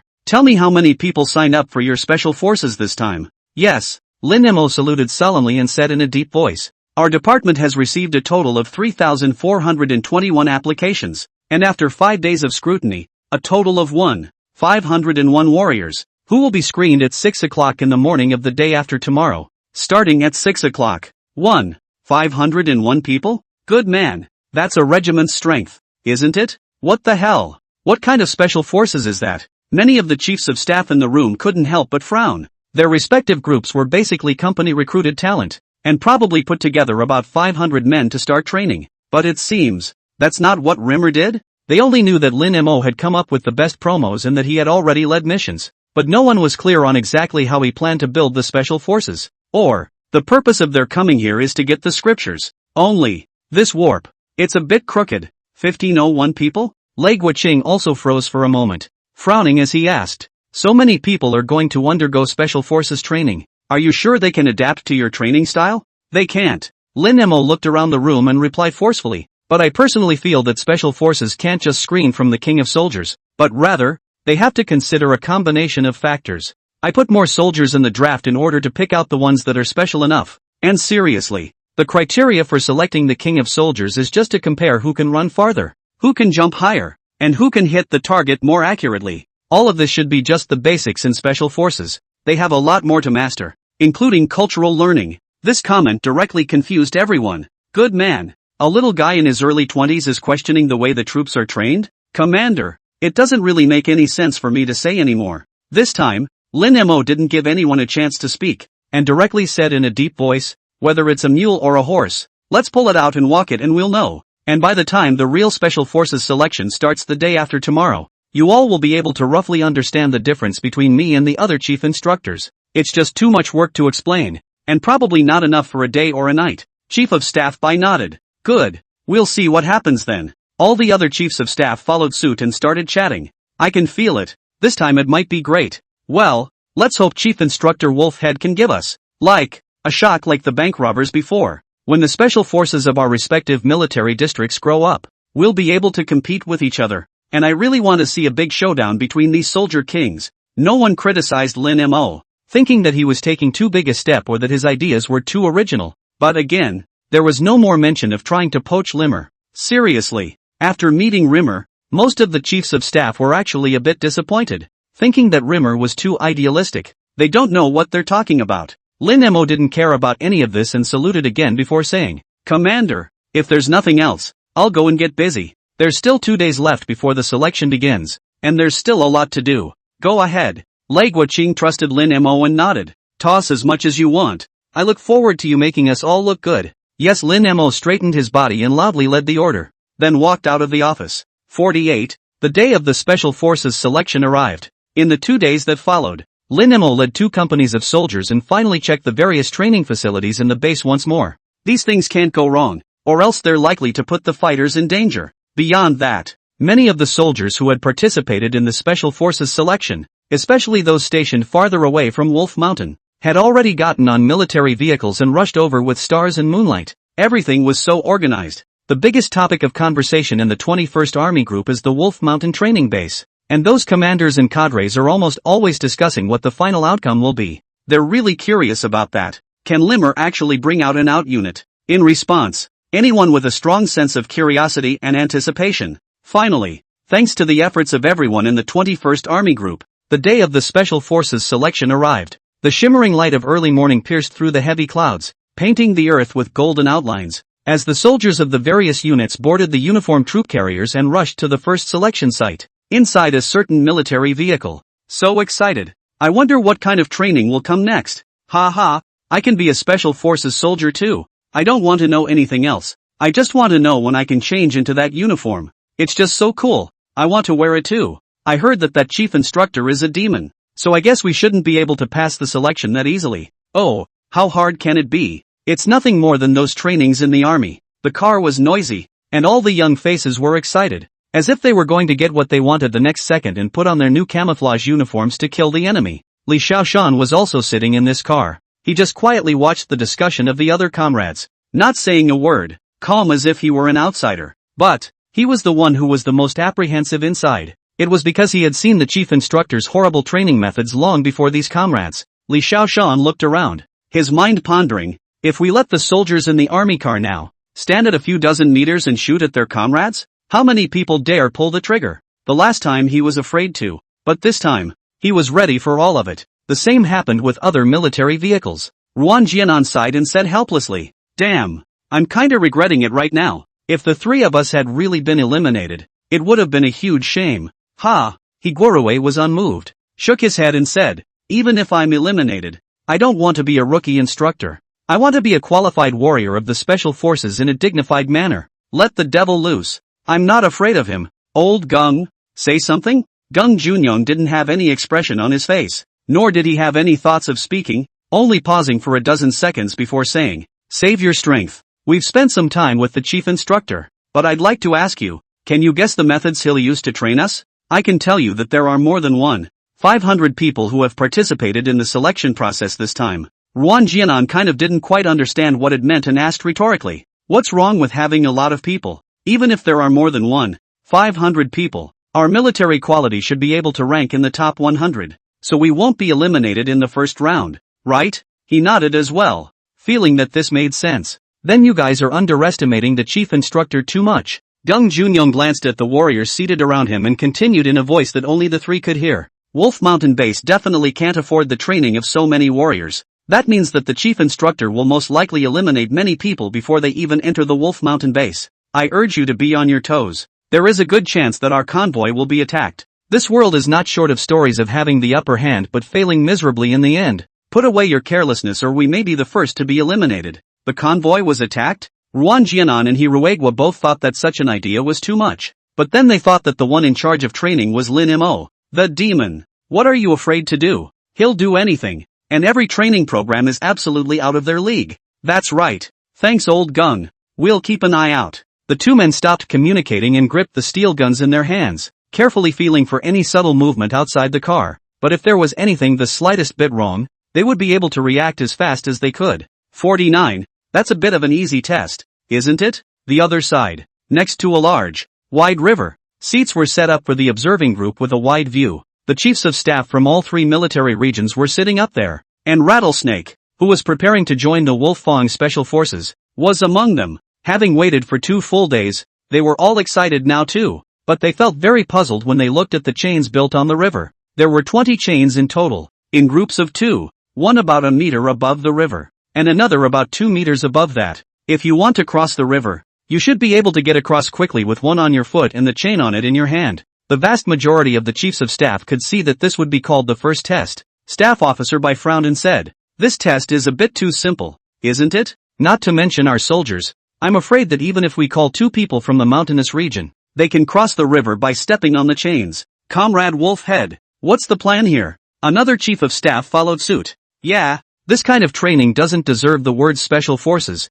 does it? Everyone else also felt that such screening was too easy. It doesn't make any sense. Can't it be that Wolf's head is really just a wealth of theoretical knowledge? But when it comes to real screening, it's all cowards all of a sudden? It's also possible that, after all, the ones who participated in the bank robbery case were all military kings, so maybe the others were the ones who performed better. So it appeared that Wolfhead was in command. More and more people are embracing this idea. Even Rattlesnake's eyebrows, both frowned involuntarily. If it had been his to conduct the test, he might have chosen to have the fighters do an armed swim across the river, so that he could still see something. The whole 2 chains. What's the point? A military vehicle arrived at the training ground and parked in the designated area under the command of the soldiers of the 7th Company and the 3rd Company. Soldiers in various colors of uniforms filed out of the military vehicles, surveying their surroundings with curiosity and excitement. The 21st Group Army is not just the army, but the rest of the services have a lot of participants in the Special Forces selection. Lin Mo had no requirements for troop types. As long as the conditions were met they could all come. In front of them was a large clearing, and at the end of it was a large, very wide river. We all know that this river is called Zhuanglong River, also known as Bison River, belongs to the upper reaches of the Yellow River. It was about 190 kilometers long, and at its widest point it was 4 or 5 kilometers, while the width of the river in front of them was about a little over a kilometer. Soon some of the warriors noticed the chain set up above the river and started talking amongst themselves. What does the chain above the river mean? Training program? What's so difficult about this? There's no enemy shooting at us, and it looks like it's only about a kilometer long, so wouldn't it be easy to walk across? Maybe there's some kind of symbolism? Possibly. It should be for us not to forget those warriors who flew over the looting bridge. The fighters said anything, but it was clear that not many felt that those chains would be a screening subject for them. It's too easy. Li Xiaoshan frowned, also surveying the chains above the river. He didn't think Lin Mo's test would be that simple. There must be something else hidden in this. Deng Junyong and the 3 of them had the same idea. Although Lin Demon hadn't let anyone attack their convoy, the 3 of them didn't feel half as relieved. Instead, this fear of the unknown made them feel even more inexplicably nervous. Clanging voices rang out from the tweeters around the assembly grounds. Collection. Upon hearing the order, the soldiers spontaneously began to assemble, basically following their respective companies, which in turn looked for the same battalion, the same regiment, and finally the same division. Familiars looking for acquaintances, then sorted by height. This is a way of assembling that has been taught countless times during the week, so it was very quick and quiet throughout. 5 minutes later, half a sound could no longer be heard on the large training ground, and there were only squares of soldiers standing straight. Directly in front of them was a podium about 2 meters high. Lin Mo, who was fully armed, including his face covered, under the gaze of more than 1,000 people's fiery gazes, walked step by step towards the podium in the center of the queue with a step that looked as if it had been measured in advance. He was going to pull Lu Ziming along with him, but the other party was really too timid, shrinking in the viewing gallery and saying nothing, refusing to come down. It doesn't matter. Today was just the first step in the screening anyway. If he could stay, there would be plenty of opportunities to introduce Lu Ziming to the warriors. More than 1,000 soldiers watched the expected uniforms and equipment appear in front of them, and they all followed the excitement. He's the mysterious unit that executed the bank? Yes, that's the dress. I was dreaming about wearing it yesterday. So handsome, and even more so when seen in reality. Keep your voice down and talk. You'll be in trouble if you're heard. Don't talk nonsense. There's a real possibility of being eliminated. There was a lot of discussion in whispers, and Rimmer didn't stop them from thinking about it, tapping the microphone gently after he got on stage. 50. The first selection of the Wolverine Special Forces has officially begun. The sound of electric currents rang out. Seriously, standing and talking in front of over 1,000 warriors is a very stressful thing to do. Lin Mo was even on the verge of understanding why Lu Ximing didn't dare to show up. Luckily, he was still able to hold his own, keeping his composure, and said in a calm voice without haste, "Welcome to the Wolf Mountain Training Base Tour." Ha? Visiting? As soon as his words were spoken, he could see the faces of many warriors change. Wrong thing to say? They're not here to visit. They are here for the draft. But such doubts also made the square formation of thousands of people completely quiet. You heard me right. I'm talking about a tour. Lin Mo repeated his words once more before saying in a deep voice, "I know very well that you guys just watched the propaganda movie, felt your blood boiling, and came here in a hot-headed manner. But in fact, you guys don't know what you're doing at all. You understand even less what it means to be a warrior from hell." His words were nonchalant, causing many of the fighters to frown. Suddenly, a soldier standing in the first platoon straightened his chest and said, "Report. Speak." Rimmer looked at him. The soldier took a deep breath and roared with force, "Reporting to the chief. I know exactly what I'm doing. I came here to become a special forces soldier like you." Very bold. Lin Mo nodded and inquired, "Private, tell me your name." The soldier replied loudly,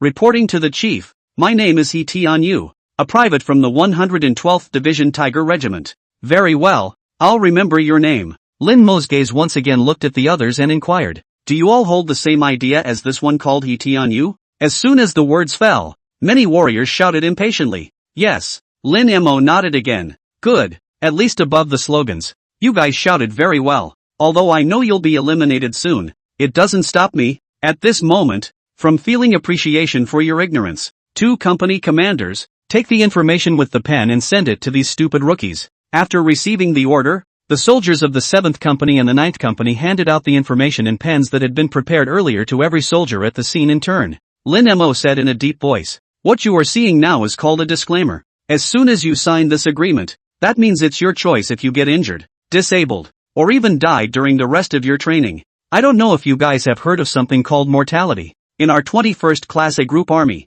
for example, the standard for disabling deaths from training is 10 per year, or a 1 in 10,000 chance. But here, the probability of death is 2%, which means, just signing this waiver to start today's selection means that one of you will die during training. Remember, I'm not kidding you guys. You have 3 minutes. Sign or don't sign. It's up to you." "What? A 2% mortality rate?" Lin Mo's words caused many warriors' faces to change. Whispers resounded again. Lin Mo had already explained to the company commanders of the 9th Company and 7th Company in advance, telling them not to intervene in the warriors' discussions. Let them talk. The more we talk, the faster the fear spreads. Really? It must be a bluff. How could the higher-ups promise such a high mortality rate? But that's what the disclaimer says. I'm the only son in my family. If I die, what would my mom and dad do? See how scared you guys are. With a 2% mortality rate, even if people do die, it may not be our turn, right? Come what may. Sign it. Take it easy. Let's see. My God, it's full of overbearing clauses, almost as good as the old-fashioned contract of sale. The warriors were talking amongst themselves, and fear was spreading as quickly as Rimmer had predicted. But just this level of intimidation didn't scare the vast majority of the fighters present, who picked up their pens and signed their names. Eyeballing only a dozen or so of the 1,500 fighters, at most, chose to give up. I'm sure it's a good idea to let them go into battle and kill the enemy. Dying in training. It's too wimpy. The 3 minutes passed quickly. The soldiers of the 7th and 9th Companies began to recall the waivers and led the abandoned soldiers out of the training grounds. Looking at those who left in the dust, a look of contempt spread across the faces of many warriors. "Yo," Lin Mo's voice sounded again. "A bunch of guys who can't figure out the situation and think that others giving up is cowardice? Wrong. Big mistake. In my opinion, those of you who choose to stay are the ones who are truly stupid. I'm done wasting more of my breath with a bunch of stupid guys like you. Since you are willing to be foolish, let me see how foolish you can be." Lin Mo pointed to the chain next to him and said, "This is your first challenge. All you have to do is to walk from the top to the other side of the river. No time limit or way. Even. You can also leave your carry-on luggage on the ground in Packlight. The choice is yours." I now officially announce that the first selection of the Wolverine Teeth Special Forces of the Golden City Military Region has officially begun. 51. I suspect you're connoting Li Shaoshan. That's it? Hearing Lin Mo's words, many of the warriors present felt very incredulous. They had talked amongst themselves before coming to the Wolf Mountain training base and felt that the selection for the special forces would definitely be very difficult. But now that I look at it, it's not like that at all. Maybe it's the first level, so it's easier? Well, that's a possibility. Then what are you waiting for? Charge. I've got more stuff with me, and it might be a bit of a struggle to carry a marching bag, but with a light pack, I could be on the other side in 10 minutes tops. Do you still have the gun? No belt? Didn't you hear the chief instructor say? Not limited to any way. As long as it passes smoothly is considered to have passed. Come back later to get the gun is also just. Makes sense. Most of the warriors began to take off their heavy marching packs, and some even left their guns with them. Anyway, this is a barracks, and it won't be lost,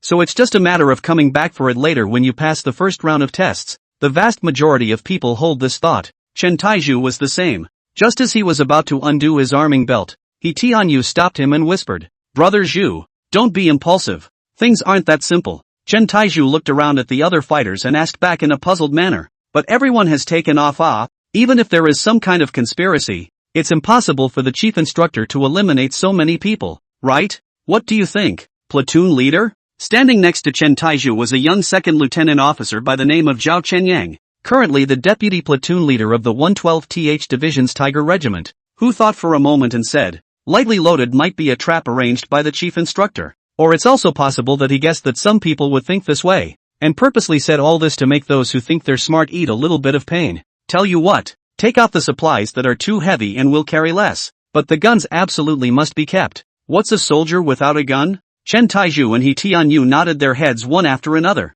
and were considered to have agreed to the compromise proposed by Zhao Chenyang. On the other side, after the team was disbanded, Deng Junyong took the other two men and found Li Shaoshan. Ruan Jianan laughed. "Shaoshan, I've been looking for you just now. What's wrong? Still hiding so far away?" When the four of them teamed up to attack Lin Mo before, the two of them cooperated the most, and although they had only heard of the name before, after that fight, the relationship between the two of them was already very deep. A man's friendship is sometimes a look, a word, or a fight together. Li Shaoshan said with red eyes, "I'm too embarrassed to go to you guys. What face do I have as someone who has already been eliminated? You are really good at bull ting." Higuarue skimmed his mouth and said in disbelief, "That would be you standing first, under the most psychological pressure, and it's only for 10 seconds. If I'm first in line, I'm the one who gets eliminated, and ask them who, in the first instance, would dare to guarantee that they would have the courage to pull the trigger and shoot the chief instructor?"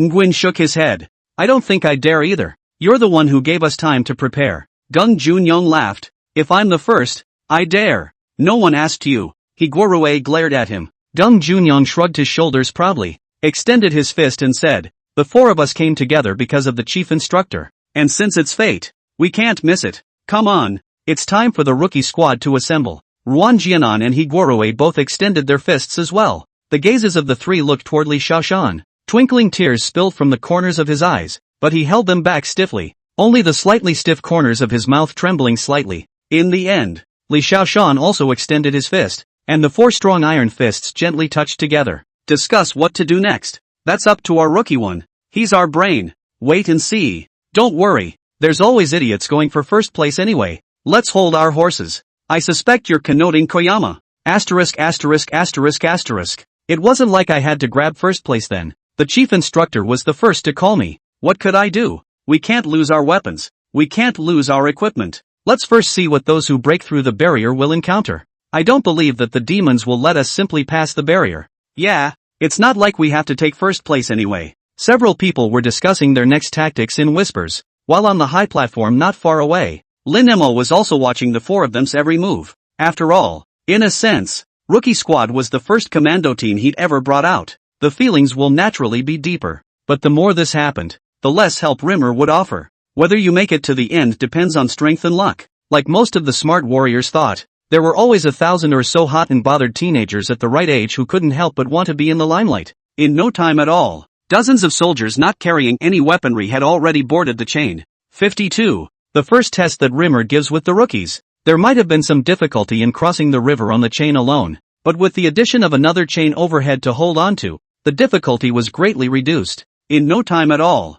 they had walked out a distance of 34 meters and nothing had happened. Seeing this scene, more and more warriors couldn't hold back and started trying to cross the river by choosing different chains respectively. It's not that hard. Charge. Let's compare and see who's faster. Afraid of you. Come on. It's simple. Very calm. There were no accidents. Until the earliest warrior who had mounted the chain had already walked out more than 100 meters away. The vast majority of the smart soldiers present had begun to wonder if they were overthinking things. Special forces training, that's really all it is? Even the four Li Xiaoshan's expressions were filled with incomprehension and confusion, beginning to generate self-doubt. If they hadn't had dozens of days of CQB training before, they would have believed it. By the time the first soldier had reached the 200-meter position, a change of heart occurred. A dozen high-pressure water pumps were suddenly set up on the other side of the river and on the surface of the river, and as the engine began to roar, the pressurized water flow mercilessly hit the warriors standing at the front. The pressurized jets of water hit and hurt more than a whip.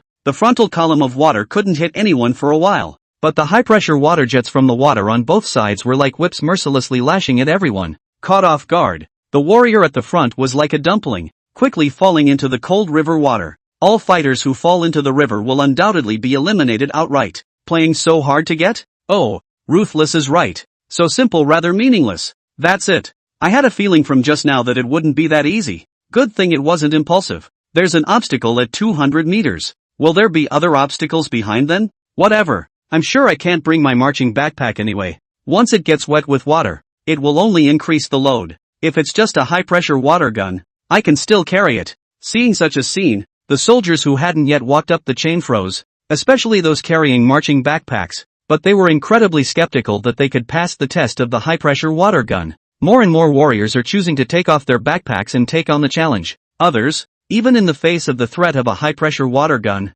still did not choose to drop their marching backpacks, much less leave their guns on the shore. This was actually the first test Lin Mo gave with them. Is it a burden, or is it a light load? Looking at his comrades who were knocked off their chains by the high-pressure water gun, Chen Taizhu couldn't help but say, This isn't fair, is it? What makes it so that the high-pressure water cannons only start attacking when the people in front of them have gone almost 200 meters, and those of us who aren't even on the field yet have to endure the entire assault? No, Taizhu, you said the opposite. It's fair. He Tianyu looked at the chief instructor who stood on the high platform without any expression or movement, and explained, because those 200 meters, it's a reward for the brave. Think about it another way. If you were the first to rush up just now as well, wouldn't you be able to enjoy such a reward? It's just that we chose to watch and people chose to charge. Xiao He is right. Deputy Platoon Leader Zhao Chenyang followed with a nod and said, the brave will always lead, but at the same time, they have to bear the risks that come with the unknown before anyone else.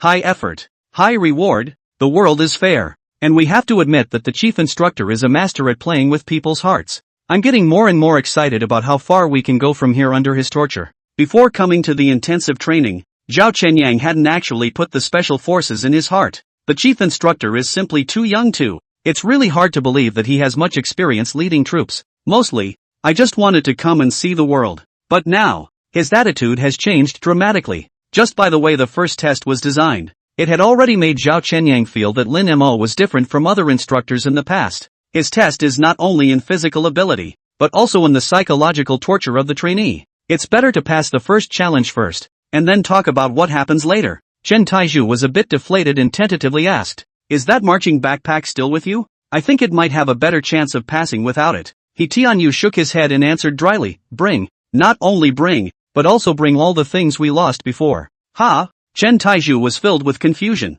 What do you mean? Isn't this pulling down your odds of passing the test? We thought of it together. Zhao Chenyang began to reload the supplies he took out back into his backpack and explained. It's obvious from the way the chief instructor is screening. Carrying a backpack over there is definitely going to be treated differently than not carrying one. Of course, it's also possible that we're overthinking it, but I have made my choice and am willing to pay for it. The vice squad leader and vice platoon leader both put up a fight, and although Chen Taizhu felt that their claims were too outrageous, he still clenched his teeth and said, my mother said that we should listen to the words of a wise man. You guys are the smartest people I've ever met in the army. I'll listen to you. 53, you're not training, you're killing. Determined, the three reloaded their supplies and followed their lightly armed comrades in front of them, charging up the chain without hesitation. The high-pressure water gun is very precise in its maneuvering. They had just stood on the chains when the overwhelming stream of water hit them hard. Not only did the traveling backpack and clothes quickly become wet and heavy, but even the eyes were about to open.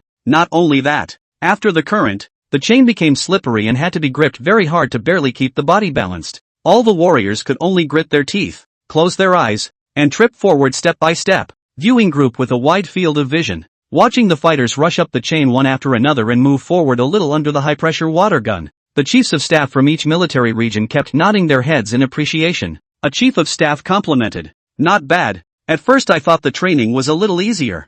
I didn't realize it was leaving the surprises in the middle stage. The rest of the group chatted along. Yeah, that's a fair way of doing it. The ones who go first get a lead of 100 meters or so, and the ones who go later get to take precautions ahead of time because they know there's a threat of high-pressure water cannons. Clever indeed. But what I can't figure out right now is what will be the difference in the end between warriors choosing to carry a marching backpack and not carrying one? Don't tell me. I'd like to know. Comrade Jackal, why don't you just reveal it to us first? Everyone's eyes fell on Lu Ziming. He's the political commissar of the Wolf-Fang Special Forces, and the special team member in the propaganda movie who is more ruthless than the bandits. The two identities layered on top of each other, and caused a number of chiefs of staff to take some interest in the young major officer. It was only in the chat just now that everyone already knew that Lu Ziming hadn't done any special training. The hands were white without calluses, and it was clear that they were not practiced. Of course Lu Ziming knew about the training subjects in the back, but he thought of Lin Mo's reminder and didn't say it outright, but instead sold a lie. Fellow chiefs,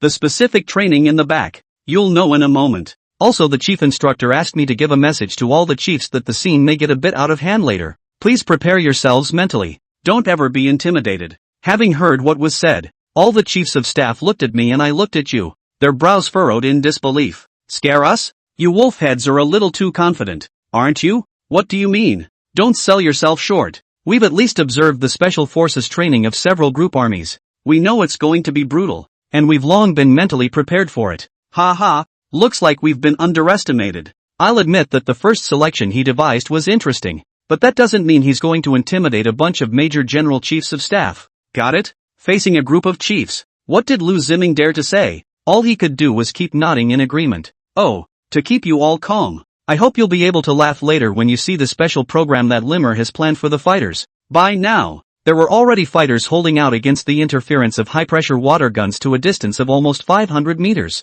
Almost another short walk and you'll be well on your way to the other side of the river. Everyone looked nervously at the charging warriors. As the first soldier crosses the 500-meter mark, suddenly, without warning, the deafening sound of gunfire erupts. Bang! Bang bang! The dull sound of gunfire echoed throughout the training grounds. The expressions of the group of chiefs of staff became grave in a flash, and the guards standing behind them had even put their hands on their guns. Having spent so much time in the barracks, they were able to tell the difference between blanks and live ammunition. Now, the machine guns that suddenly appeared on the other side of the river were firing. Quite literally, live ammunition. That's not all. Bigger movements are ahead. Boom! The originally calm Bison River suddenly rang with the sound of explosions. The shells raised huge columns of water and waves, and the river was instantly churned up, splashing and creating a white mist of water. The shockwave of the explosion traveled quickly through the water, sending strong tremors through the river. The sounds of gunfire, explosions, and the stunned cries and rebukes of the fighters intertwined with each other and echoed long and hard over the training grounds. In a jiffy, it was as if everyone had been pulled into the real battlefield where the war raged on and the smoke rolled and the blood rained. The sudden gunshots and explosions scared all the soldiers who were being selected. No one has been in the army for very long. Who has ever seen such a scene? Live ammunition. They're using live ammunition. Asterisk asterisk asterisk asterisk. Is this an attempt to just us over? This is not training. This is murder. This is a crime. Isn't he afraid of being court-martialed? Brothers in front of you. If you don't leave, you can jump off. Mom has signed the deed of sale. Where are you going to sue people? Asterisk asterisk asterisk asterisk. Who stepped on my shoe? The soldiers once again became tumultuous, with some falling into the river unawares, and many unable to withstand such psychological pressure and actively choosing to withdraw. 54 That the chief instructor is trampling on the lives of soldiers in the name of screening? Many other soldiers who did not have the time to walk up the chain completely lost the courage to step up. Hurt for nothing. It's a waste of time. Above that deed of sale, all the terms are written very clearly. Ruan Jianan tightly grasped the chain and cursed with his eyes closed. I knew the demon wasn't that simple. This is an intention to bring us to our deaths right from the start. Higuerue moved his body step by laborious step and spat. I feel like I can't hold on anymore either. I'm guessing half of them have to opt out now. The devil is still the same devil. They were soaked to the bone with their traveling bags, plus they had to bear the blows of the high-pressure water gun all the time. And they couldn't open their eyes at all. And they didn't even know how far they had traveled. Such psychological torture is beyond torment. Gung Junyon looked at the increasingly chaotic scene and hurriedly shouted, "No! If we keep going like this, we're likely to be knocked off by the others. Listen to me. Put the gun in your hand across the chain and grab the gun backstrap with your hand." Upon hearing this, the remaining few rushed to start trying. This worked, the chain itself curved downward, and the gun body made of steel slid forward automatically instead. Greatly reduces friction between hands. Even hang on to it for a while when you get rushed. Those who have managed to last until now without being eliminated basically have two tricks up their sleeves, and many people have followed suit after noticing their moves. But those soldiers who did not carry guns were left to continue to support their entire bodies by the friction of their hands. But they carry lighter weights and can last longer. After a short period of commotion, the crowd grew quiet, leaving only the sound of gunfire echoing with the sound of water hitting the body. Suddenly, a warrior shouted in despair, "Not good. Everyone, look, someone's been shot." It's not just one person who is shouting, it's a lot of people. Quick pause. Save the day. Holy blood. There's blood all down there. Save a life. Pause the training. Is it hard to believe that you guys really want to kill someone? There weren't many fighters who saw a bullet hit someone, but almost everyone saw the blood floating up above the Bison River. You can tell just from the amount of bleeding that there was definitely more than one person shot. In a flash, all the warriors forgot to continue onward and instead stared blankly at the river that was constantly flooded with blood. The entire set was as dead silent as if God had pressed the pause button. They never had a thought. Death was so close to them. Under the gaze of a pair of panicked eyes, the military doctors on the rescue speedboat began to go down to the river to salvage and, in front of everyone, fished out 3 soldiers with blood on their bodies, their eyes closed tightly, not knowing if they were dead or alive. Fear was at its peak in this moment. After the military doctor examined the wounds, he shouted, reporting to the chief instructor, 3 people have been shot. 1 no longer has vital signs, and the remaining 2 are not in danger of dying for the time being. His tone was very calm, as if this sort of thing happened so often that he was used to it. 1 dead? 2 serious injuries? Upon hearing this news, the warriors, both those still standing on the shore and those standing on the chains, all froze. Rimmer picked up a megaphone and shouted at everyone, "Rookies, don't doubt your eyes. This is hell and your lives will be buried here at any moment. Think about your parents. Think about your family. Think about whether you can dodge the next bullet. If I were you, I would immediately choose to give up and leave this earthly purgatory." The selection continues, and those who do not move within 10 seconds are immediately eliminated. Cold, cruel, emotionless. A pair of angry eyes stared at Lin Mo, wishing to be able to eat him alive. More and more people are choosing to give up. I give up, but I'm going to report you to your superiors for mistreating your soldiers. I give up too. I give up. This is simply playing with our lives. I'm here to be a special forces soldier, not for you to destroy. Have you ever tried such a selective subject yourself? After a round of riots, at least a couple hundred people actively chose to give up the selection under the threat of death. But those warriors who had been eliminated or had given up, every single one of them had deep anger and dissatisfaction towards Lin Mo written in their eyes. What kind of training is that? It's a joke. A lieutenant officer walked up to Rimmer and yelled, "Report!" The rest of the eliminated fighters gathered around.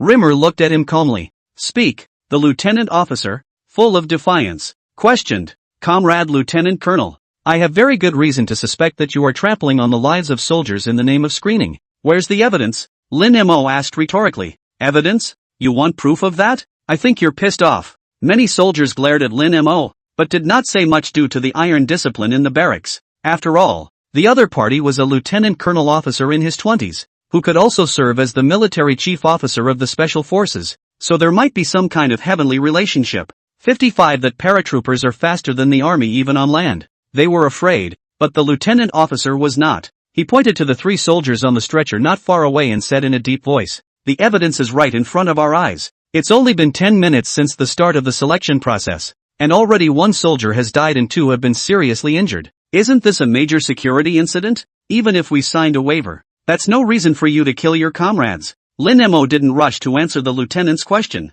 but looked around at the other eliminated fighters and inquired, "You all think the same way as this lieutenant, too?" Many warriors yelled at the top of their lungs. Yes. Lin Mo walked up to the lieutenant officer, looked him in the eye and said, "Lieutenant Company Commander Wei Jinghuan, there is a price to pay for knowing the truth. I'm going to ask you one more time. Do you really want an explanation from me?" Wei Jinghuan didn't think that the chief instructor, whom he had never met before, would know his name. He wasn't intimidated, though, and replied forcefully, "Yes, I want to know." Lin Mo withdrew his gaze and silently sighed in his heart. He had read Wei Jinghuan's information. Young and educated, down to earth and willing to work. A good special forces good seed. Unfortunately, he had already made his choice. Lin Mo asked, "Company Commander Wei, let me ask you a question. Even if 3 soldiers dried up their blood, could they dye a 5-meter diameter area in the flowing river?" Wei Jinghuan seemed to have realized something and his face changed drastically. "You're smart. A little bit of it." Lin Mo ignored his reaction and continued, "You'll find out if you go and check. Those 3 soldiers were faking their deaths, and they weren't shot. The color of the blood has been made to look fake, but anyone who observes it calmly can tell that it's not human blood, or even animal blood. Unfortunately, anger has overtaken all your reasoning. I regret to inform you that you are eliminated and will never be allowed to participate in Special Forces selection. This is what knowing the truth. The price." Wei Jinghuan's face was as pale as paper and he slowly hung his head. He got an answer, but the answer wasn't what he wanted. Wei Jinghuan, who was stubborn and strong, lowered his head for the first time in his life and begged with infinite remorse, "Chief Instructor, until now, I don't have too bad an impression of you, nor do I think you're stupid, but if you say the next words out loud, I'll despise you." Lin Mo pointed to the banner hanging on Wolf Mountain in the distance and inquired, "Company Commander Wei, please tell me, what does that say?" Wei Jinghuan raised his head and looked in the direction of Lin Mo's finger. The other warriors around them looked over. "Just see." Halfway up Wolf Mountain lay 2 large lines of characters in Dragon's Flight. The first line, how the battle is fought, how the soldiers are trained. Second line, from here to war. Everyone bowed their heads in silence. Practice for the battle, not for the look. The slogans that had been shouted countless times on weekdays were transformed into a pair of big invisible hands, deadlocking their throats and preventing them from making half a sound. Wei Jinghuan had never truly realized until now that the difference between an ordinary company and a special force was not just on the surface, and a deep loss swept over him and every eliminated person present.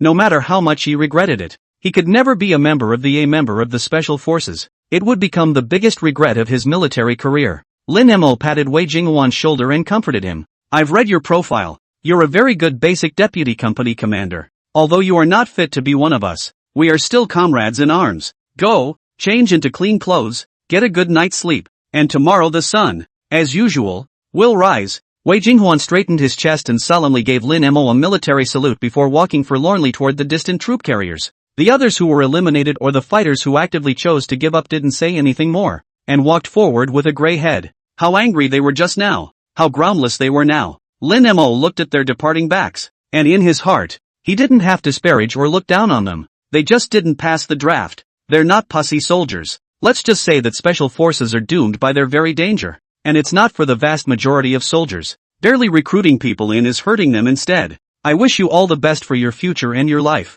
Lin Mo took a deep breath and firmly turned back, continuing to scrutinize his comrades who were still participating in the selection process. Being able to withstand the high-pressure water gun sweep and not falling into the river under the threat of death actually meant that they had passed the first round of selection. All that was left was to wait for them to set foot on the other side. The first soldier to pass the selection process appeared in the 31st minute of the set, dressed in full Air Force camouflage, and with a marching bag on his back. He stepped onto the other side of the river as countless eyes watched. Hoo, ha, hoo, ha. After intense physical and psychological double torture, Deng Chungkai after the robbery like breathing the turbid air. But he forced himself not to fall down and turned his head to shout at his comrades who were still struggling. Come on brothers, it's nothing hard, very simple. You know why I got first place? Because I'm a paratrooper. Paratroopers are faster than the army even on land. 56. Look, the chief instructor is warming up. After pretending, Deng Chungkai collapsed on the ground with a big smile, looking at the blue sky and white clouds above his head and fuming. Damn, letting a paratrooper look down on you. Where does my army lose face? Brothers charge. The army is no slouch either. Asterisk asterisk asterisk asterisk it. It's all 2 shoulders and 1 head. Who's afraid? Deng Chungkai's words served as a strong incentive for the originally struggling army soldiers who could stand this. It's a big face lift. They had summoned all their strength and struggled forward. More and more fighters passed the selection and arrived on the other side of the river. Someone with a backpack. there is also a large percentage of people who don't carry any equipment. Eventually, the 4 members of the rookie squad also passed the test with flying colors. Sitting on their asses on the wet ground by the river, Gung Junyoung took a deep breath and inquired, "How are you guys doing? Are you hurt?" A few people shook their heads. They were originally the king of soldiers, and their physical fitness was far superior to that of other soldiers. Higuruwe took a deep breath and said with a face full of fear, "You guys said, are those 2 still alive now?" At his words, several people started laughing. Higuruwe frowned and asked,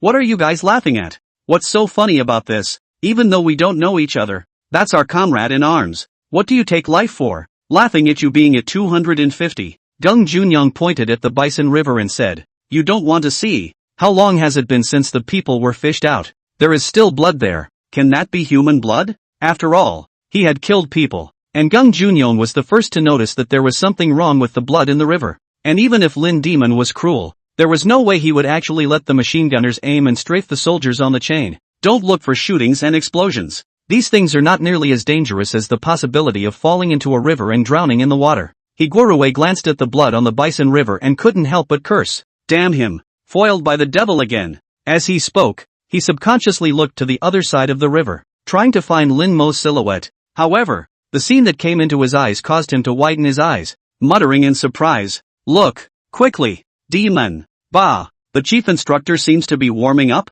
Many of the surrounding warriors looked across the river. As a result, they were shocked to find that Lin Mo was really standing at the edge of the Bison River, loading rocks into his marching backpack. "What do you mean? The chief instructor is planning to come over the chain as well? And with weights? Ha! Look at his little arms and legs. Don't fall into the river. If he does fall, why don't we train him? Don't be so loud. If he hears us, we'll still be out of luck later. Tell me, how soon will the chief instructor be able to cross the river? If it's anything like our situation, and there's a high-pressure water gun, I think he'll be using it for at least 30 minutes. Not far from the side, Deng Changkai was surrounded by many soldiers. Who knows what kind of training you'll face next? And it's always good to get to know more of the best. Seeing that Lin Mo was warming up, one of the soldiers asked curiously, "Paratrooper, how long do you think the chief instructor will be able to come over?" The rest of the group looked at him as well, wanting to hear what kind of judgment the fastest record holder would have. Since he can be the chief instructor, he must have 2 skills. Deng Changkai enjoyed this feeling of being courted and said smugly, "But I see that he has stuffed a lot of stones in his marching backpack, so I estimate that the fastest he can do is 45 minutes. I asked around long before I came here. Our chief instructor is a young student soldier, and his training performance is actually just a so-so." Hearing his words, many people around him nodded in agreement. Having just passed the test, they were all too aware of how torturous this short distance of just over a kilometer was. Observation group seating. The news that the soldier was dead and 2 seriously injured just now could really scare these chiefs of staff. If it wasn't for Lu Ziming trying his best to stop them, they were planning to call the White Hats and have them come and arrest Lin Mo. White Hats can do more than picket. There's also the possibility of a military inspection. And when the tables were turned and they realized they had been played, the chiefs of staff had one look on their faces. The smile shifted to Lu Ziming's face. "To make you look down on people. Serves you right." This time, seeing that Lin Mo had actually started to warm up, the chiefs of staff again felt that the opportunity to get back their face had come.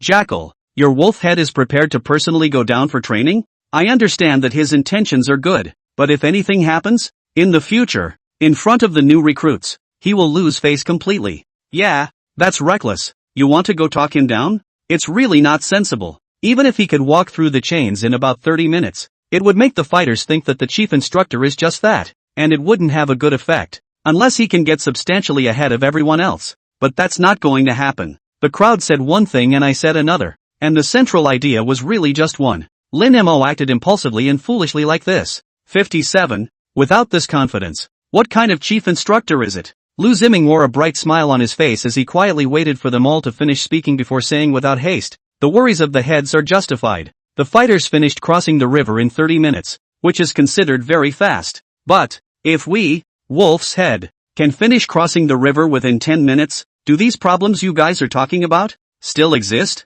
What? 10 minutes? Are you kidding me?" As his words fell, the chiefs of staff all wore incredulous expressions. Moving a distance of thousands of meters on a chain against a high-pressure water gun, even if they were to let the king of soldiers from their respective military districts come, I'm afraid it would take 20 minutes, right? And there's the risk of falling into the river and losing face if you're not careful. Wolf's Head is certainly capable in training. But that doesn't mean he's capable of being far more than a soldier's king in other areas, does it? When the eliminated fighters saw Lin Mo standing by the river, they all stopped in their tracks as well, curious to know the true strength of this young chief instructor. Wolf Head, are you sure you want to play this big? A familiar voice came, and Rimmer looked up at the sound, realizing that the speaker was 47th Army. Rattlesnake, who was about to opt for a career change. Lin Mo lifted his marching backpack, which was already full of stones, and said with a smile, since my comrades have come for a trip, it's always a sign of trust in me, and I can't let them return disappointed.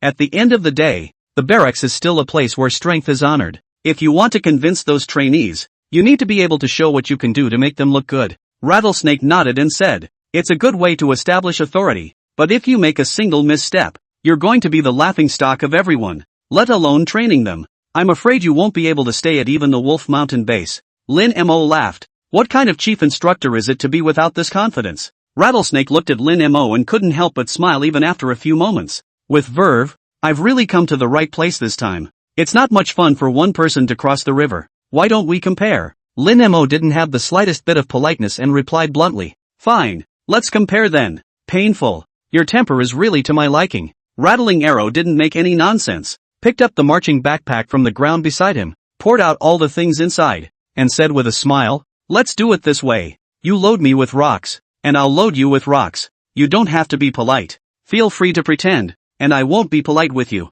How about that? Okay, listen to you. Lin Mo nodded. Because of the loudspeaker, their conversation clearly reached the ears of every soldier on the set. Hearing that there was going to be a competition, everyone became interested. That's the 47th Army's Iron Blood leader, Rattling Arrow, and he's really famous in the Golden City military region. Who do you think will win? Then what's the point? It must be a Rattling Arrow. Our Wolfhead chief instructor guesses that he doesn't know who the other party is, or else he wouldn't have agreed so quickly. That's not right. I see Wolfhead is pretty grounded. It can't be cocky, right? That's not saying much, regardless of whether the chief instructor can win or not. Just because of his daredevil impulse to fight, I'm convinced of him. Yeah, which one of you dares to accept the challenge of detailing ringing arrows? Those fighters who passed at the fairgrounds had a very lively chat, although they already knew the final result. It didn't stop them from looking forward to what Wolfhead would do next. Riverside. Rattlesnake handed over the marching backpack filled with rocks and said with a smile, it's a bit overfilled, so if you feel uncomfortable, you can throw out a bit. Lin Mo took it with one hand and casually carried it on his back, while later handing over the marching backpack he had just prepared. Rattlesnake's brow couldn't help but furrow. Good man. He knew very well how heavy that bag of marching backpacks was, and he could carry it with one hand, but it definitely wasn't as easy as Wolfhead showed. And let's not forget that Wolf's head is holding another marching backpack full of rocks. This guy, it's a deep hide, a little something. Strength-wise it should be similar to me, but he's so skinny. Where does the strength come from? When Rattle Arrow received Lin Mo's marching backpack, his mood had changed from surprise to shock. Boy, how did it sink? If he hadn't been strong enough, he would have probably had to lose his face in front of the fighters with the casual catch he made just now. Lin Mo turned off the megaphone and explained with a smile. The marching backpack is stone on top and cooked iron underneath, so the weight may be a bit heavier than you think. Rattlesnake, what are you doing to me? It's a ing trap, isn't it? But then he thought about it. He was the one who came to people on his own initiative and it wasn't like Wolfhead could foresee things, so how could he have arranged such a trap in advance? Is he putting a deliberate weight on himself? With such a heavy weight on your back, and carrying a high-pressure water gun attack, can you really rush to the other side of the river as fast as you can? But on second thought, Rattle Arrow figured it out. Probably because he was worried about losing face later, so he purposely made it heavier, so that even if he fell into the water, he could explain to the soldiers that it was because the backpack was too heavy. Aha! That's the point. 58. The strength of the chief instructor shocked the room. Rimmer didn't know what he was thinking and thought the weight was too heavy. Reminding, you could have given him back to me. Rattlesnake gritted his teeth and shook his head. Change my ass. A man's word is a spit and a nail. Just do what you want. I'm fine with it. Lin Mo didn't force himself and walked to the chain. When the rattlers were also ready, he looked to the bugler, who was not far away, and said, check 3 counts and blow the charge. Yes, the bugler raised the charge and silently began the countdown. The entire training ground was completely quiet, and everyone's eyes were uniformly focused on Lin Mo and Duan Fapon. What can be said? This competition today will determine who will be the second king of physical fitness in the Golden City military region. As for the first or the undisputed Li Jianguo, That guy is currently in the Imperial Military District on an exchange and is not in the Military District. 3, 2, 1. At the end of the countdown, the bugler took a deep breath and blew the trumpet, which represents courage and advancement. Almost instantly, Lin Mo and Rattling Arrow simultaneously stepped onto the chain, sprinting forward at an extremely fast speed. You chasing me and I catching up, all of them putting their best foot forward. Meanwhile, 10 high-pressure water guns were activated together, and each person was attacked by 5 bull-thick jets of water each. Such a frequency of attacks was 5 times that of the previous soldiers participating in the selection. The machine guns did not stop either. On the contrary, the firing was more intensive than if the soldiers had taken part in the selection. Before it was a muzzle lift of 2 inches and the bullets were flying over the heads of the soldiers. The machine gun was now lowered so much that the bullets were almost grazing the scalp. The slightest misstep is the end of being shot. The training ground resounded with the sound of a cold inhalation, and even the audience's knowledgeable chiefs of staff couldn't help but break into a cold sweat. It's too scary. This has completely removed itself from the daily competition of the troops and has become a game of chance.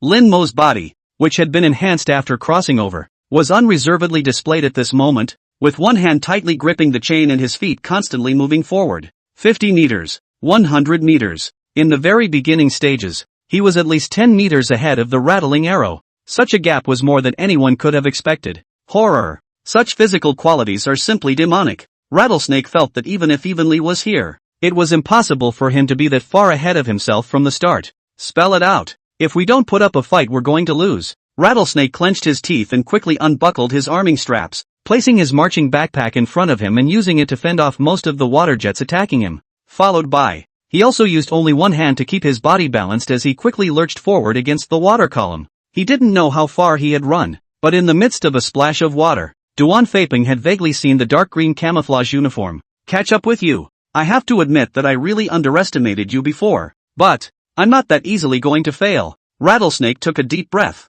slowed the rhythm of his breathing, and with even less regard for any physical exertion, charged forward as fast as he could. Top of the high-pressure water gun constantly moving forward 2 people, in a trance, as if it really became one of the warriors when the courage to take the looting bridge. 150 meters, 200 meters, 400 meters, 500 meters. The chains, which the soldiers had obviously been able to move a step with immense difficulty just a moment ago, had now been rushed through half of the distance by the 2 chief instructors, and their elapsed time, not even 6 minutes. One by one, the soldiers stood up straight, frozen as if on pilgrimage, gazing at the 2 figures looming in the water column. They forgot to refuel, forgot to applaud. It had even been forgotten that he was still wearing his wet uniform and carrying a heavy marching backpack. Human deeply rooted in the marrow of the Mu strong instincts, at this time in their bodies, show no reservation. 600 meters, 700 meters. The 2 of them were chasing each other, and the distance was drawn very close.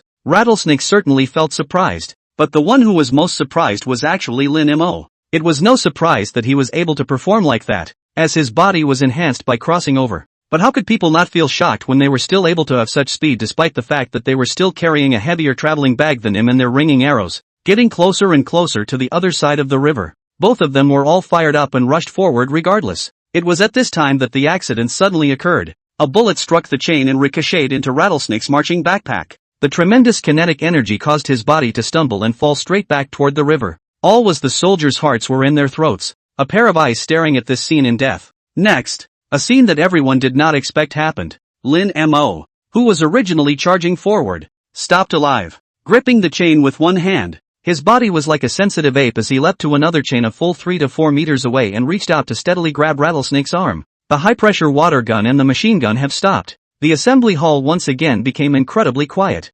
59. By strength. To recover the first instructor of the special forces, Lin Mo inquired with concern. Is everything alright? Rattleshirt shook his head. It's fine. Phew. Ha. It's a good thing you have pig iron in your marching backpack. It blocked that bullet for me. You say. Is this a blessing in disguise for me? Ha ha. Lin Mo laughed and shook his head. That I don't know. Anyway, I know that you lost this match. Lost? Rattlesnake nodded heavily, looked Lin Mo in the eyes and said, lost convincingly. The 2 men held each other up as they made their way toward the shore. Thunderous applause rang out from the reacting warriors. This, chief instructor's reflexes are too good, aren't they? Oh, you mean the chief instructor? It must be our wolf head. Yo, so quick to change. Didn't you just say something like, wolf head will definitely lose? Convinced. There's really no complaints at all this time. We deserve to be eliminated.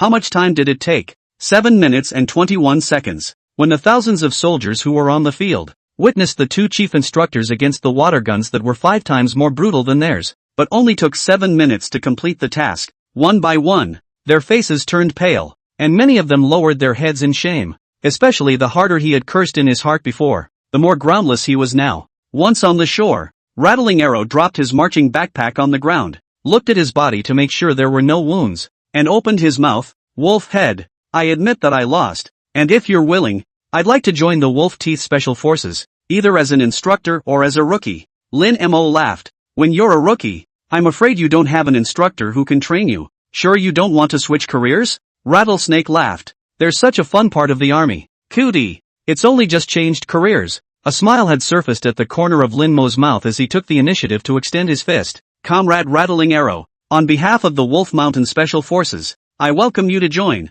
He was really quite fond of the tough guy. Please teach me more in the future. Rattlesnake extended his fist as well. The two iron fists clashed heavily under the light of the early morning sun. The warriors hurriedly began to regroup into squares. If they had only come for the name of the Special Forces before, then the gazes they were looking at Lin Mo now were already filled with awe. As scary as he is, but he was definitely a strong man, even in existence that could surpass Lee on top of his physical abilities. After another half hour or so, the first round of assessment was basically over. The commander of the 7th Company reported loudly, reporting to the chief instructor. The current number of remaining rookies is 721. 2 hours of elimination descended on half the people. Lin Mo didn't say anything. A pair of eyes swept through the square of soldiers from left to right in turn. The sense of oppression on him was so strong that no soldier dared to meet his eyes, and many chose to silently lower their heads. For a long time, just when there were almost some soldiers who couldn't endure the sudden silence and oppressive feeling, Lin Mo opened his megaphone and said in a deep voice,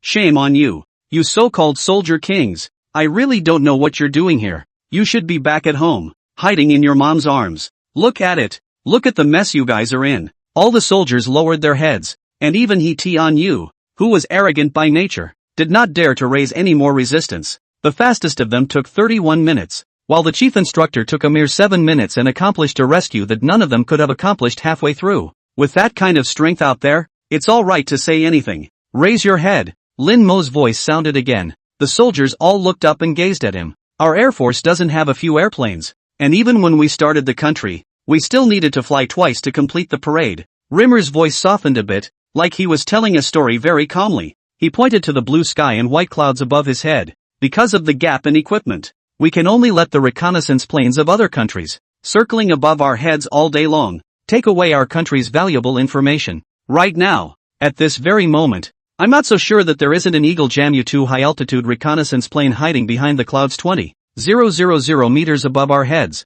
All the soldiers raised their heads and looked at the vast, endless sky. This is the kind of thing that they all naturally know about. It's a shame for all soldiers. Rimmer continued. Our navy doesn't have a few warships, and once our nation's coastline is threatened, they'll have to pull land guns aboard or fight the enemy at sea with bayonets. Know why I'm telling you all this? Many of the soldiers shook their heads with confused expressions. That's because I want you all to understand that, at least at this stage, the security of China needs our protection. Lin Mo mentioned his voice and roared forcefully, and our army seniors have never let the motherland and its people down. The Chinese army, the strongest on earth. This mantra has been fought hard battle after hard battle, and honor has been spelled out life after life. Look at the sorry state you're in. Just letting you cross a river in a live-fire environment and you're crying as if you've been bullied. Go back and ask the veterans of your company if crossing the river under fire was more grueling than squatting in a cat's ear hole on an old mountain. This is the Special Forces. This is hell. Not a place to accompany you lesser soldiers. Playing house.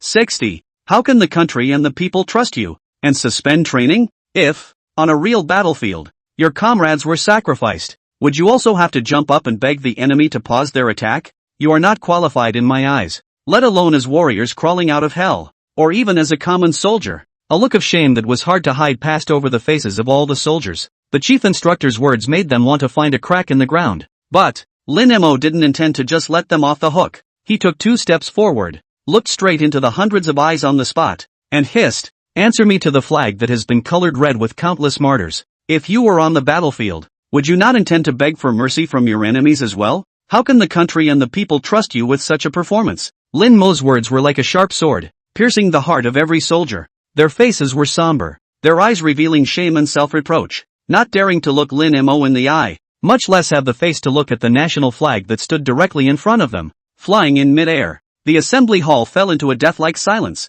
Time became incredibly long in this moment, and the soldiers were well aware that Lin Mo was waiting for their answer. But they didn't know what answer to give. He Tianyu took a deep breath and roared, "Be brave and tenacious, not afraid of sacrifice. Train hard to kill the enemy, always be ready to fight, and defend the motherland to the death." The rest of the soldiers all raised their heads, looked ahead with solemn expressions, and shouted in unison, "Brave and tenacious, not afraid of sacrifice, practicing hard to kill the enemy, always ready to fight, and sworn to defend the motherland." In that instant, the several hundred or so soldiers who had just gone through a brutal selection process once again took back the morale that belonged to them. What Rimmer wanted to see was exactly that, but he couldn't show it. Instead, he had to keep pressuring these remaining soldiers. The only way to see if they are fit for special forces is in a high-intensity environment. Likewise, they will understand if they want to choose this cruel path. That's the two-way street that Rimmer was talking about earlier. Ha! What a nice recitation of the oath. What a loud shout. If I didn't know your previous performance, I would have thought that standing in front of me was an army of tigers and wolves. Lin Mo looked at He Tianyu and inquired, "Private, tell me, if you were allowed to run 240 miles in a day's time under the enemy's siege, forcefully cross the chain under fire and rain, and open a gap for the troops at the first opportunity to cover the subsequent attack, can you finish the job? 240 miles in one day? 6 marathons? 24 armed cross-country 5 Burmese shots? And cross the bridge? More fighting?" He Tianyu's first reaction was that it was simply impossible. This was not something that humans could do. The rest of the soldiers were the same, feeling that this was simply an impossible task. But just as he was about to answer the question, the information movie he had once watched came to his mind, and his body felt like it had been struck by a thunderbolt, and he couldn't say half a word for a long time. No, someone can do it. Red 1 Corps, 1st Division, 4th Regiment, 2nd Company. They've accomplished such feats before. Not only did they run 240 miles in a single day, wearing straw shoes and tattered uniforms, but they also endured 3 battles, large and small. In the process, they are the heroes of China. They are well-deserved army soldier gods. Lin Mo continued, "If we send you to Sanchuri now, can you arrive at the combat position within 14 hours? People without rest, without food, in temperatures of -10 degrees, carrying dozens of kilograms of equipment, over peaks at an altitude of 1,250, running 72.5 kilometers, and before the enemy's maneuvering forces, and to go into battle immediately upon entering a combat position without recuperation?" The fighters were well aware of which war was being talked about. Who can do that? No one has that confidence. That's a load to match the speed of a 4-wheeled vehicle of the Eagle Jam mechanized unit. Can a man outrun a car? Just think of how incredible it is. The point is, they ended up winning then. When the soldiers of the 113th Division, over a mountain peak, arrived in the combat zone, Eagle Jam's mechanized forces were less than a kilometer away from Sanchuri, but it was this short 5 kilometers that changed the entire landscape of the battlefield. The 113th Division then immediately went into battle and in the ensuing battle killed more than 3,200 U.S. troops and captured 114 tanks, 136 howitzers, 253 other guns, and more than 1,500 automobiles. That's how someone in a later generation described the battle after that blockade. Any handful of dirt grabbed in Sancho was a high-quality metal ore. Oh, the ground and the trenches were full of fragments of shells thrown by the enemy, not all of them of good metal. It was also that battle that absolutely could not be done, so that the 38th Group Army had a clean slate, and got a resounding title in the Army. Hail Army. 61. Pre-book closure readers. Start with this chapter. I'm telling you all this to show you that the special forces are not as simple as you think. Lin Mo didn't wait for their answer this time and said, "The special forces are the first line of defense for the motherland, the existence standing at the forefront of future wars. That means honor, and likewise danger, isolation, desperation, one impossible task after another, one fight after another with no end in sight. Are you really ready to die for your country? For your people? I'm going to ask you one last time. Is there anyone who has opted out? Those who want to quit, step out." Not long after the words fell, a dozen or so wretched soldiers walked out from the formation and left the training ground under the leadership of the warriors of the 7th Company and the 3rd Company. Lin Mo slowly nodded his head and praised, "Very good. There are still smart people among you. Are there more smart people out there?" No one spoke or moved. Obviously, the remaining 600 or 700 soldiers, at least up to this point, had no thoughts of giving up. After making sure no one quit, Lin Mo spoke. Now, I announce the second training subject. Swish. All the soldiers straightened their bodies and looked at Lin Mo with apprehension and nervousness. They wonder what horrors this man would torture himself with. See that mountain in front of you? Lin Mo pointed at the lofty mountain not far away and said, that mountain is called Wolf Mountain. What you guys have to do is carry the equipment on you for a 5-day survival test. In the next 5 days, there will be a different assessment task every day, and those who can't fulfill the assessment targets are eliminated. You will be told exactly what to do over the radio from Wolf Mountain. Oh, right. There's one more thing to tell you. The vast majority of the animals in Wolf Mountain have been relocated, leaving only 10,000 venomous snakes, and many insects along with ants. If you are not carrying food, then they will be your only source of food. I've seen the weather forecast and it's going to start raining tonight. There are a dozen fire watch points on Wolf Mountain, so if anyone is caught using an open flame, they are immediately eliminated. Of course, if you are confident that you can use an open flame without being detected, by all means try it. Hearing Lin Mo's words, all of the remaining soldiers all stared wide-eyed. Good man. 5 days in the jungle with poisonous snakes and insects on a rainy day? And face a siege? And unknown missions? That's too hard, isn't it? The devil. It's like a training that only the devil can formulate. But because of the words that Lin Mo had said earlier, they didn't have the courage to make a protest. It's not like people are forcing them. It's very easy to give up. There were also quite a few soldiers who couldn't help but have the corners of their mouths rise slightly, outlining a smug smile. That's the people who carry marching backpacks and weapons and equipment. They more or less carry a lot of food. Rainproof cloth and so on are also necessary. It's not that hard, relatively speaking. It doesn't take much thought to realize that those who didn't bring their bags would be even worse off than they are. It balanced them out internally. It was just as they thought. With or without weapons and equipment. A complete difference in treatment. Report. A voice rang out from the queue. Rimmer, speak. Yes, a stout soldier, but carrying nothing, said in a deep voice. May I ask the chief instructor if we can grab the others' supplies? Lin Mo gave an affirmative reply. Yes, you can freely form a team. The number of people cannot exceed 5. At these words, many of the soldiers who had nothing with them became agitated. It's nice to be able to grab it. However, their excitement didn't take long to turn to worry and panic. Realize that many of them don't even carry guns. And to go and rob someone's supplies under these circumstances? It's a fool's errand. It's more like being counter-robbed. But no matter what, it finally showed them a way to stay alive. The rookie contingent of a few hundred was once again quiet. Lin Mo looked around the room and said in a deep voice, if there are no other questions, then you will be given flares along with rookie armbands next. If you can't hold out during training, or if you run into any danger, you can always pull the flare. There will be someone to prepare hot water, food, warm clothing, and send you back to your original unit. Also those of you who carry weapons and ammunition, convert the number of bullets you have 1-to-1 for maneuvers later, so that if someone grabs your resources, you can shoot them. Those who are hit in vital areas are considered eliminated. Start getting ready. In 30 minutes, the survival test will officially begin. After Lin Mo gave the order, the warriors of the two companies began to equip the rookies as requested.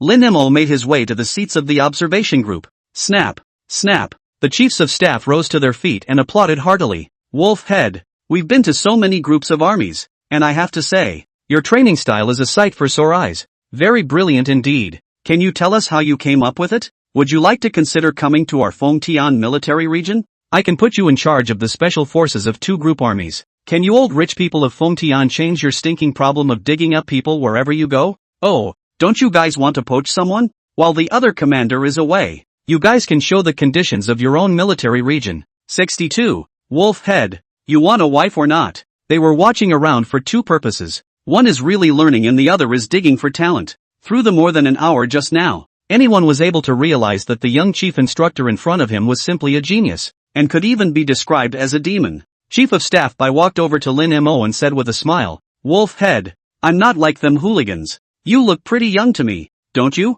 Our military commander's daughter is about the same age as you and also graduated from the military academy. Do you think if you have time, I'll arrange for you to meet? Facing the passionate and fiery chiefs of staff, Lin Mo didn't even know who to talk to first for a while. He took 2 steps back, distancing himself from the crowd, and gave a solemn military salute. I thank you all for the love you have shown me, but I have no intention of leaving the Golden City military region. But please rest assured, chiefs, that you can always have the special forces instructors from the various group armies come to me to learn. I'll know what I'm talking about, and I'll know what I'm talking about. And when another period of time passes, and the special forces of the various groups of armies are pretty much trained up, there will be no shortage of opportunities for hand-to-hand combat. Maybe in time the chiefs will realize that I'm not really as good as the troops the other chief instructors have brought out. Modest, prudent, and not overly ambitious. Lin Mo's performance and the words he said deepened the chiefs of staff's favorable opinion of him. But now that it's all said and done, people are out of the idea of digging in. The answer to whether or not you can dig away is already there. Good. Then I'll thank Chief Instructor Wolfhead in advance. And in the future we'll definitely strengthen our opportunities for exchange and learning. So do I. I'll have the instructor come over and learn when I get back. Chief Instructor Wolfhead is too polite. We have seen your performance for all to see. We can only say that the younger generation is fearful. The younger generation is fearful. Chief of Staff Bai smiled and said, Chief Instructor Wolfhead, they are trying to poach you. I'm serious about introducing you to someone. Give me your contact information later and I'll arrange it for you. Lin Mo shook his head. Chief, I have someone I like. He certainly didn't have a girlfriend and had no thoughts about it. A woman would only affect the speed with which he could draw his gun. Having traveled across the world once in a while, Lin Mo had only one idea, to lead out a special force that stood on top of the world. So, that's quite a pity, but it's okay, it's still young. What happens in the future is anyone's guess. Chief of Staff Bai patted him on the shoulder and said, there will be opportunities to meet again in the future. If you want to find someone, you must tell me. I have a lot of suitable candidates there. Okay, I'll remember. Lin Mo nodded heavily. The chiefs of staff exchanged pleasantries for a while longer, and only then did they reluctantly leave the viewing gallery. They would have really wanted to stay at Wolf Mountain Base if their next stop hadn't already been scheduled. Let's see what other whimsical training methods Limmer has in mind after that. When they were sent away, Rattling Arrow came to Lin Mo's side and said with a smile, Chief Instructor, can I ask, are you going to have them complete all those tasks in these 5 days? Lu Ziming felt goosebumps all over his body when he thought of those perverted missions, and said in hindsight, oh, they're all pretty inhumane. Rattlesnake became more curious. Lin Mo spoke, let's go. Go to the monitoring room first and show you the subsequent training program. Don't listen to the commissar. I'm not some kind of devil. Military Region Command, Office. The guard looked at the surveillance, those major generals and chiefs of staff fawning, and said worriedly, Commander, do you want to go over there? In case Lin Mo is scooped up by them, it would be really bad. The conditions offered by those old foxes were more tempting than one another, and if one's mind was not firm it was easy to be lulled into a false sense of security. And through today's training, anyone would be able to see how important Lin Mo was to training a special force. There's nothing to worry about. It's all stuff I have left over from playing. Lei Guoqing glanced at the papers on his desk and said without a care in the world, none of them know what Lin Mo really wants. The Bobcat assault vehicle and the rotorcraft are already in production, and when those two make a big splash, I can double what they can give. Old man. No. Tenfold. God bless my Golden City military district. Lei Guoqing looked at the upright Lin Mo and had already begun to fantasize about the future of their 21st Group Army Special Forces. The only thing the Golden City military district does is plant trees? Oh, this time we're going to show you if we can beat you in military subjects. The thought of being able to see for myself the comical and exaggerated expressions on the faces of those old comrades in the not-too-distant future. Lei Guoqing then couldn't help but look forward to Lin Mo's future with the special forces even more. 63. Half-crouch horse stance slant end gun. The strongest generation of single soldier king. Lin Mo brought Rattling Arrow and Lu Ziming to the monitoring room of the Wolf Mountain training base. The room was large, 60 or 70 square feet. A dozen uniformed staff members watched the computers in front of them with rapt attention. There were many large and small screens hanging on the surrounding walls, and the surveillance images showed all the corners of Wolf Mountain. Can't do full coverage. Only see about 20% of the scene on Wolf Mountain. Even so, in today's day and age, everything in the surveillance room is science fiction. As soon as Rattlesnake entered the door, he was startled by the sight in front of him, and said in surprise, Wolfhead, you wouldn't have moved out all the equipment from the live broadcast battlefield of Blue Swords Operation BN86, would you? Lu Ziming replied, not only those, but also borrowed a lot of equipment from your 47th Army to barely make it to where it is now. Rattling Arrow was filled with envy, collecting the strength of the entire military region for a small unit of yours. The commander is so good to you. Sitting in my room with a view of Wolf Hill. I can't imagine what the future could hold. When it's 100 years from now, will it be possible to monitor the ground in real time just through satellites? Or even do full coverage? Lin Mo wanted to tell him that it wouldn't take 100 years. Far from it. If the historical line doesn't change, the first Beidou satellite will be launched into space in 10 years. Reconnaissance satellites could be developed in a decade or so, And by the time 2019 rolls around, the Haiyan system will be officially online. That's truly full geographic and full coverage. By then, face recognition, big data comparison and so on. Now people's incredible features will one by one become a reality. In fact, Lin Mo looked at the soldiers in the room wearing red shoulder straps and green uniforms, and he was in some kind of trance. Obviously the time span of the crossing is not that long, but being in such an era and facing those technologies that are coming out soon is similar to fantasizing about an alien civilization. It's so true what people love to say in the 90s. It's not that I don't understand. It's the world that's changing so fast. Lin Mo walked to the chief instructor's exclusive office area and gestured for the two to sit down. The three men took their seats. Lin Mo took out a training plan and handed it to Rattlesnake. The future technology will surely blow your mind. What you said will soon become reality. Enough of that chit-chat. Here's the training program for the next 5 days. Take a look. Rattlesnake took the training program and read it. When he finished reading the top, the corner of his mouth couldn't help but twitch as he slowly shook his head and said, "No wonder the jackal said you were inhumane." Today's strong crossing of the Bison River screened out nearly half of the rookies. Again, according to the screening criteria above, at least another half a dozen must be eliminated in 5 days. Special forces, do they really need such exaggerated screening? Lin Mo nodded seriously. Wait until later when you know what they need to do. Then you'll understand that these screenings aren't excessive at all. Only the best of the best will ensure their survival in the face of all the complex tasks ahead. And I believe in this team of ours. In the ability of the warriors. Haven't you heard that one before? Red shoulder badge, green uniform, half-squatting horse stance, slanting rifle, the strongest generation of single soldier king. Rattlesnake repeats it in a whisper, grinning. I haven't really heard it before, but it kinda rhymes. I like that one, and the one you just said. The Chinese army, the strongest on earth. Mother asterisk asterisk asterisk asterisk her. You intellectuals talk in a set way. I feel that if I listen to it for 2 more years, I can go to graduate school. Lu Ziming couldn't help but say, not all intellectuals are like our wolf head. Which words, he said. I've never even heard of them. The three of them smiled at each other and began to discuss their next training program. While they were discussing the training program, several hundred warriors had already removed their original rank and armband and replaced them with the exclusive armband of the rookie trainees. Those carrying weapons and ammunition have been replaced with drill-specific ammunition, as well as blank muzzleloader boosters and rescue flares. Half an hour passed quickly, and the rookies were basically done forming teams. Acquaintances looking for acquaintances. Without an acquaintance, those with guns look for those with guns. Everyone didn't know what kind of horrible mission Lin Mo would announce next, so they were all cautious. And they know very well that those who didn't carry food with them along with weapons and ammunition would never be willing to be eliminated just like that, and would most likely plunder them. One misstep and you're out of business. When everyone was ready, Lin Mo pressed the amplification button on his desk and said in a deep voice, I now announce that the survival screening has officially begun. Failure to enter the Wolf Mountain range in 1 minute. Eliminated. There were many loudspeakers installed throughout Wolf Mountain, and almost instantly, Lin Mo's voice resounded throughout the Wolf Mountain training base. Gung Junyong organized the equipment on his body and said with a bitter smile, the devil is still the same devil, and there are so many tricks to fix people.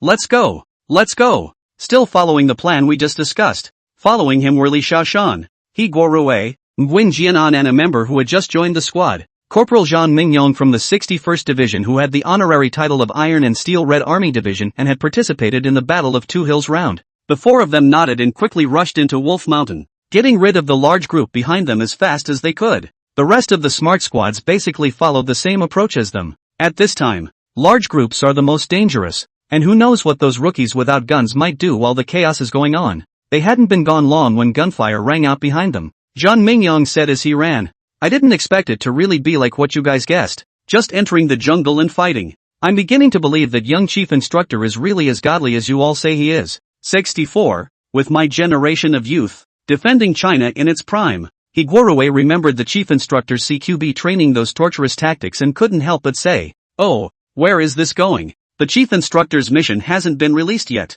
Just watch. The excitement is definitely still to come. Deng Junyong and Wan Jianan nodded in sympathy. Only Li Xiaoshan's face flashed with a look of regret. He had a chance to train with the group as well, but unfortunately made a bad judgment call in the middle of those 10 seconds. Good thing. There's still a chance to make up for everything. The squad increased their speed once more, pulling away from the rest of the group. The battle at the entrance to the Wolf Mountain jungle didn't take long to break out, and the vast majority of rookies who crossed the river unarmed were quickly eliminated. With a gun against no gun. Even if you launch a sneak attack in the first place, the success rate is low. There were also rookies who grabbed weapons and disappeared into the thick jungle. Less than 10 minutes into the screening, there were already 30 or 40 eliminated rookies, walking out of the jungle with regrets and disqualified from further selection. In accordance with the provisions of their helmets were placed in the open space in front of the flag. Each helmet represents a warrior who left with an unwillingness. In this moment, the brutal competition of the military camp is on full display.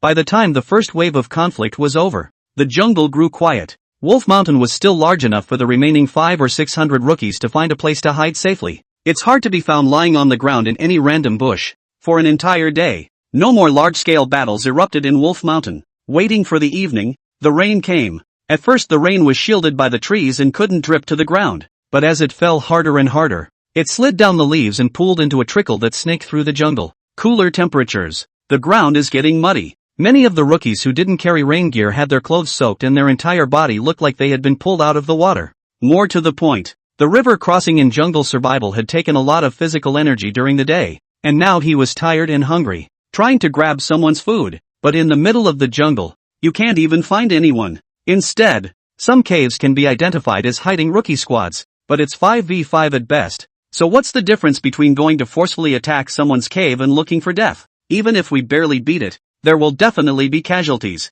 I don't know. I'm not sure. It's hard to build effective trust when you're a stranger to your comrades and are in such a situation. We are all both temporary comrades in arms and competitors with each other, plus the chief instructor's yet to be released mission. It's perfectly fair to say that in the midst of this examination, others are hell. Somewhere in a cave, He Tianyu took off his wet uniform and inquired in a puzzled manner. The first day is almost over. Why hasn't the chief instructor released the mission yet? Brother Pillar, get some food. They didn't have a full squad of 3. The reason why they would do this was because according to Zhao Chenyang's analysis, a large number of people might not be a good thing, especially since they weren't carrying much food, not enough for themselves. When they came to participate in the intensive training, everyone heard that Wolf Mountain enforced the standard of 4 types of stoves, and some people even came to participate in the examination just for the delicious food. Not many people bring food. Who would have thought? Before he could see the gates of the Wolf Mountain training base, he was thrown straight into the jungle. Chen Taizhu took out the few compressed dry rations from his accompanying backpack and gave 1 piece to each of the 2 men, saying, "We only have enough food to last until tomorrow night. We have to think of a way, or else the last 3 days will be hungry." He Tianyu took a bite of the compressed dry food, really choking, and inquired, "Indeed, we have to think about what to do. Brother Pillar, do you have water with you?" Chen Taizhu shook his head. Zhao Chenyang scolded, "You kid treats people like quartermasters? The cave is not all water. You just drink it." He Tianyu was a city soldier who hadn't suffered much since childhood, and when he heard that he had to drink rainwater, the corners of his mouth couldn't help but twitch. "That's full of parasites. Live to think about parasites." Zhao Chenyang took a military kettle to the water pit and scooped up a can of water, took a sip and handed the kettle to He Tianyu and said, "Next we might have to eat insects and poisonous snakes raw. If you can't even stand that, it's better to quit while you're ahead." Chen Taizhu also filled a pot of rainwater and drank it without a care in the world, saying with a smile, "Where we don't have running water, we all drink well water and river water. Parasites are nothing. Just eat a couple of baobabs when the mission is over." Potassium belongs to a kind of intestinal worm medication. The main ingredient is piperazine phosphate, which can be used to treat roundworm and pinworm infections in children. In fact, adults should be more likely to use medications such as albendazole tablets, praziquantel tablets, mebendazole tablets, levamisole hydrochloride tablets, and bisacodyl thiamphenicol suppositories. But in today's China, bottle candies are not even fully popularized, let alone other adult-specific medicines. You basically have to put up with anything that's wrong. If you can't help it, look at the Barefoot Doctor's Handbook and dispense some herbs yourself. He Tianyu hesitated for a moment, but finally gritted his teeth, took the water bottle handed over by Zhao Chenyang, and tilted his head back to take a big gulp of the bitter rainwater. He looked at the incessant raindrops outside the cave and couldn't help but lament. Asterisk asterisk asterisk asterisk. This place is really hell. But, what makes it so appealing? The 3 of them smiled at each other. The answer is, in fact, that they both know that, because only through the examination here, they can become a special forces, standing in the front line of the motherland, take over the burden handed over by the martyrs, with my generation of youth, defending the prosperity of China. 65. Eating poisonous snakes alive? What kind of demon can do this? The squad led by Zhao Chenyang wasn't the only one who was also entangled by the food issue. About a kilometer away from them, Gung Juanyong's 5-member team built a hidden shelter with leaves and rainproof cloth. The 5 men huddled in the small space, nibbling on cold, compressed dry food. Hiruegwa drank a mouthful of rainwater and inquired, "Why don't we find a cave to hide in? Or dig out a cat hole? As long as we dig deeper, we are able to repair a smokeless stove. You'll get sick if you just carry on without fire." Gung Junyong shook his head and refused dryly. "No, we have to learn to think from the chief instructor's perspective. Will he make it that easy for us? It's about 10 o'clock at night now, and the first day of the survival test will be over soon, but the mission hasn't been released yet, so it's better for us to endure it." Li Xiaoshan nodded cautiously. "I agree with the captain's idea. Nguyen Keenan, I'm fine with that." All 4 of them had similar thoughts, thinking that Lin Mo wouldn't let them get through the examination that easily. The more this happens, the more calm you have to be. Zhang Mingyong thought for a moment and said, "What you all say makes sense, but the food problem must also be solved, or it will be difficult for us to survive 5 days. When I was scouting the terrain earlier, I saw a lot of people catching fish in the creek to the west. When we get out of today's mission, I suggest grabbing some fish. Eating raw fish is at least better than eating poisonous snakes raw. What do you guys think?" A few people nodded, agreeing with him. Wolf Mountain, unnamed creek. Hundreds of rookies with assault rifles on their backs braved the rain and searched the streams for any edible animals. People will eat anything when they are hungry and desperate. There hadn't been a major conflict erupting for a day, and everyone was here for the selection process, with weapons in their hands. This, coupled with the large number of people in the stream, created a delicate balance instead. Deng Chungkai also led 4 members in catching fish, but they soon realized that the stream was very clean. Almost nothing is edible, and with poor visibility at night, it's hard to catch small fish even if you do see them. Deng Chungkai rubbed his stomach and couldn't help but complain. Is this Wolfhead's intention to drive everyone to extinction? Really going to make us eat poisonous snakes? Ha! Several of the team members who followed him were equally hungry, cold and starving, but even then, no one voluntarily quit. Come all the way. Just as Deng Chengkai was about to give up his plan to catch fish, he suddenly noticed an eel not far away. He whispered, "Nobody move. There's something to eat." Several of the nearby team members all stopped what they were doing. Deng Chengkai cautiously approached the eel, unable to stop the corners of his mouth from drooling harangues. This eel was thick, so if I could catch it, I could at least make a sacrifice to my 5 organs and not go to bed hungry. Close, reach out, catch. Feeling the greasy touch, Deng Chengkai excitedly raised his hand and said, "Comrades, the midnight snack is available." However, Deng Chengkai soon realized that the teammates next to him all took 2 steps backward unanimously. Looking at the eel in his hand warily, a rookie took a deep breath and said, "Paratroopers, that's not an eel, that's a Chinese water snake, highly poisonous." "Ha? Viper?" Deng Chengkai was startled and panicked, throwing the Chinese water snake out. The appearance of water snakes attracts a lot of attention. Under everyone's gaze, a man who was about 170 tall, round-faced, slim and bald grabbed the Chinese water snake in midair, skillfully sliced off the snake's head with his saber, threw open the abdomen, took out the snake's bile inside, and swallowed it in one bite. Such a scene made many people feel sick. The bald soldier, with snake blood at the corner of his mouth, looked at Deng Chengkai and said with a smile, "Thank you, squad leader. I was worried about not having anything to eat." Following closely, he sliced off a piece of snake meat and asked, "Squad leader, would you like to taste it?" Deng Chengkai, as if he was looking at a savage, shook his head and said, "That troop of yours, how can you eat everything? Which is poisonous that you don't know about?" The bald man smiled and said, "I'm from the 94,000 military hospital, and I just happened to have a spot to participate in the intensive training, so the leaders let me come over to try. I've taken care of the poison glands. They're not quite clean, but they're definitely not poisonous." He always had a harmless smile on his face, and a lot of people noticed that he didn't have any other team members around him. This suggests he was alone, not part of any squad. The corner of Deng Chengkai's mouth twitched and he said contemptuously, "You're a hygienist? A hygienist also wants to be a special forces soldier?" He. The hygienist laughed twice and retorted, "Squad leader, when you crossed the river you said you were a paratrooper. And as far as I know the main role of paratroopers is to open up enemy rear fronts, as well as surprise attack operations, and their territory of operation is usually under enemy encirclement. If you meet an enemy, you have to hide in a hurry, like an ostrich. Ostriches want to be special forces, why not sanitarians? Ostrich?" Upon hearing this designation, many of the rookies in the neighborhood who were attending the set let out a chuckle. Deng Chengkai frowned and said in a deep voice, "Hygienist, you're looking for a fight aren't you? There can be 5 of us." The hygienist was not the least bit flustered.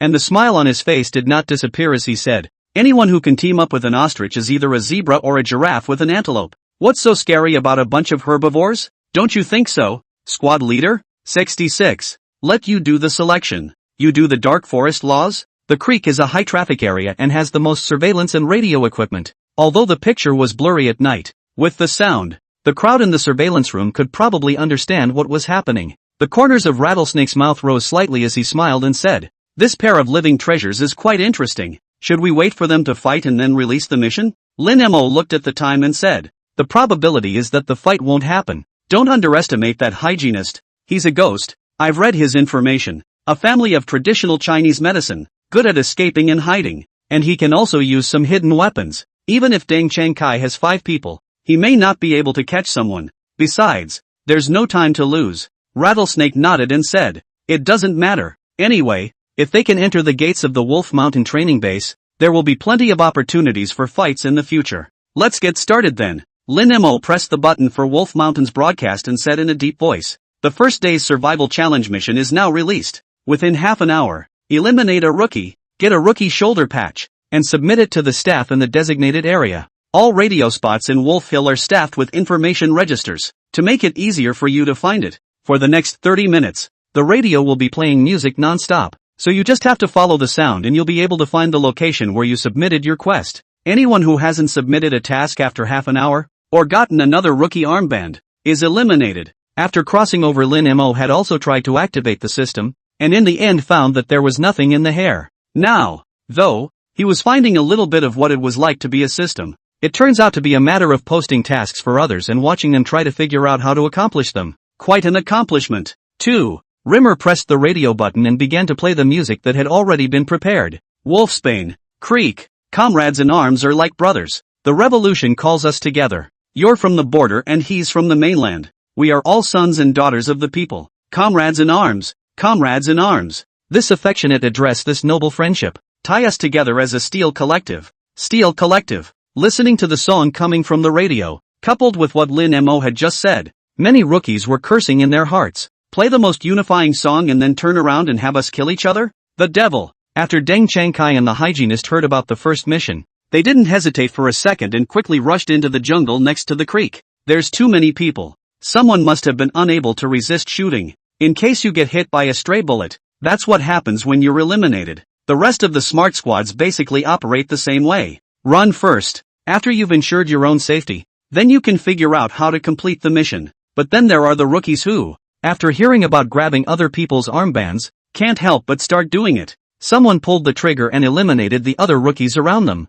But before he could remove someone's armband, he himself had been hit by someone else and was eliminated miserably. The whole creek is a mess. In the jungle beside the creek, Deng Changkai lowered his voice and said, Sanitary officer, what just happened is over. I see you running quite fast. Let's team up. This chief instructor is too scary. Hell, I don't know what kind of perverted tasks there are in the days behind. Most of his crew has been eliminated, and there are 2 who don't know where they went. We had all just met, so we couldn't talk about how well we knew each other. When it comes to emergencies, it's natural to go your own way. The hygienist had seen Deng Changkai's ability to cross the river and said with a smile, team up, okay? You learn to ostrich call? I'll team up with you. Hey, you big shot. Deng Changkai raised his hand and prepared to hit someone. The hygienist laughed. Don't be impulsive. There's no telling how many people are hiding in the jungle by the creek right now. If you're exposed, you're dead. Just kidding with you. Now, the 2 of us are comrades. Deng Changkai stretched out his fist,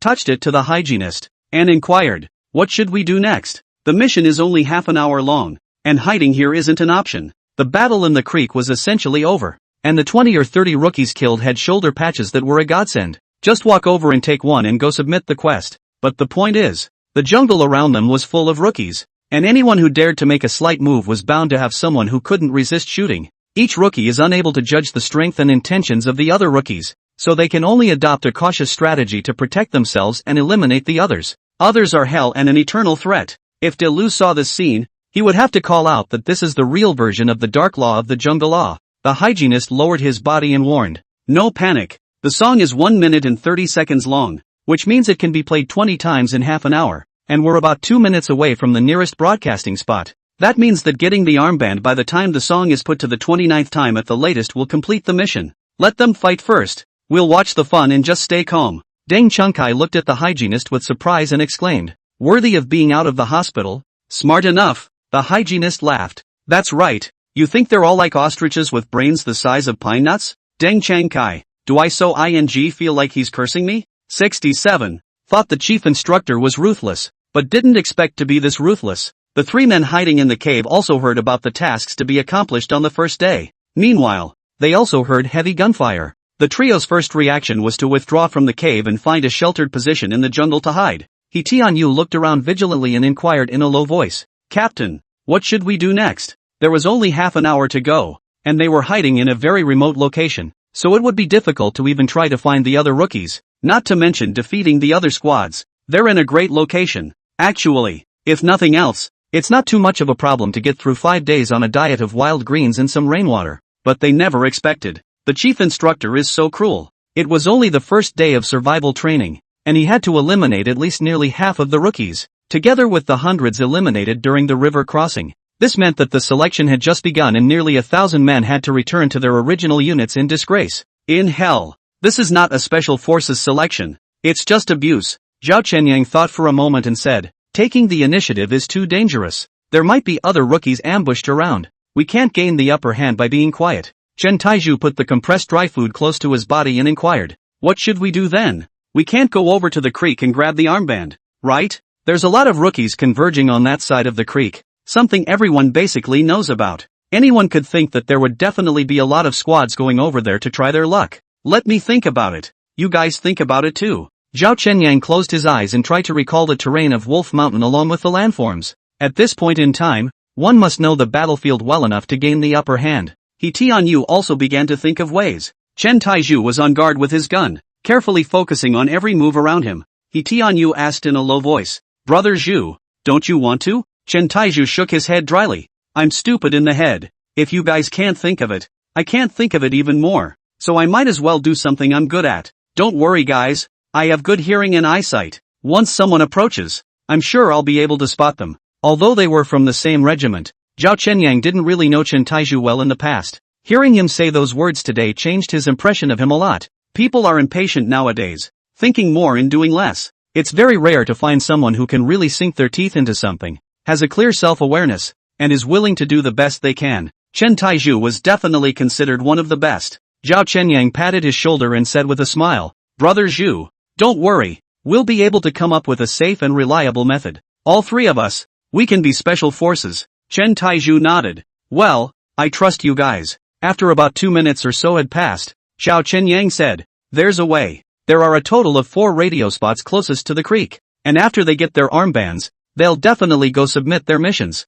We'll just pick one of them to hide and ambush them when they turn in their quests. What do you think? He Tianyu said excitedly. Good idea. Pillar, do you have any comments? Chen Taizhu shook his head. Having made up their minds, the three of them stopped dawdling and quickly began to traverse the jungle, looking for a suitable ambush site. The Wolf Mountain, which seems to have calmed down again, harbors a dark storm that could erupt into battle at any time. Wolf Mountain, inside a homemade shelter. When Guorui heard Lin Mo's voice on the radio, he said without a trace of anger, I knew the devil would absolutely try to toss us off. What now? The remaining 3 were deep in thought. Zhang Mingyong thought for a moment and said, those who haven't been eliminated yet are about 500 to 600. And the vast majority should be waiting for their chance on the other side of the stream. Wait until the mission is almost over. That's when the fighting is at its most intense. One mistake and you'll be ambushed. The 5 of us are fully loaded and armed, and several of you are still the kings of your respective regiments. We don't need to wait until the end to take risks. We should take the initiative. Don't you think? It was a very telling statement, and the remaining few nodded their heads individually. I'm fine with that. Agreed. There's really no need to gamble. Finding a squad to take out and submitting the mission quickly would suit us better. Agreed. But where are we going to find someone? It was still Zhang Mingyong who spoke. When I was scouting just now, I saw 5 people in the cave over there. Let's quickly feel our way over and we should be able to block them. The remaining few nodded. The squad of 5 began to move. If viewed from above, the way they burst through the jungle resembled the letter Y. This formation is called the Y formation, or the bingo formation, consisting of 3 axes at an angle of 120 degrees, with the commander, communicator and machine gunner on the central axis. It can effectively deal with enemies from multiple directions and is suitable for offense. but requires a high degree of tacit understanding. After all, the CQB who had trained for a month in advance, their strength was almost unique among all the rookies, just ran not far. Gung Junyong quickly made a stop gesture,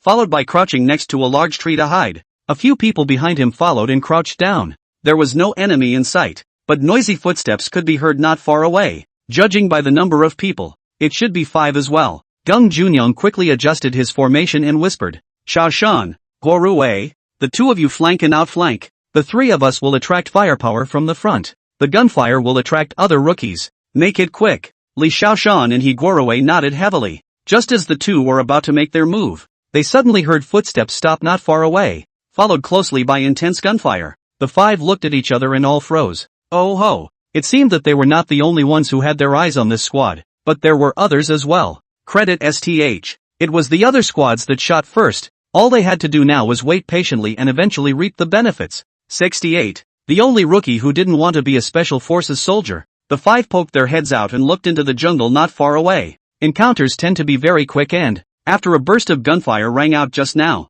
the ambushed squad was instantly reduced by 3, leaving only the last 2 still holding on strongly. But by the looks of them, it was only a matter of time before they were completely wiped out. He whispered, our position is right in the middle of them. A round of point-blank fire will definitely take out a few. Should we do it? Gung Junyong shook his head and said, there's no rush. The remaining 2 are a bit leveled. Let them fight first and we'll strike last. The 4 nodded slowly, once again acting as battlefield observers. The remaining 2 also realized that the enemy was preparing to encircle, and one of the rookies rushed out at great speed to draw enemy fire. His speed was so fast that even Gung Junyong and the others were taken aback. Good man. And the masters? After Zhang Mingyong saw the man's face, he said in a low voice, I know this man, the platoon leader of the 181st Diamond Regiment's reconnaissance company, Chen Yingkai. Although he hasn't won any awards, his strength is not bad. The group army was huge, and it was impossible for Gung Junyong and the others to have heard of anyone. He inquired suspiciously,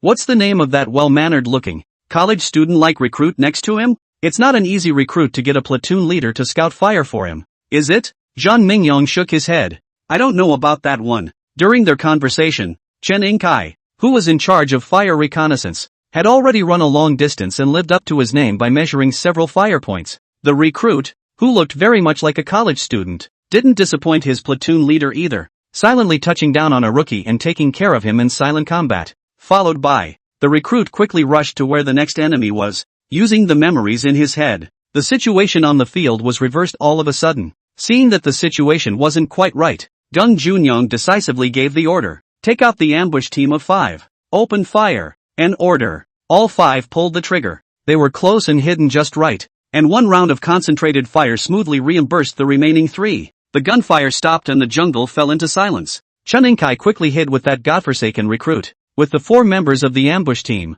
plus the 3 that Chen Yingkai and the others had taken out. This side had already gathered 7 rookie armbands. Gung Junyong didn't feel the need to engage in unnecessary fighting and growled lowly, comrade, we'll just take 5 armbands. And the remaining 2 will be enough for you. Why should we continue to eliminate each other? Send one of you guys to walk out if you want, and I'll come out too. What do you think? After waiting for a few seconds, Chen Yingkai's voice rang out, okay, I agree with you guys. They were, after all, only 2 people, and against 5 people hidden in the shadows. They were bound to be in the losing camp. Gung Junyong got up very quickly and walked out into the open and shouted, I'm coming out. You guys should show your sincerity too, right? Chen Yingkai walked out of the jungle with the college recruits. Gung Junyong looked at the new recruit and said with a smile, what's your name? Good hands. The new recruit was high-minded and seemed to look down on their sneaky tactics and ignored him. Chen Yingkai introduced. His name is Zhuang Wanli. You can call him Xiao Zhuang. Zhuang Wanli checked the magazines and said in a deep voice, platoon leader. They ran away with 1. I'll go find him and avenge my comrades. Could see that this was a big straightforward boy. Stop. Chen Yingkai yelled at him, reprimanding. Have you forgotten what you promised the company commander? You have the best hope of passing the special forces test. Don't let us down. Seeing this scene, Gung Junyong didn't say anything more and left behind 2 armbands before leading the squad away. In the surveillance room, Lin Mo and the others also noticed the battle. Rattlesnake nodded and said, this Zhuang Wanli is a bit interesting. The shooting accuracy is very high. It looks like he has practiced, and his fighting ability is also very strong. A good seedling. Lin Mo expressed his deep sympathy and said, not only what you said, but also a real art college student. The new company dared to beat up the squad leader, and came to participate in the selection was also forced by their company commander to come over. He's the only rookie who, by all means, doesn't want to be a special forces soldier, Rattlesnake asked in wonder. You know him? Lin Mo shook his head and replied. I don't recognize the people, but they were all screened out one by one, and I probably remembered all the information about them. The soldier is a good soldier, but whether we can keep him or not is an open question. But he may not be able to pass the various tests that follow. It can only depend on heaven's will. Rattlesnake nodded slowly. It's true that there's no rush in this kind of thing. Soon, at the end of the half-hour examination time, the commander of the 7th Company walked into the monitoring room, saluted, and reported. Report, Comrade Chief Instructor. The total number of participants in today's selection is 1,501. The number of people eliminated so far is 1,054. The number of remaining rookies, 447. Sextuine. Furious Lu Ziming, the training must be stopped. You are killing people. Lu Ziming and Rattlesnake, who heard the results, couldn't help but frown. Good man. One day, out of thousands? Brother, is that all that's left? Enough for tomorrow's elimination? Lin Mo's expression was calm and he nodded without saying anything more. Lu Ziming really couldn't help himself and spoke up. Wolf Head, why don't we adjust the difficulty downwards? After weeding out the rookies, who are you going to train? In the face of this question, Lin Mo answered very firmly, this matter will not be discussed. That is, even if it is all eliminated, I will not lower my standards. You, Lu Ziming frowned, wanting to speak. Rattling Arrow thought for a moment and said, Political Commissar. In fact, Wolfhead's idea is right. Training sweats more, so that there can be less bloodshed in wartime. There's nothing wrong with being strict. Both people held this view, and although Lu Ziming had a stomach full of words to say, he could only sulk. Rattlesnake looked at Lin Mo and said, should we give the rookies the content of tomorrow's test? Let them have a bit of preparation time. What do you think? He actually also felt that Lin Mo's screening was too strict. Only the way he chose to express himself was different from Lu Ziming. After all, he's a veteran soldier, and he has a good grasp of the human condition. Lin Mo still shook his head. I have my training program. You should not interfere in this aspect. Why are special forces strong? It's because they can carry the pressure that ordinary people can't carry and do what ordinary people can't do. How do you push them to their potential? It's all about relying on all kinds of training that meets or even exceeds the human body, screening out the unsuitable fighters and leaving behind the truly elite. This was the fundamental purpose of the training, and Rimmer would not change it for anyone. Click. Just as the three of them were exchanging words, lightning and thunder broke through the night sky outside the window. Instantly illuminating the darkness, the wind howled furiously, and the tree branches shook violently in the wind, as if they were about to be uprooted. Rain. It's getting bigger and bigger. In just the blink of an eye, water had begun to pool on the training ground outside the window. If this is the case in the flatlands, the situation in the mountains will only get more dangerous. This heavy rain was beyond everyone's expectations, and if it continued, it might cause a landslide. And then, the rookies in the jungle will probably be in danger. The crowd in the monitoring room looked at me and I looked at you, and they couldn't help but worry about the rookies. Lin Mo stood by the window, not saying a word, and looked at Wolf Mountain under the torrential rain with a bemused expression. Click. Another flash of lightning crossed the room, followed by the flickering lights in the surveillance room, and in the next instant all the surveillance screens went out. Outside the window, the sky was shrouded in dark clouds and was pitch black, as if the whole world was engulfed in darkness. The wind howled and blew, bending the trees and sending branches and leaves flying, as if the sky had leaked. Endless rain poured down from the sky. Soon, the water on the ground was more than half a meter. As the rain continued to seep in, the earth and rocks of the distant mountains of Wolf Mountain began to loosen, and mudslides formed from the sliding earth and rocks along with the rain. The lights in the surveillance room flickered on and off as if the world was ending. Everyone stopped what they were doing and looked at Lin Mo, who was standing by the window, waiting for him to give the order to stop training. Just kidding. Not to mention some survival training. If we stay on Wolf Mountain any longer, there's a real chance that someone could get killed. There have been landslides on Wolf Mountain in the past when it rained heavily, and the rain then was nothing compared to today. Lu Ziming walked quickly to Lin Mo and pointed at the Wolf Mountain outside the window. Chief Instructor, I beg you. Really, I beg you. Stop the training. You can't just watch those warriors die? Rattling Arrow also frowned from the side and said, Wolf Head, I understand that you have high expectations of your warriors, but we have to train in moderation as well. It does rain too much. Under the watchful eyes of everyone in the monitoring room, Lin Mo glanced at his watch's military watch, and there were still 5 minutes to go before the next day's survival mission was handed down. He turned his head to look at Rattling Arrow and Lu Ziming and said in a deep voice, "I'm more worried about the safety of the soldiers than you are, but it's impossible for me to give an order to stop training. If this were a battlefield, there's no way they would have chosen to abandon their mission just because it was raining a little harder." Rattlesnake frowned at Lin Mo and didn't say anything. He suddenly felt that volunteering to come to the Special Forces as an instructor might have been a mistake.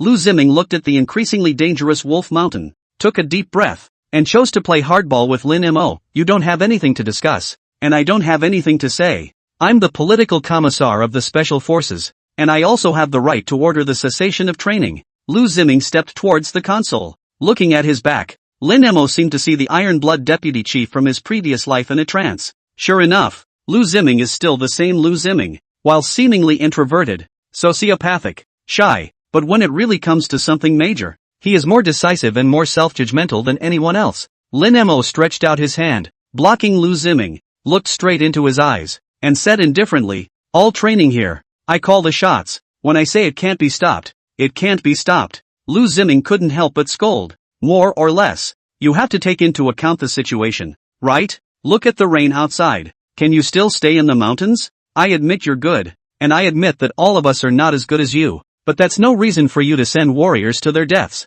Why don't you try the mountains yourself in this dangerous weather? I'm telling you, the training has to stop. Either you stop it of your own accord, or I'm calling my superiors right now." He's rarely cursed in his life. Once, he cooperated with Rimmer in rescuing a hostage in front of a bank. Once was today. Rattling Arrows didn't even think that Lu Ziming, who looked so refined, had such a ferocious side, but he also felt that Lu Ziming had done the right thing. Everyone in the office thinks Lu Ziming did the right thing. How can you just train when natural and man-made disasters are coming soon? Rattling Arrow took a deep breath and said, "Chief Instructor, if we don't stop the training, I'll call my superiors as well. This is not to sue you, it's to prevent you from making a mistake, and it's also to save the lives of the warriors." Lin Mo looked at the ringing arrow and then at Lu Ziming, the political commissar, with complicated eyes. He sincerely assumed that these two men probably had some idea of what special forces were even if they didn't understand what they were. But Rimmer didn't realize that they were so innocent. Is it dangerous now? It's dangerous. Flash floods, mudslides, lightning strikes, loss of temperature, landslides and collapses, any of these possibilities can kill a rookie. But it's not dangerous compared to what the rookies will actually have to perform in the future. Far from counting, Lin Mo slowly spoke. "It's your freedom to sue.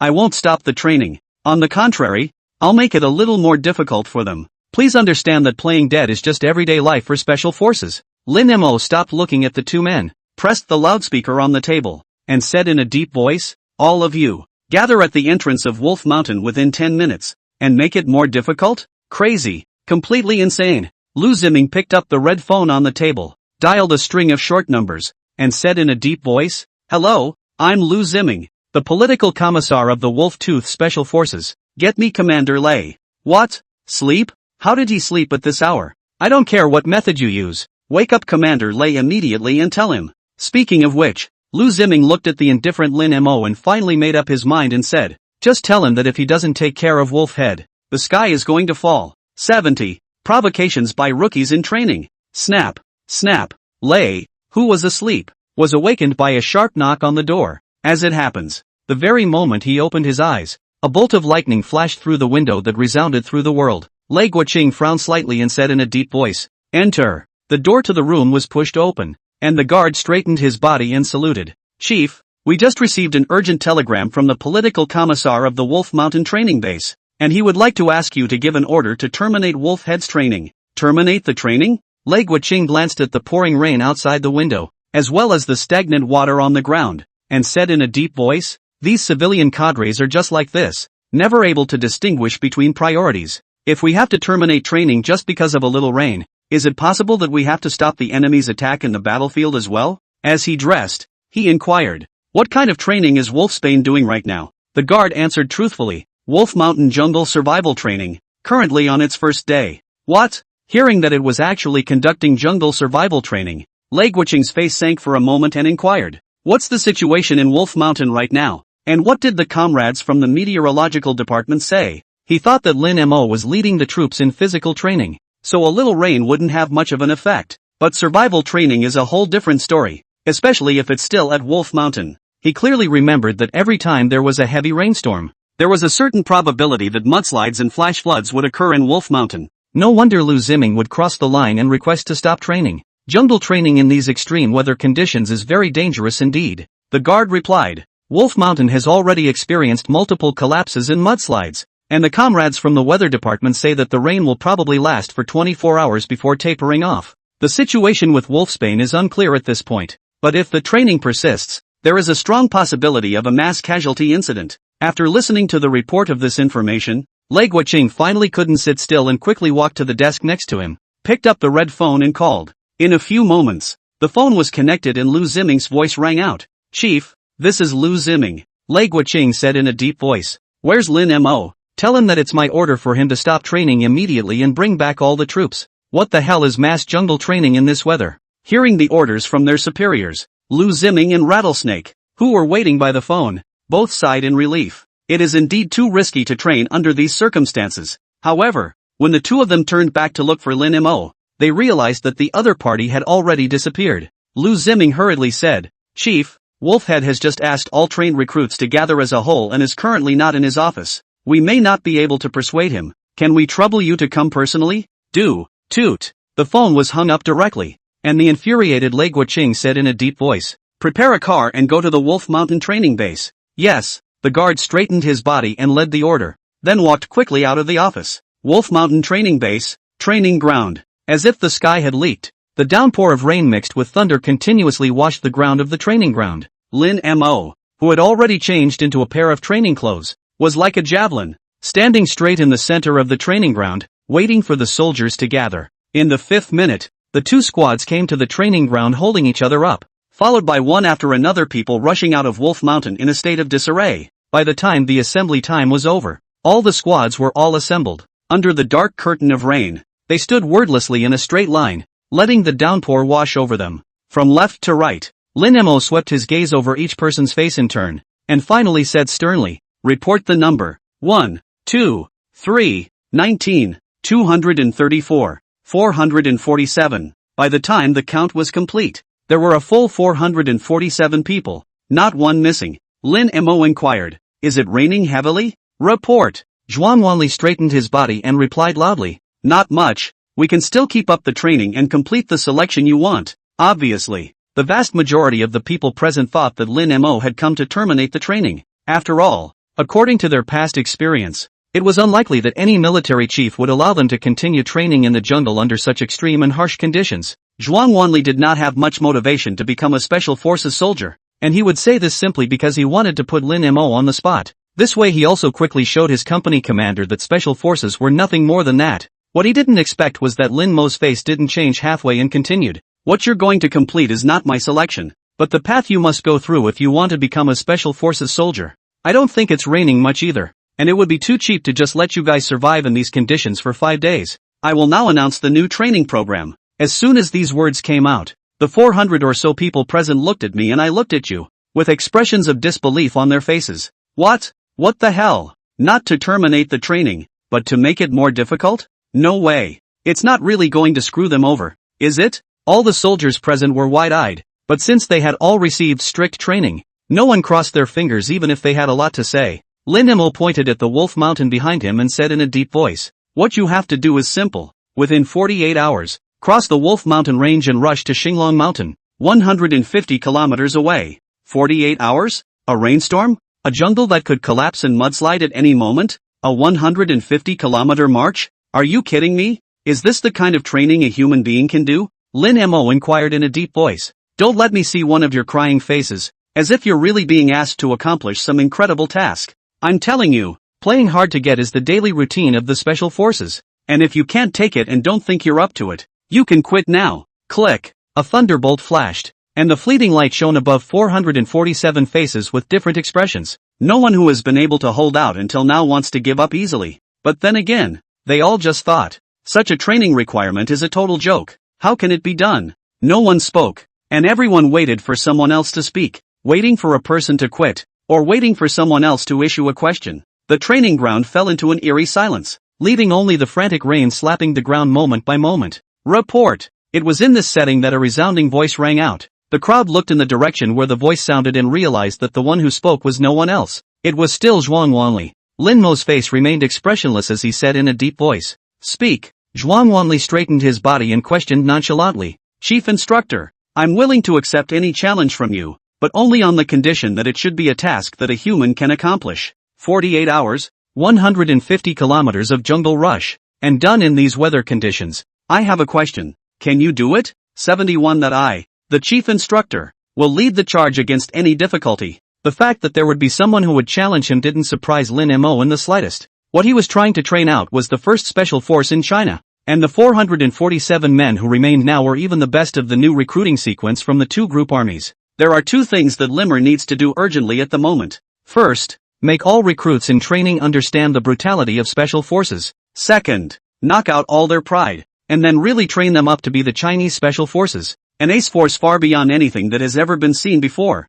Lin Mo took 2 steps forward, looked straight into Zhuang Wanli's eyes, and inquired in a deep voice, "Private, are you trying to challenge me?" Facing the Chief Instructor's aura, Zhuang Wanli did not concede in the slightest. Instead, he met his gaze and replied in a firm tone, reporting to the Chief Instructor, "I don't want to say anything against my will. I just want to challenge you. I want to know if you, the Chief Instructor, are going to train us to be the elite of the army, or if you are simply torturing us." His words are in fact a true reflection of what is going on inside the hearts of many of the rookies in training at the scene. Since entering the Wolf Mountain training base, they started with a strong crossing of the Bison River, followed closely by a survival challenge screening. In the midst of such intense training, everyone inevitably held a fire in their hearts, a fire that has nowhere to go. Now, this small spark, Zhuang Wanli, completely ignited this nameless fire that had gathered in everyone's heart. Good. To everyone's surprise, Lin Mo's reply was very dry. "I accept your challenge, but I need to make you understand what the cost of challenging the Chief Instructor in the Special Forces is."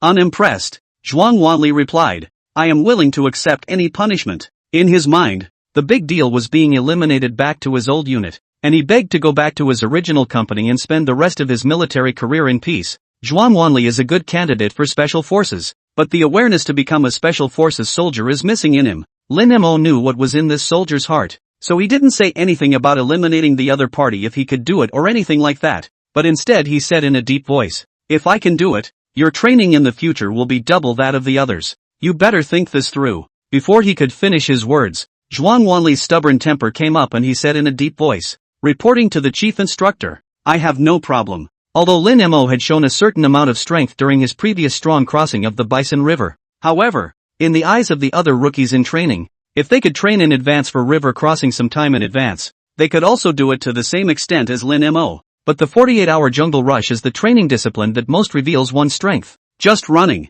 But it's the simple act of running that is the hardest part of sticking with it instead. This is the best way to test your physical and mental abilities. Lin Mo looked at the others and inquired, "Is there anyone else who wants to be like this rookie and challenge me?" No one said anything, but a strong battle intent had already sprung up in everyone's eyes. This was their 447 collective, a petition to the Chief Instructor alone, and the final result of this training would directly affect all subsequent training at the Wolf Mountain training base. This is not an exaggeration in the least. After waiting for a full minute or two and seeing that everyone was silent, Lin Mo once again inquired, "Does anyone else want to quit?" Silence. A long silence. Even the rookies who had thought of quitting before had no such thoughts at all at this moment. With his own strength, Zhuang Wanli provoked the desire to win from everyone present. Sure, this was all within Lin Mo's expectations as well. Just as Lin Mo was about to give the order to depart, Rattlesnake and Lu Ziming rushed out, and a military vehicle with a 01 license plate stopped at the very front of the queue. Lei Guoqing stepped out of the car, and the guards followed behind with umbrellas. Limmer murmured, "Salute." Everyone looked in Lei Guoqing's direction and straightened their bodies to salute. Lei knocked the umbrella out of the guard's hand and walked to the front of the formation in the rain, inquiring in a cold voice, "Wolf Head, tell me what you're doing?" The pressure and aura of a lieutenant general even overshadowed the lightning that crossed the dark dome of the sky at this moment. Anyone could tell that Lei Guoqing was very angry right now. Lin Mo straightened his body and replied dryly, reporting to the chief, "Wolf Mountain Special Forces 447 trained recruits, 2 instructors, and 1 political commissar are preparing to start the Jungle Rush March 150 kilometers training. Please instruct." Isn't it survival training? How did it become a Jungle Rush screening again? Lei Guoqing glanced at Lu Ziming and Rattlesnake and found the same blank expression on both of their faces. Obviously, They weren't sure why there was a sudden change in the training program. Lei Guoqing looked at Lin Mo and questioned, "Do you mean to say that you want to take all the recruits over Wolf Mountain for training in such climatic conditions?" Rimmer squared his shoulders and said, "That's right." "Nonsense," Lei Guoqing said, pointing to Wolf Mountain not far away. "Do you know how many landslides there are in the mountain? How many rocks rolled down from the mountain? And how many dark pits and rapids there are? What if you just pull the troops up there regardless and something happens? I don't agree with this training program." Within reason, Lei Guoqing had already given Lin Mo a great deal of autonomy, but today's training like this was just too unexpected. In case there are any multiple casualties, it's hard to explain to your superiors. It's a big gamble. The bet was not on his Lei Guoqing's future, but on the future of Lin Mo, the most knowledgeable Special Forces selection instructor in the current Golden City military region. Lei really didn't want to see Lin Mo's future buried because of these accidents. Lin Mo glanced at the 447 trained rookies before he looked at Lei Guoqing and said, "Chief, the Special Forces have to accomplish what ordinary troops cannot. I've told them that playing dead is just routine. In addition to the jungle training in the Golden City military area, they have to undergo a series of training in deserts, plateaus, primitive jungles, snow-covered mountains, and so on. In the midst of these trainings, they are bound to encounter even more brutal and dangerous environments than today. With all due respect, if you're not afraid to face this storm, then there's not a single person in this room who is qualified to be an honorable Special Forces soldier, and I've asked them and none of them have opted out." Suddenly, Lin Mo turned to look at the 447 rookies and yelled, "Tell the chief what your choices are." In a flash, the training ground fell into a deathly silence. Next, the neatly harmonized voices of the 447 soldiers rang out on the training field. "Don't believe in unfinished business. Don't believe in insurmountable odds. Don't believe in an unbeatable enemy." The shouts of the crowd at this moment seemed to overpower the explosive thunder in the sky. Lin Mo straightened his body, stood in front of Lei Guoqing, and said sternly, "Chief, when I chose to become the chief instructor, I promised you that I would definitely bring out a peak army that would surpass all the current forces in the world.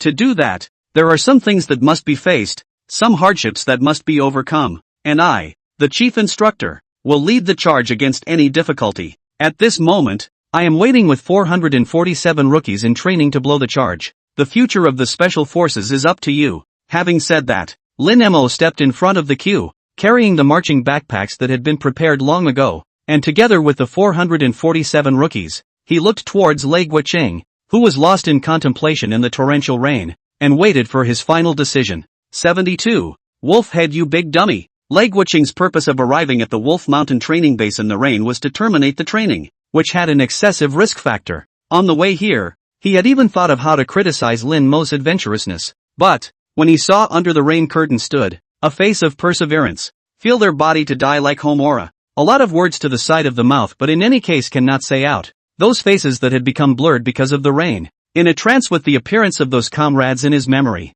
in this moment actually converged together. Lei is a real general who came down from the battlefield. In the course of his life, he has witnessed the deaths and departures of countless comrades, and has also participated in many military missions that have been regarded as classics and impossible to accomplish by later generations. Thinking about it, some voices engraved in the depths of his soul resounded in Lei Guoqing's mind. "Xiao Lei, you'll follow me in the charge later. I'll protect you. Ari, don't cry. Benji's fine. Benji just wants to get some sleep. Little Ray, you have a new mission. Not to blow up bunkers, not to charge, but to live well. It doesn't matter if we've fought our way out. You're our seed, leaving you behind, so we can better build China." "Xiao Lei, you said you don't have a name. Will the platoon sergeant give you a name? It's called National Day, and you must live in our place to witness the National Day that belongs to New China. Live. You must live." Lei slowly raised his head, letting the cold rainwater slide across his face, mixing with the tears and returning to the ground,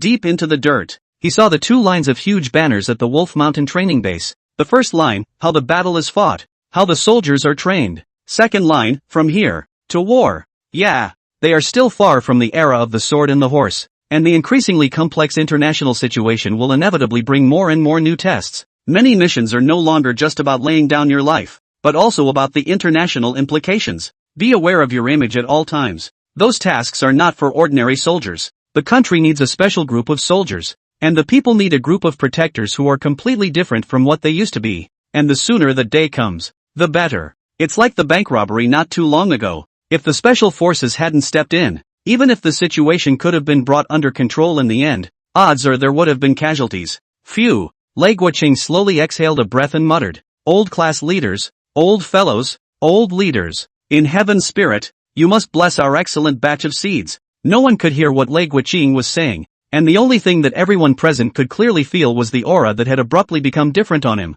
Lei Guoqing looked at Lin Mo, who was standing at the forefront of the group, and said, Wolf Head, I agree with your training plan. As soon as the words fell, Lin Mo straightened his body and roared with the loudest voice he could make. Wolf Teeth Special Forces. Swish, hundreds of people straightened up at the same time. Lin Mo roared, kill, an order. He, the chief instructor, no longer hesitated for a moment, and took the lead in his stride, charging toward Wolf Mountain, which was shrouded in night and pouring with rain. 400 men followed, and ran after them unwillingly. When Lu Ziming saw this scene, his entire body was dumbfounded. He really didn't think that it would end up like this, and couldn't help but voice out, crazy. Are you guys crazy? Don't you want to die? How could Commander Lei give such an order? However, when he tried to turn around and get some recognition from the ringing arrow beside him, he realized that the other man was tightening the straps on his calves. Lu Ziming realized something, his face full of incredulity. Frowning, he asked, didn't you disagree with this kind of training?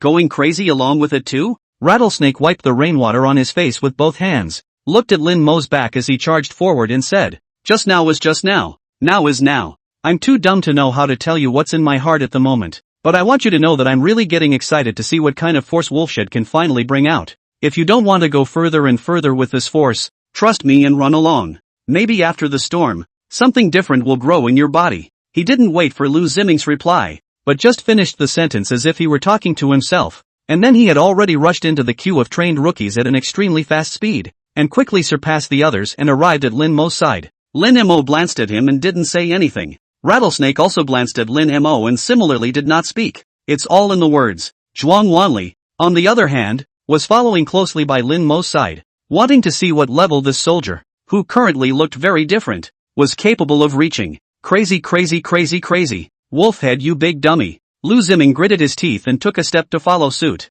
Seeing him, the guard asked in wonder, Commander, why is Political Commissar Lu running along? Didn't he ask you to terminate the training? The corner of Lei Guoqing's mouth rose slightly, revealing a bland smile as he said, infectiousness is a strange thing, invisible and untouchable, but it can truly affect a normal person's brain. Watching them charge, don't you want to compete? The guard looked at those figures under the rain and did not speak again, but the micro-expression on his face had betrayed him. Being able to become the personal guard of a high-ranking general was something that countless soldiers could only dream of. But, for the soldiers who really have the strength to become the guards of high-ranking generals, there is actually some resistance in their hearts to a greater or lesser extent. After all, just choosing this path means giving up a lot of things. Lin Mo took the lead and led everyone to charge into Wolf Mountain in the middle of the rainstorm. The ground of the jungle could no longer be described as muddy, and the rainwater that gathered under the weeds and fallen leaves was like a small stream, constantly washing away the entire mountain. Feet on such a floor can be very slippery and you can fall down if you are not paying attention a little bit.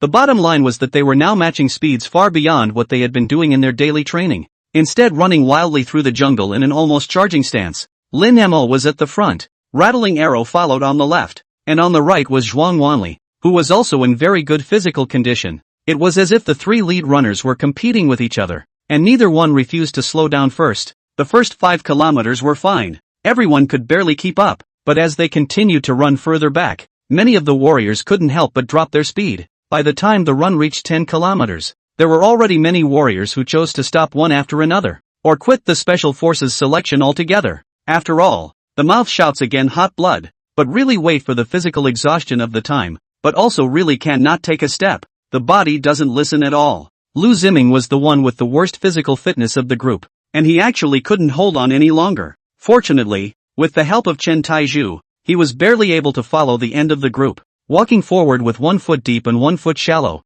Lu Ziming panted, Taizhu, why don't you leave me alone? I just can't anymore. Chen Taizhu shook his head and didn't speak, but his expression was unusually firm. Lu Ziming gradually sensed that something was wrong and inquired, Taizhu, you honestly explain. Is it because your chief instructor said something to you? 72. Chief instructor, are you a human being or not? Chen Taizhu stumbled on his feet. His expression was unnatural, but fortunately, there was almost no visibility now, and he couldn't see clearly. The faces of the few people following beside them also changed slightly. In the end, it was Li Shaoshan who voiced out, Political commissar. Don't worry, the few of us will take turns to support you. Even if we have to carry you, we will carry you to the end of the line. Of course, we can put you down now if you give up voluntarily. Hearing these words, Lu Ziming completely came to a sudden realization, and after looking at the queue that had long been out of sight, his heart felt even more grateful to Lin Mo. It's reasonable to say that he crossed the line and complained about something today that would not sit well in the heart of any military chief officer.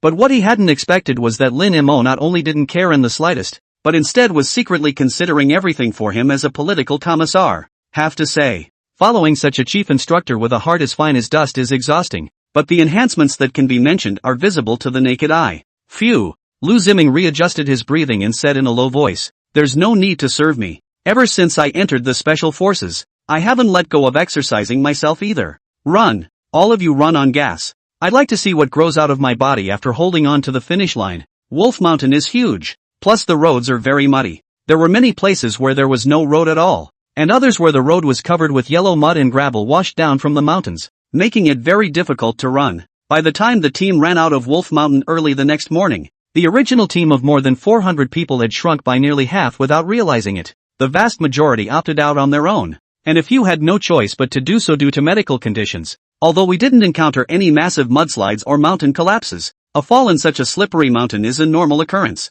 Everyone is holding on by their breath, so if they fall down, they basically don't have the strength to get up again. The team was split into 3 sections. Lin Mo, Ringing Arrow, and Zhuang Wanli ran at the front. About 50 meters behind them was the second echelon consisting of more than 100 people. Although these people were all exhausted as well, the rhythm of their breathing was not disorganized, and their pace was still firm, so it looked like they could still hold on for a while. As for the very back of the queue, it's basically gotten pretty lousy. Many of the rookies just moved forward step by sheer force of will, and their breathing became panting, looking like they would last another hour or two at most before collapsing. It was clear to all that they had now run just under 60 kilometers of hills, although a flat section of roughly 80 kilometers in length was next. 20 kilometers of even steeper hills awaited them at the end in the Xinglong Mountains. Can one really hold out there? More and more people began to lose confidence. Their legs felt as if they were filled with lead, and every step they moved was very difficult. Just as they were passing by the military department's drill ground,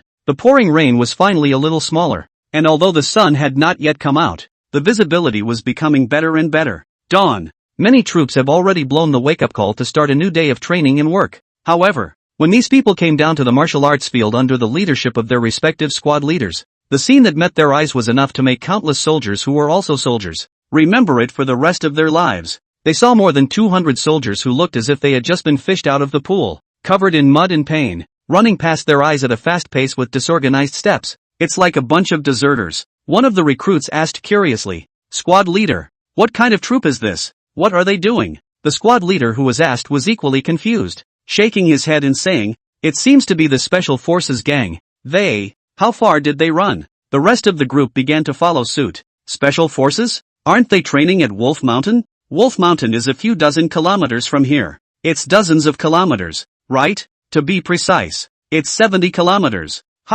It can't be. These guys ran over from Wolf Mountain, right? Impossible. It rained so hard last night. Who's that big to brave the rain and cross Wolf Mountain? And there's no way the higher-ups would agree to this kind of training, right?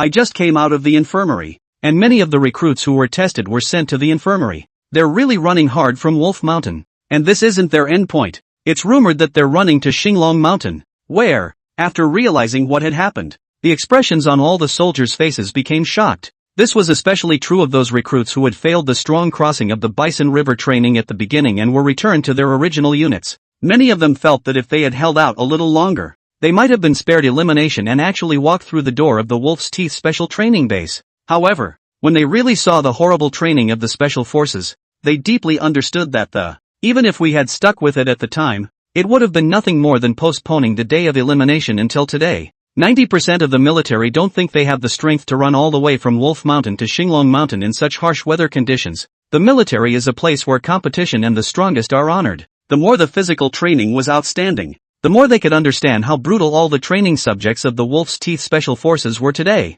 Likewise, the more they also admired these soldiers who had been running all night but still had not fallen behind. A pair of gazes of worship and admiration, like stimulants, fell in the eyes of the rookies on the training ground, who were still running forward at a moment's notice. To be adored and recognized by their comrades is a great honor for them. Many rookies who were already planning to give up chose to continue to bite the bullet. Noticing this, Lin Mo turned back to Rattling Arrow, who was also panting, and Zhuang Wanli and inquired, "How is it? Can it still pick up speed?" "Ha!" Hearing that, Zhuang Wanli and Rattling Arrow both instantly widened their eyes. "What do you mean? You're not trying to tell me that you've been running all night and you're still capable of speeding up again, right, Chief Instructor? Are you a human being or not?" 73. Not running. Can't run. They were nearly halfway through the 150-kilometer distance. Although the next large section of the road was flat, Zhuang Wanli wasn't confident that he would be able to hold on to the finish line at his current speed. He was actually planning on slowing down because it would be smoother through the pole. Regular long-distance runners know that. The so-called pole is a series of uncomfortable symptoms that occur in the body after reaching a certain distance, including increased heart rate, chest tightness, breathing difficulties, dizziness, muscle weakness and weakness, etc. The reason is not complicated, but simply because for the activity of internal organs cannot meet the needs of muscle activity, resulting in insufficient supply of oxygen and accumulation of lactic acid, which leads to acidic blood pH, affecting neuromuscular excitability, which in turn causes disorders in the activity of the respiratory and circulatory systems. But once you get past the pole, the body can reach a new equilibrium, and not only will it be much easier, but it will also be able to hold on for longer distances. If this time accelerates, even Zhuang Wanli, who had practiced long-distance running since he was a child and had also won a lot of rankings, was not 100% sure that he could reach the finish line. However, his strong pride, as well as his disapproval of Lin Mo's training methods, prevented him from easily saying the word no. After a brief struggle, Zhuang Wanli gritted his teeth and said, How can't I? Just in case you can't keep up, Chief Instructor." Lin Mo looked at Zhuang Wanli and nodded in his heart. "Good for you, Stinger. Just love the prickly soldiers. Usually, the more capable people are, the more temperamental they are. Except in rare and exceptional cases, there is a kind of people who have no strength and still love to pretend. Usually end up quite miserable. There's no way that kind of person would have made it through the Special Forces screening either." Lin Mo didn't say anything and began to accelerate, quickly overtaking the two by almost 20 meters. That's his answer. Zhuang Wanli was also taken aback when he saw that the chief instructor was able to pull up the speed so easily. After all, long-distance running is endurance. In addition to the basic physical function, the spell is a sense of rhythm. Easily destroy the rhythmic balance. It is likely to lead to an imbalance in the distribution of power, resulting in the final inability to run the whole course. But the harsh words have been put out. There is no reason to take them back. "Ah!" Zhuang Wanli let out a low roar like that of a wild beast, urging his entire body to run forward furiously. The armed cross-country group became 4 echelons at once. Lin Mo and Zhuang Wanli first tier. Rattlesnake alone holds the second tier. 2 echelon trained rookies followed behind each. The most awkward person at this time was undoubtedly the only instructor at the Wolf Mountain Special Training Base. "Rattlesnake. Arch. Asshole. What about you two sprinting apart?" Looking at the two men's backs, Rattling Arrow, a senior officer who was already in his 30s and old, was incomparably torn in his heart at this time. What to do? Maintaining the current pace? It's so embarrassing. He can't run as fast as a rookie in training. Who's he going to train? Slow down a little bit to meet up with the third section of people behind you? It's also embarrassing. Having only just joined the Special Forces for less than a day, Rattlesnake finally understood just how difficult the path of this instructor would be in the future. It's not what he expected. At all. Don't other army instructors just drink tea, chat and give orders?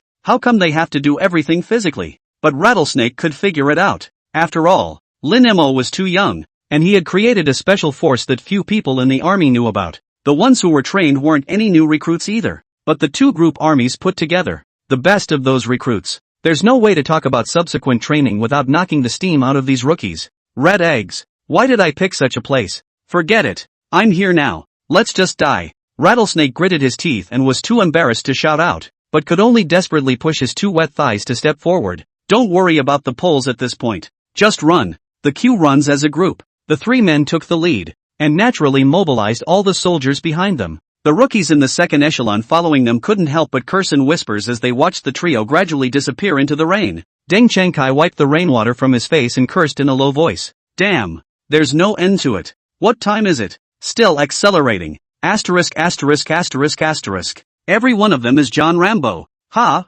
Followed by him is the hygienist, although also very tired, but can be seen that the breath is not disordered. Said with a smile, I did not see.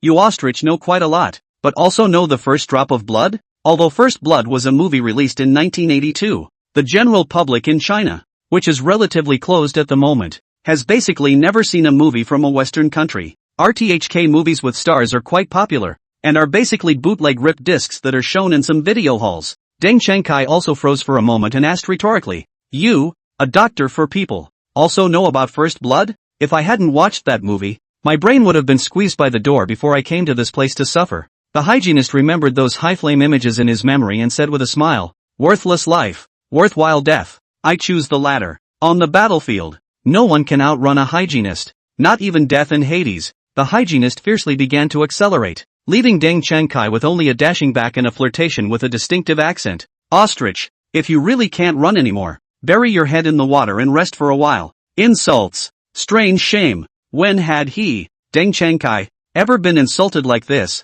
Except for the time he was beaten up when he mistakenly entered the women's latrine during a parachute jump. This who can endure? The ostrich instantly picked up speed to catch up and said disdainfully, "Hygienist, you're king in the operating room, but on the training field, the paratroopers are the strongest." The hygienist really didn't expect the ostrich to catch up so quickly, and immediately stopped talking and silently accelerated. At this point in the game, every word is physically draining. If you want to reach the finish line as a winner, then you have to learn to conserve your fitness. Behind them were a dozen or so other unsympathetic rookies. There were also 5 or 6 rookies who looked at their comrades around them who were already close to reaching their physical limits but were becoming more and more excited, and a flash of disappointment flashed across their expressions. They were the few rookies responsible for helping Lu Ziming. It's true that Lu Ziming is physically incapable, but he's not a cutie. On the contrary, he is very smart. Being so close, how could he not realize what was going on in the minds of the few comrades next to him? They're trying to run. They're trying to rush. They want to compete with other rookies, but they can't go and do what they want to do because they have to be in charge of him, a physically incapable commissar. This moment, the guilt in Lu Ziming's heart reached its peak. Although he had already joined the special forces for more than a month, at this point he began to think for the first time about what his significance was to this team. Gag? Or can we only give some spiritual comfort to the soldiers when they are tired and can't think straight when they encounter problems? It was the wolf head of the special forces who chose him in the first place, not him who chose the unit. But now, Lu Ziming couldn't say anything about wanting to leave this troop no matter what, because here he met a group of hardened men who really dared to fight and become a professional soldier no matter what the cost. Who? After following a few more steps, Lu Ziming looked up to the sky and laughed bitterly, roaring lowly, "No more running, can't run anymore. You guys go and do what you want to do. Go be who you want to be. This commissar, can't hold you guys back." He stopped and collapsed, disheveled, into the rain. The 4 or 5 rookies standing next to him looked down at him, their expressions becoming extremely complicated. 74, the first bone grown by Lu Ziming. Lu Ziming looked at the few rookies who had stopped and yelled, "Go! What are you waiting for? I'm telling you guys, your chief instructor won't even let that many people into the Wolf Mountain training base. Even if you guys can run the whole course, he would only want the top 100 at most. You're all good soldiers, you're all hardened men of steel, leave me alone. Run forward." It's something the rookies in the room didn't really know. They don't want to be eliminated. This was especially true for a few people. Gung Junyong, who had already trained with Lin Mo and CQB for over a month. Li Shaoshan clenched his fists, subconsciously wanting to take a step forward, but looking at the motionless figures of the few people around him, he couldn't move his feet. What to do? Is it dropping the commissar and continuing to finish the rest of the race? Or ditch him and go for a chance to get into the Wolf Mountain training base? One rookie after another passed them by, which meant they were falling behind in the rankings. Silence. A minute or two long silence. The one who finally broke the silence was Gung Junyong, who looked around at a few of his comrades and spoke out. "Have you guys ever wondered why the chief instructor purposely picked a few of us to take care of the political commissar?" Everyone shook their heads. "I figured it out." Gung Junyong stretched out his hand and overlooked Lu Ziming, who was sitting on the ground, and said with a bitter smile, "His old man is giving the few of us a little treat.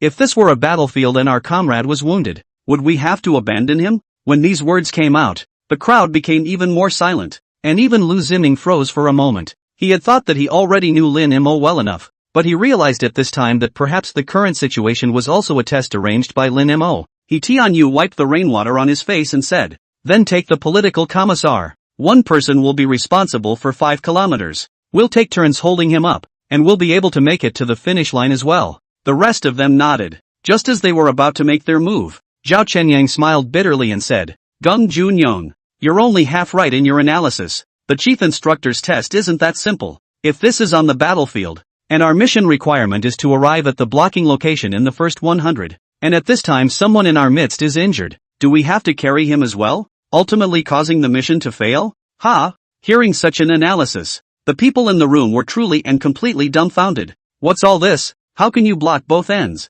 With and without the right band? How can anyone choose? Everyone looked at me. I looked at you. And all of a sudden they were out of ideas again. After another minute or two, just as the last echelon of rookies, too, were about to pass by them, a bitter smile surfaced at the corner of Li Xiaoshan's mouth. He remembered the shot he hadn't been able to get off in the first place. Thinking about that incident, he also truly understood the test the chief instructor was giving them at this moment. Li Xiaoshan glanced at the direction Lin Mo had disappeared in and spoke out. The chief instructor has always emphasized that training is real combat. So what we're encountering now is a real mission. There is no such thing as a right choice versus a wrong choice. Only different choices that require different costs. I suggest leaving one man to take care of the commissar, and the rest charge with full force. That's the way to minimize the team's losses. Keeping a man? Who to keep? Without waiting for everyone to think about this, Li Xiaoshan reached out his hand, picked up Lu Ziming who had collapsed on the ground, and said with a smile, Mom Lu, when the chief instructor drove me away,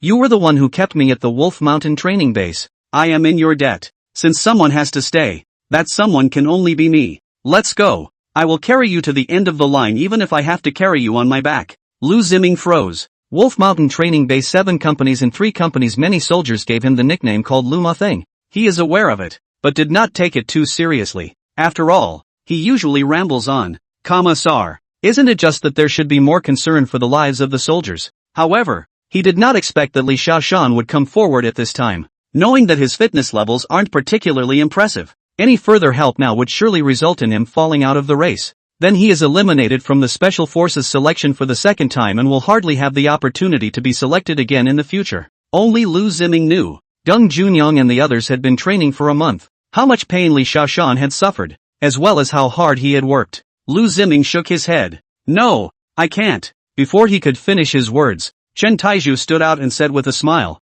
all right. In terms of physical labor, you guys shouldn't grab it from me. I'm not blowing. With you guys, I can catch up with you guys even if I'm carrying one person on my back. Talking, Chen Taizhu had mandatorily carried Lu Ziming on his back and said, hurry up, or else we'll all be eliminated. He Tianyu asked worriedly, Brother Pillar, you, everyone else was dying to say something. Chen Taizhu waved his hand and said, don't even talk about it. Rush. If you all can run into the top 100, we'll be considered to have completed our mission, and we're not all abrasive people. The words were all said and done, and Chen Taizhu was indeed the one with the best physical ability among them. It's been such a long run, and people are in much better shape than they are. The crowd started sprinting. Lu Ziming lay on Chen Taizhu's back and said with a bitter smile, Chen Taizhu, it's been hard on you. I'll just rest for a while. I'll continue running on my own later. Chen Taizhu wiped the rainwater from his face and said as he ran forward, Political Commissar. You don't need to feel embarrassed. You're not a Special Forces soldier.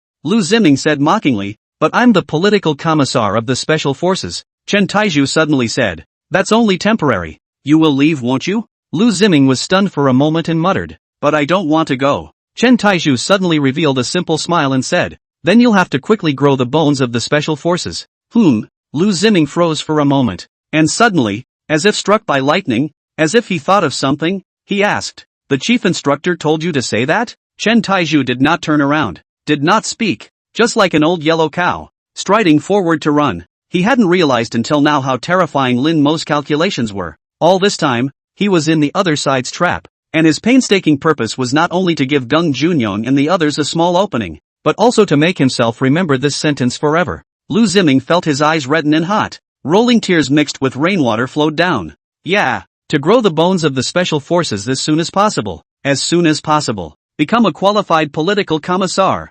75. Crazy, right? Giant pandas also dare to kill? These guys are really getting arrogant. In the commander's office, Lei Guoqing slammed the table, shaking the water cup. On his desk are photos of many rare wild animals brutally killed, including even the giant panda, which was just assessed as a Grade 1 protected animal in 1988. Its body was brutally torn apart, with wounds deep to the bone. Its eyes were filled with fear and despair, as if telling of the pain and injustice it had suffered. There were also a lot of bloody antelope skins, and rhinoceros horns with bits of tissue, neatly laid out on the floor in a way that was shocking and unsettling to the eye.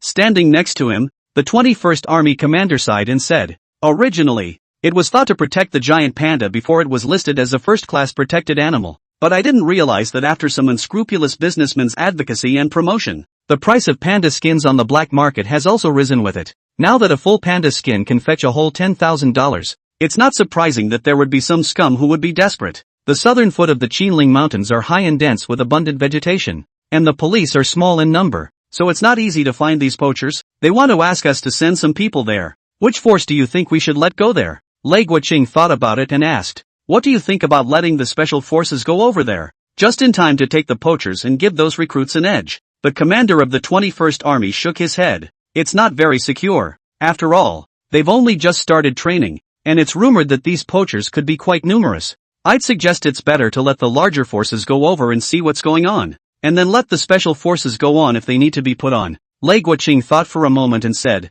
"Then have Su Minshan take Division 139 over first and tell him not to be soft when he encounters those poachers." The 21st Army commander nodded and turned to leave the office. Lei Guoqing walked over to the window and looked in the direction of Wolf Mountain through the dark curtain of rain, muttering, "The domestic cults are restless one by one. The borders are in chaos as well. Annam and northern Burma are also engaging in some kind of democratic movement, and the two southwestern seas are equally treacherous. Wolf Head, you must grow up quickly. The places that need you. It's really getting more and more. It's still raining and getting heavier." Lin Mo was alone in the first echelon. No other rookies could be seen behind him anymore, and even the ringing arrows were at least 100 meters away from him. After crossing over, his body had been strengthened, but running up to this point had basically been considered to be the limit. It didn't feel like much of a chore, but consciousness was becoming more and more blurred. Who?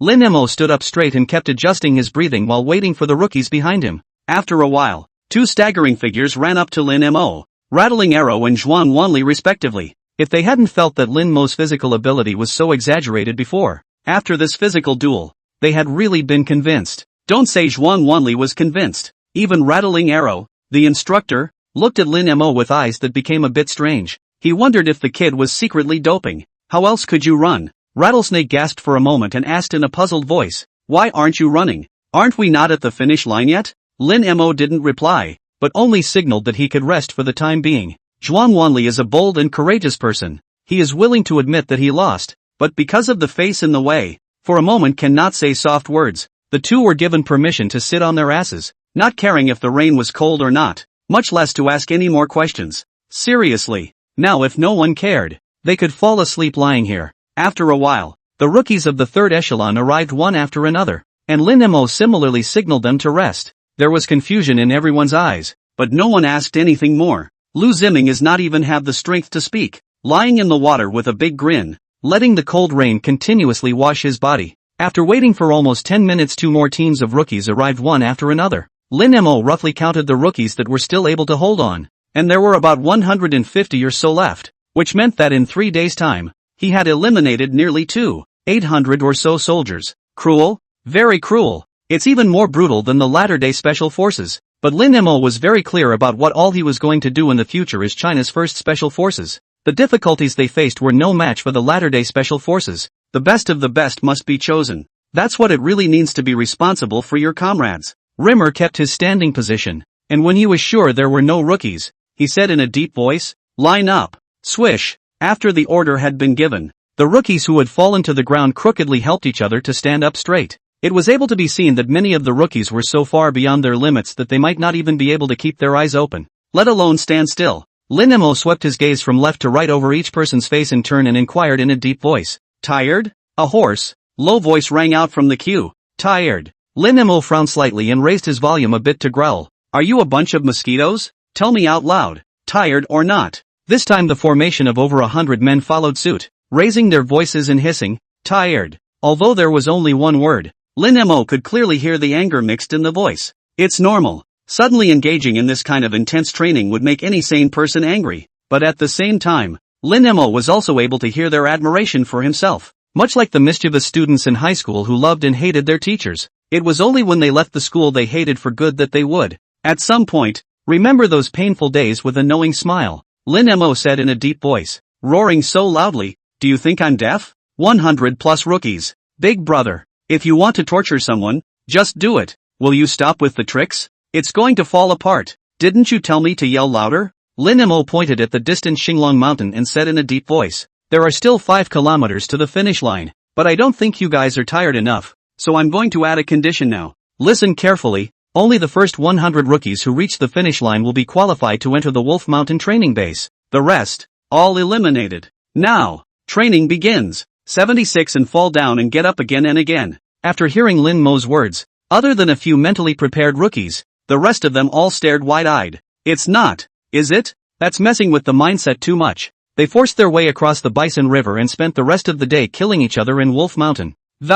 Followed closely by 150 kilometers of armed cross-country. It was now down to the last 5 kilometers to officially enter the gates of the Wolf Mountain training base, only to be told, at least half of the people here have to be eliminated? If it wasn't for the fact that Lin Mo was running along with them and was faster than all of them the entire time, the best of the high-minded recruits present would really be on the verge of wanting to storm out. This is a barracks, and they are soldiers. For the military, competition can be a perpetual staple. The rules have been handed down, and those who don't can quit at any time. That's what's so wimpy about it. It's too torturous. Devil. The chief instructor is simply the devil. Who? Ha! You keep your voice down. Come on.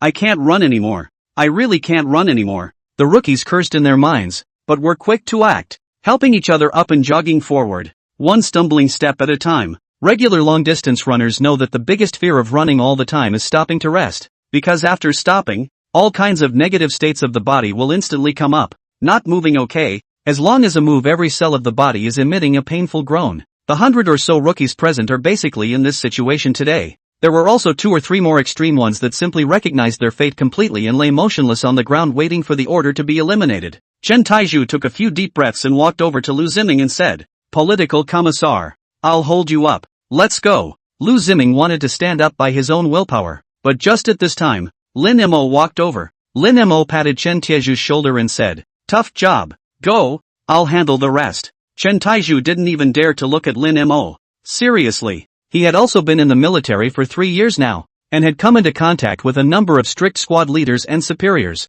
but those people are all saints compared to the one in front of me. He didn't know how to interact with a young lieutenant colonel officer and leader of the Special Forces chief instructor, so he simply kept his head down and ran forward. Lin Mo looked at Chen Taizhu's back and felt in his heart that this kid was quite interesting. Chen Taizhu's physical fitness was definitely enough to meet the standard of a Special Forces soldier, and even far exceeded that of an ordinary Special Forces soldier.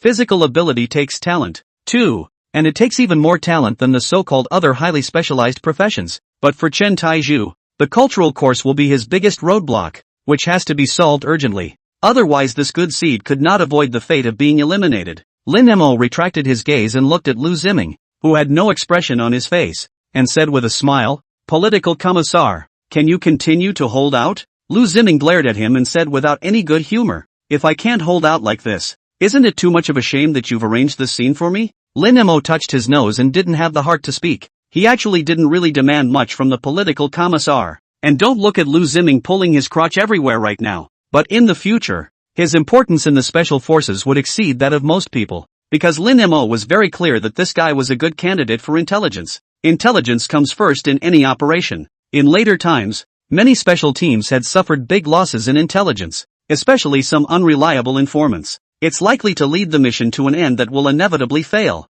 Lin Mo reached out his hand and tried to help Lu Ziming up. Lu Ziming didn't pull his hand and insisted on trying to get up with his own strength. He rolled over, braced his limbs on the ground, endured the intense pain, and lifted one leg with all his strength. As a result, he fell heavily to the ground again because he didn't control his strength. He's really at the end of his rope. It's a miracle he hasn't passed out by now. Rimmer held out his hand again. Lu Ziming didn't even look at him, and once again used all his strength to brace himself on the ground in an effort to get up. Falling down. Again. Another fall. Then do it again. Repeated wrestling had caused the corners of Lu Ziming's mouth and nose to ooze blood, while his left leg had swollen like an elephant. Rimmer held out his hand and said, You're hating me? Lu Ziming shook his head and said weakly, No, I'm hating myself. Lin Mo grabbed Lu Ziming's body up and flung it behind his back with a forceful shake and said with a smile, That's not necessary. Everyone has their own strengths. Even the special forces aren't always very good at physical fitness. It's not really a consolation.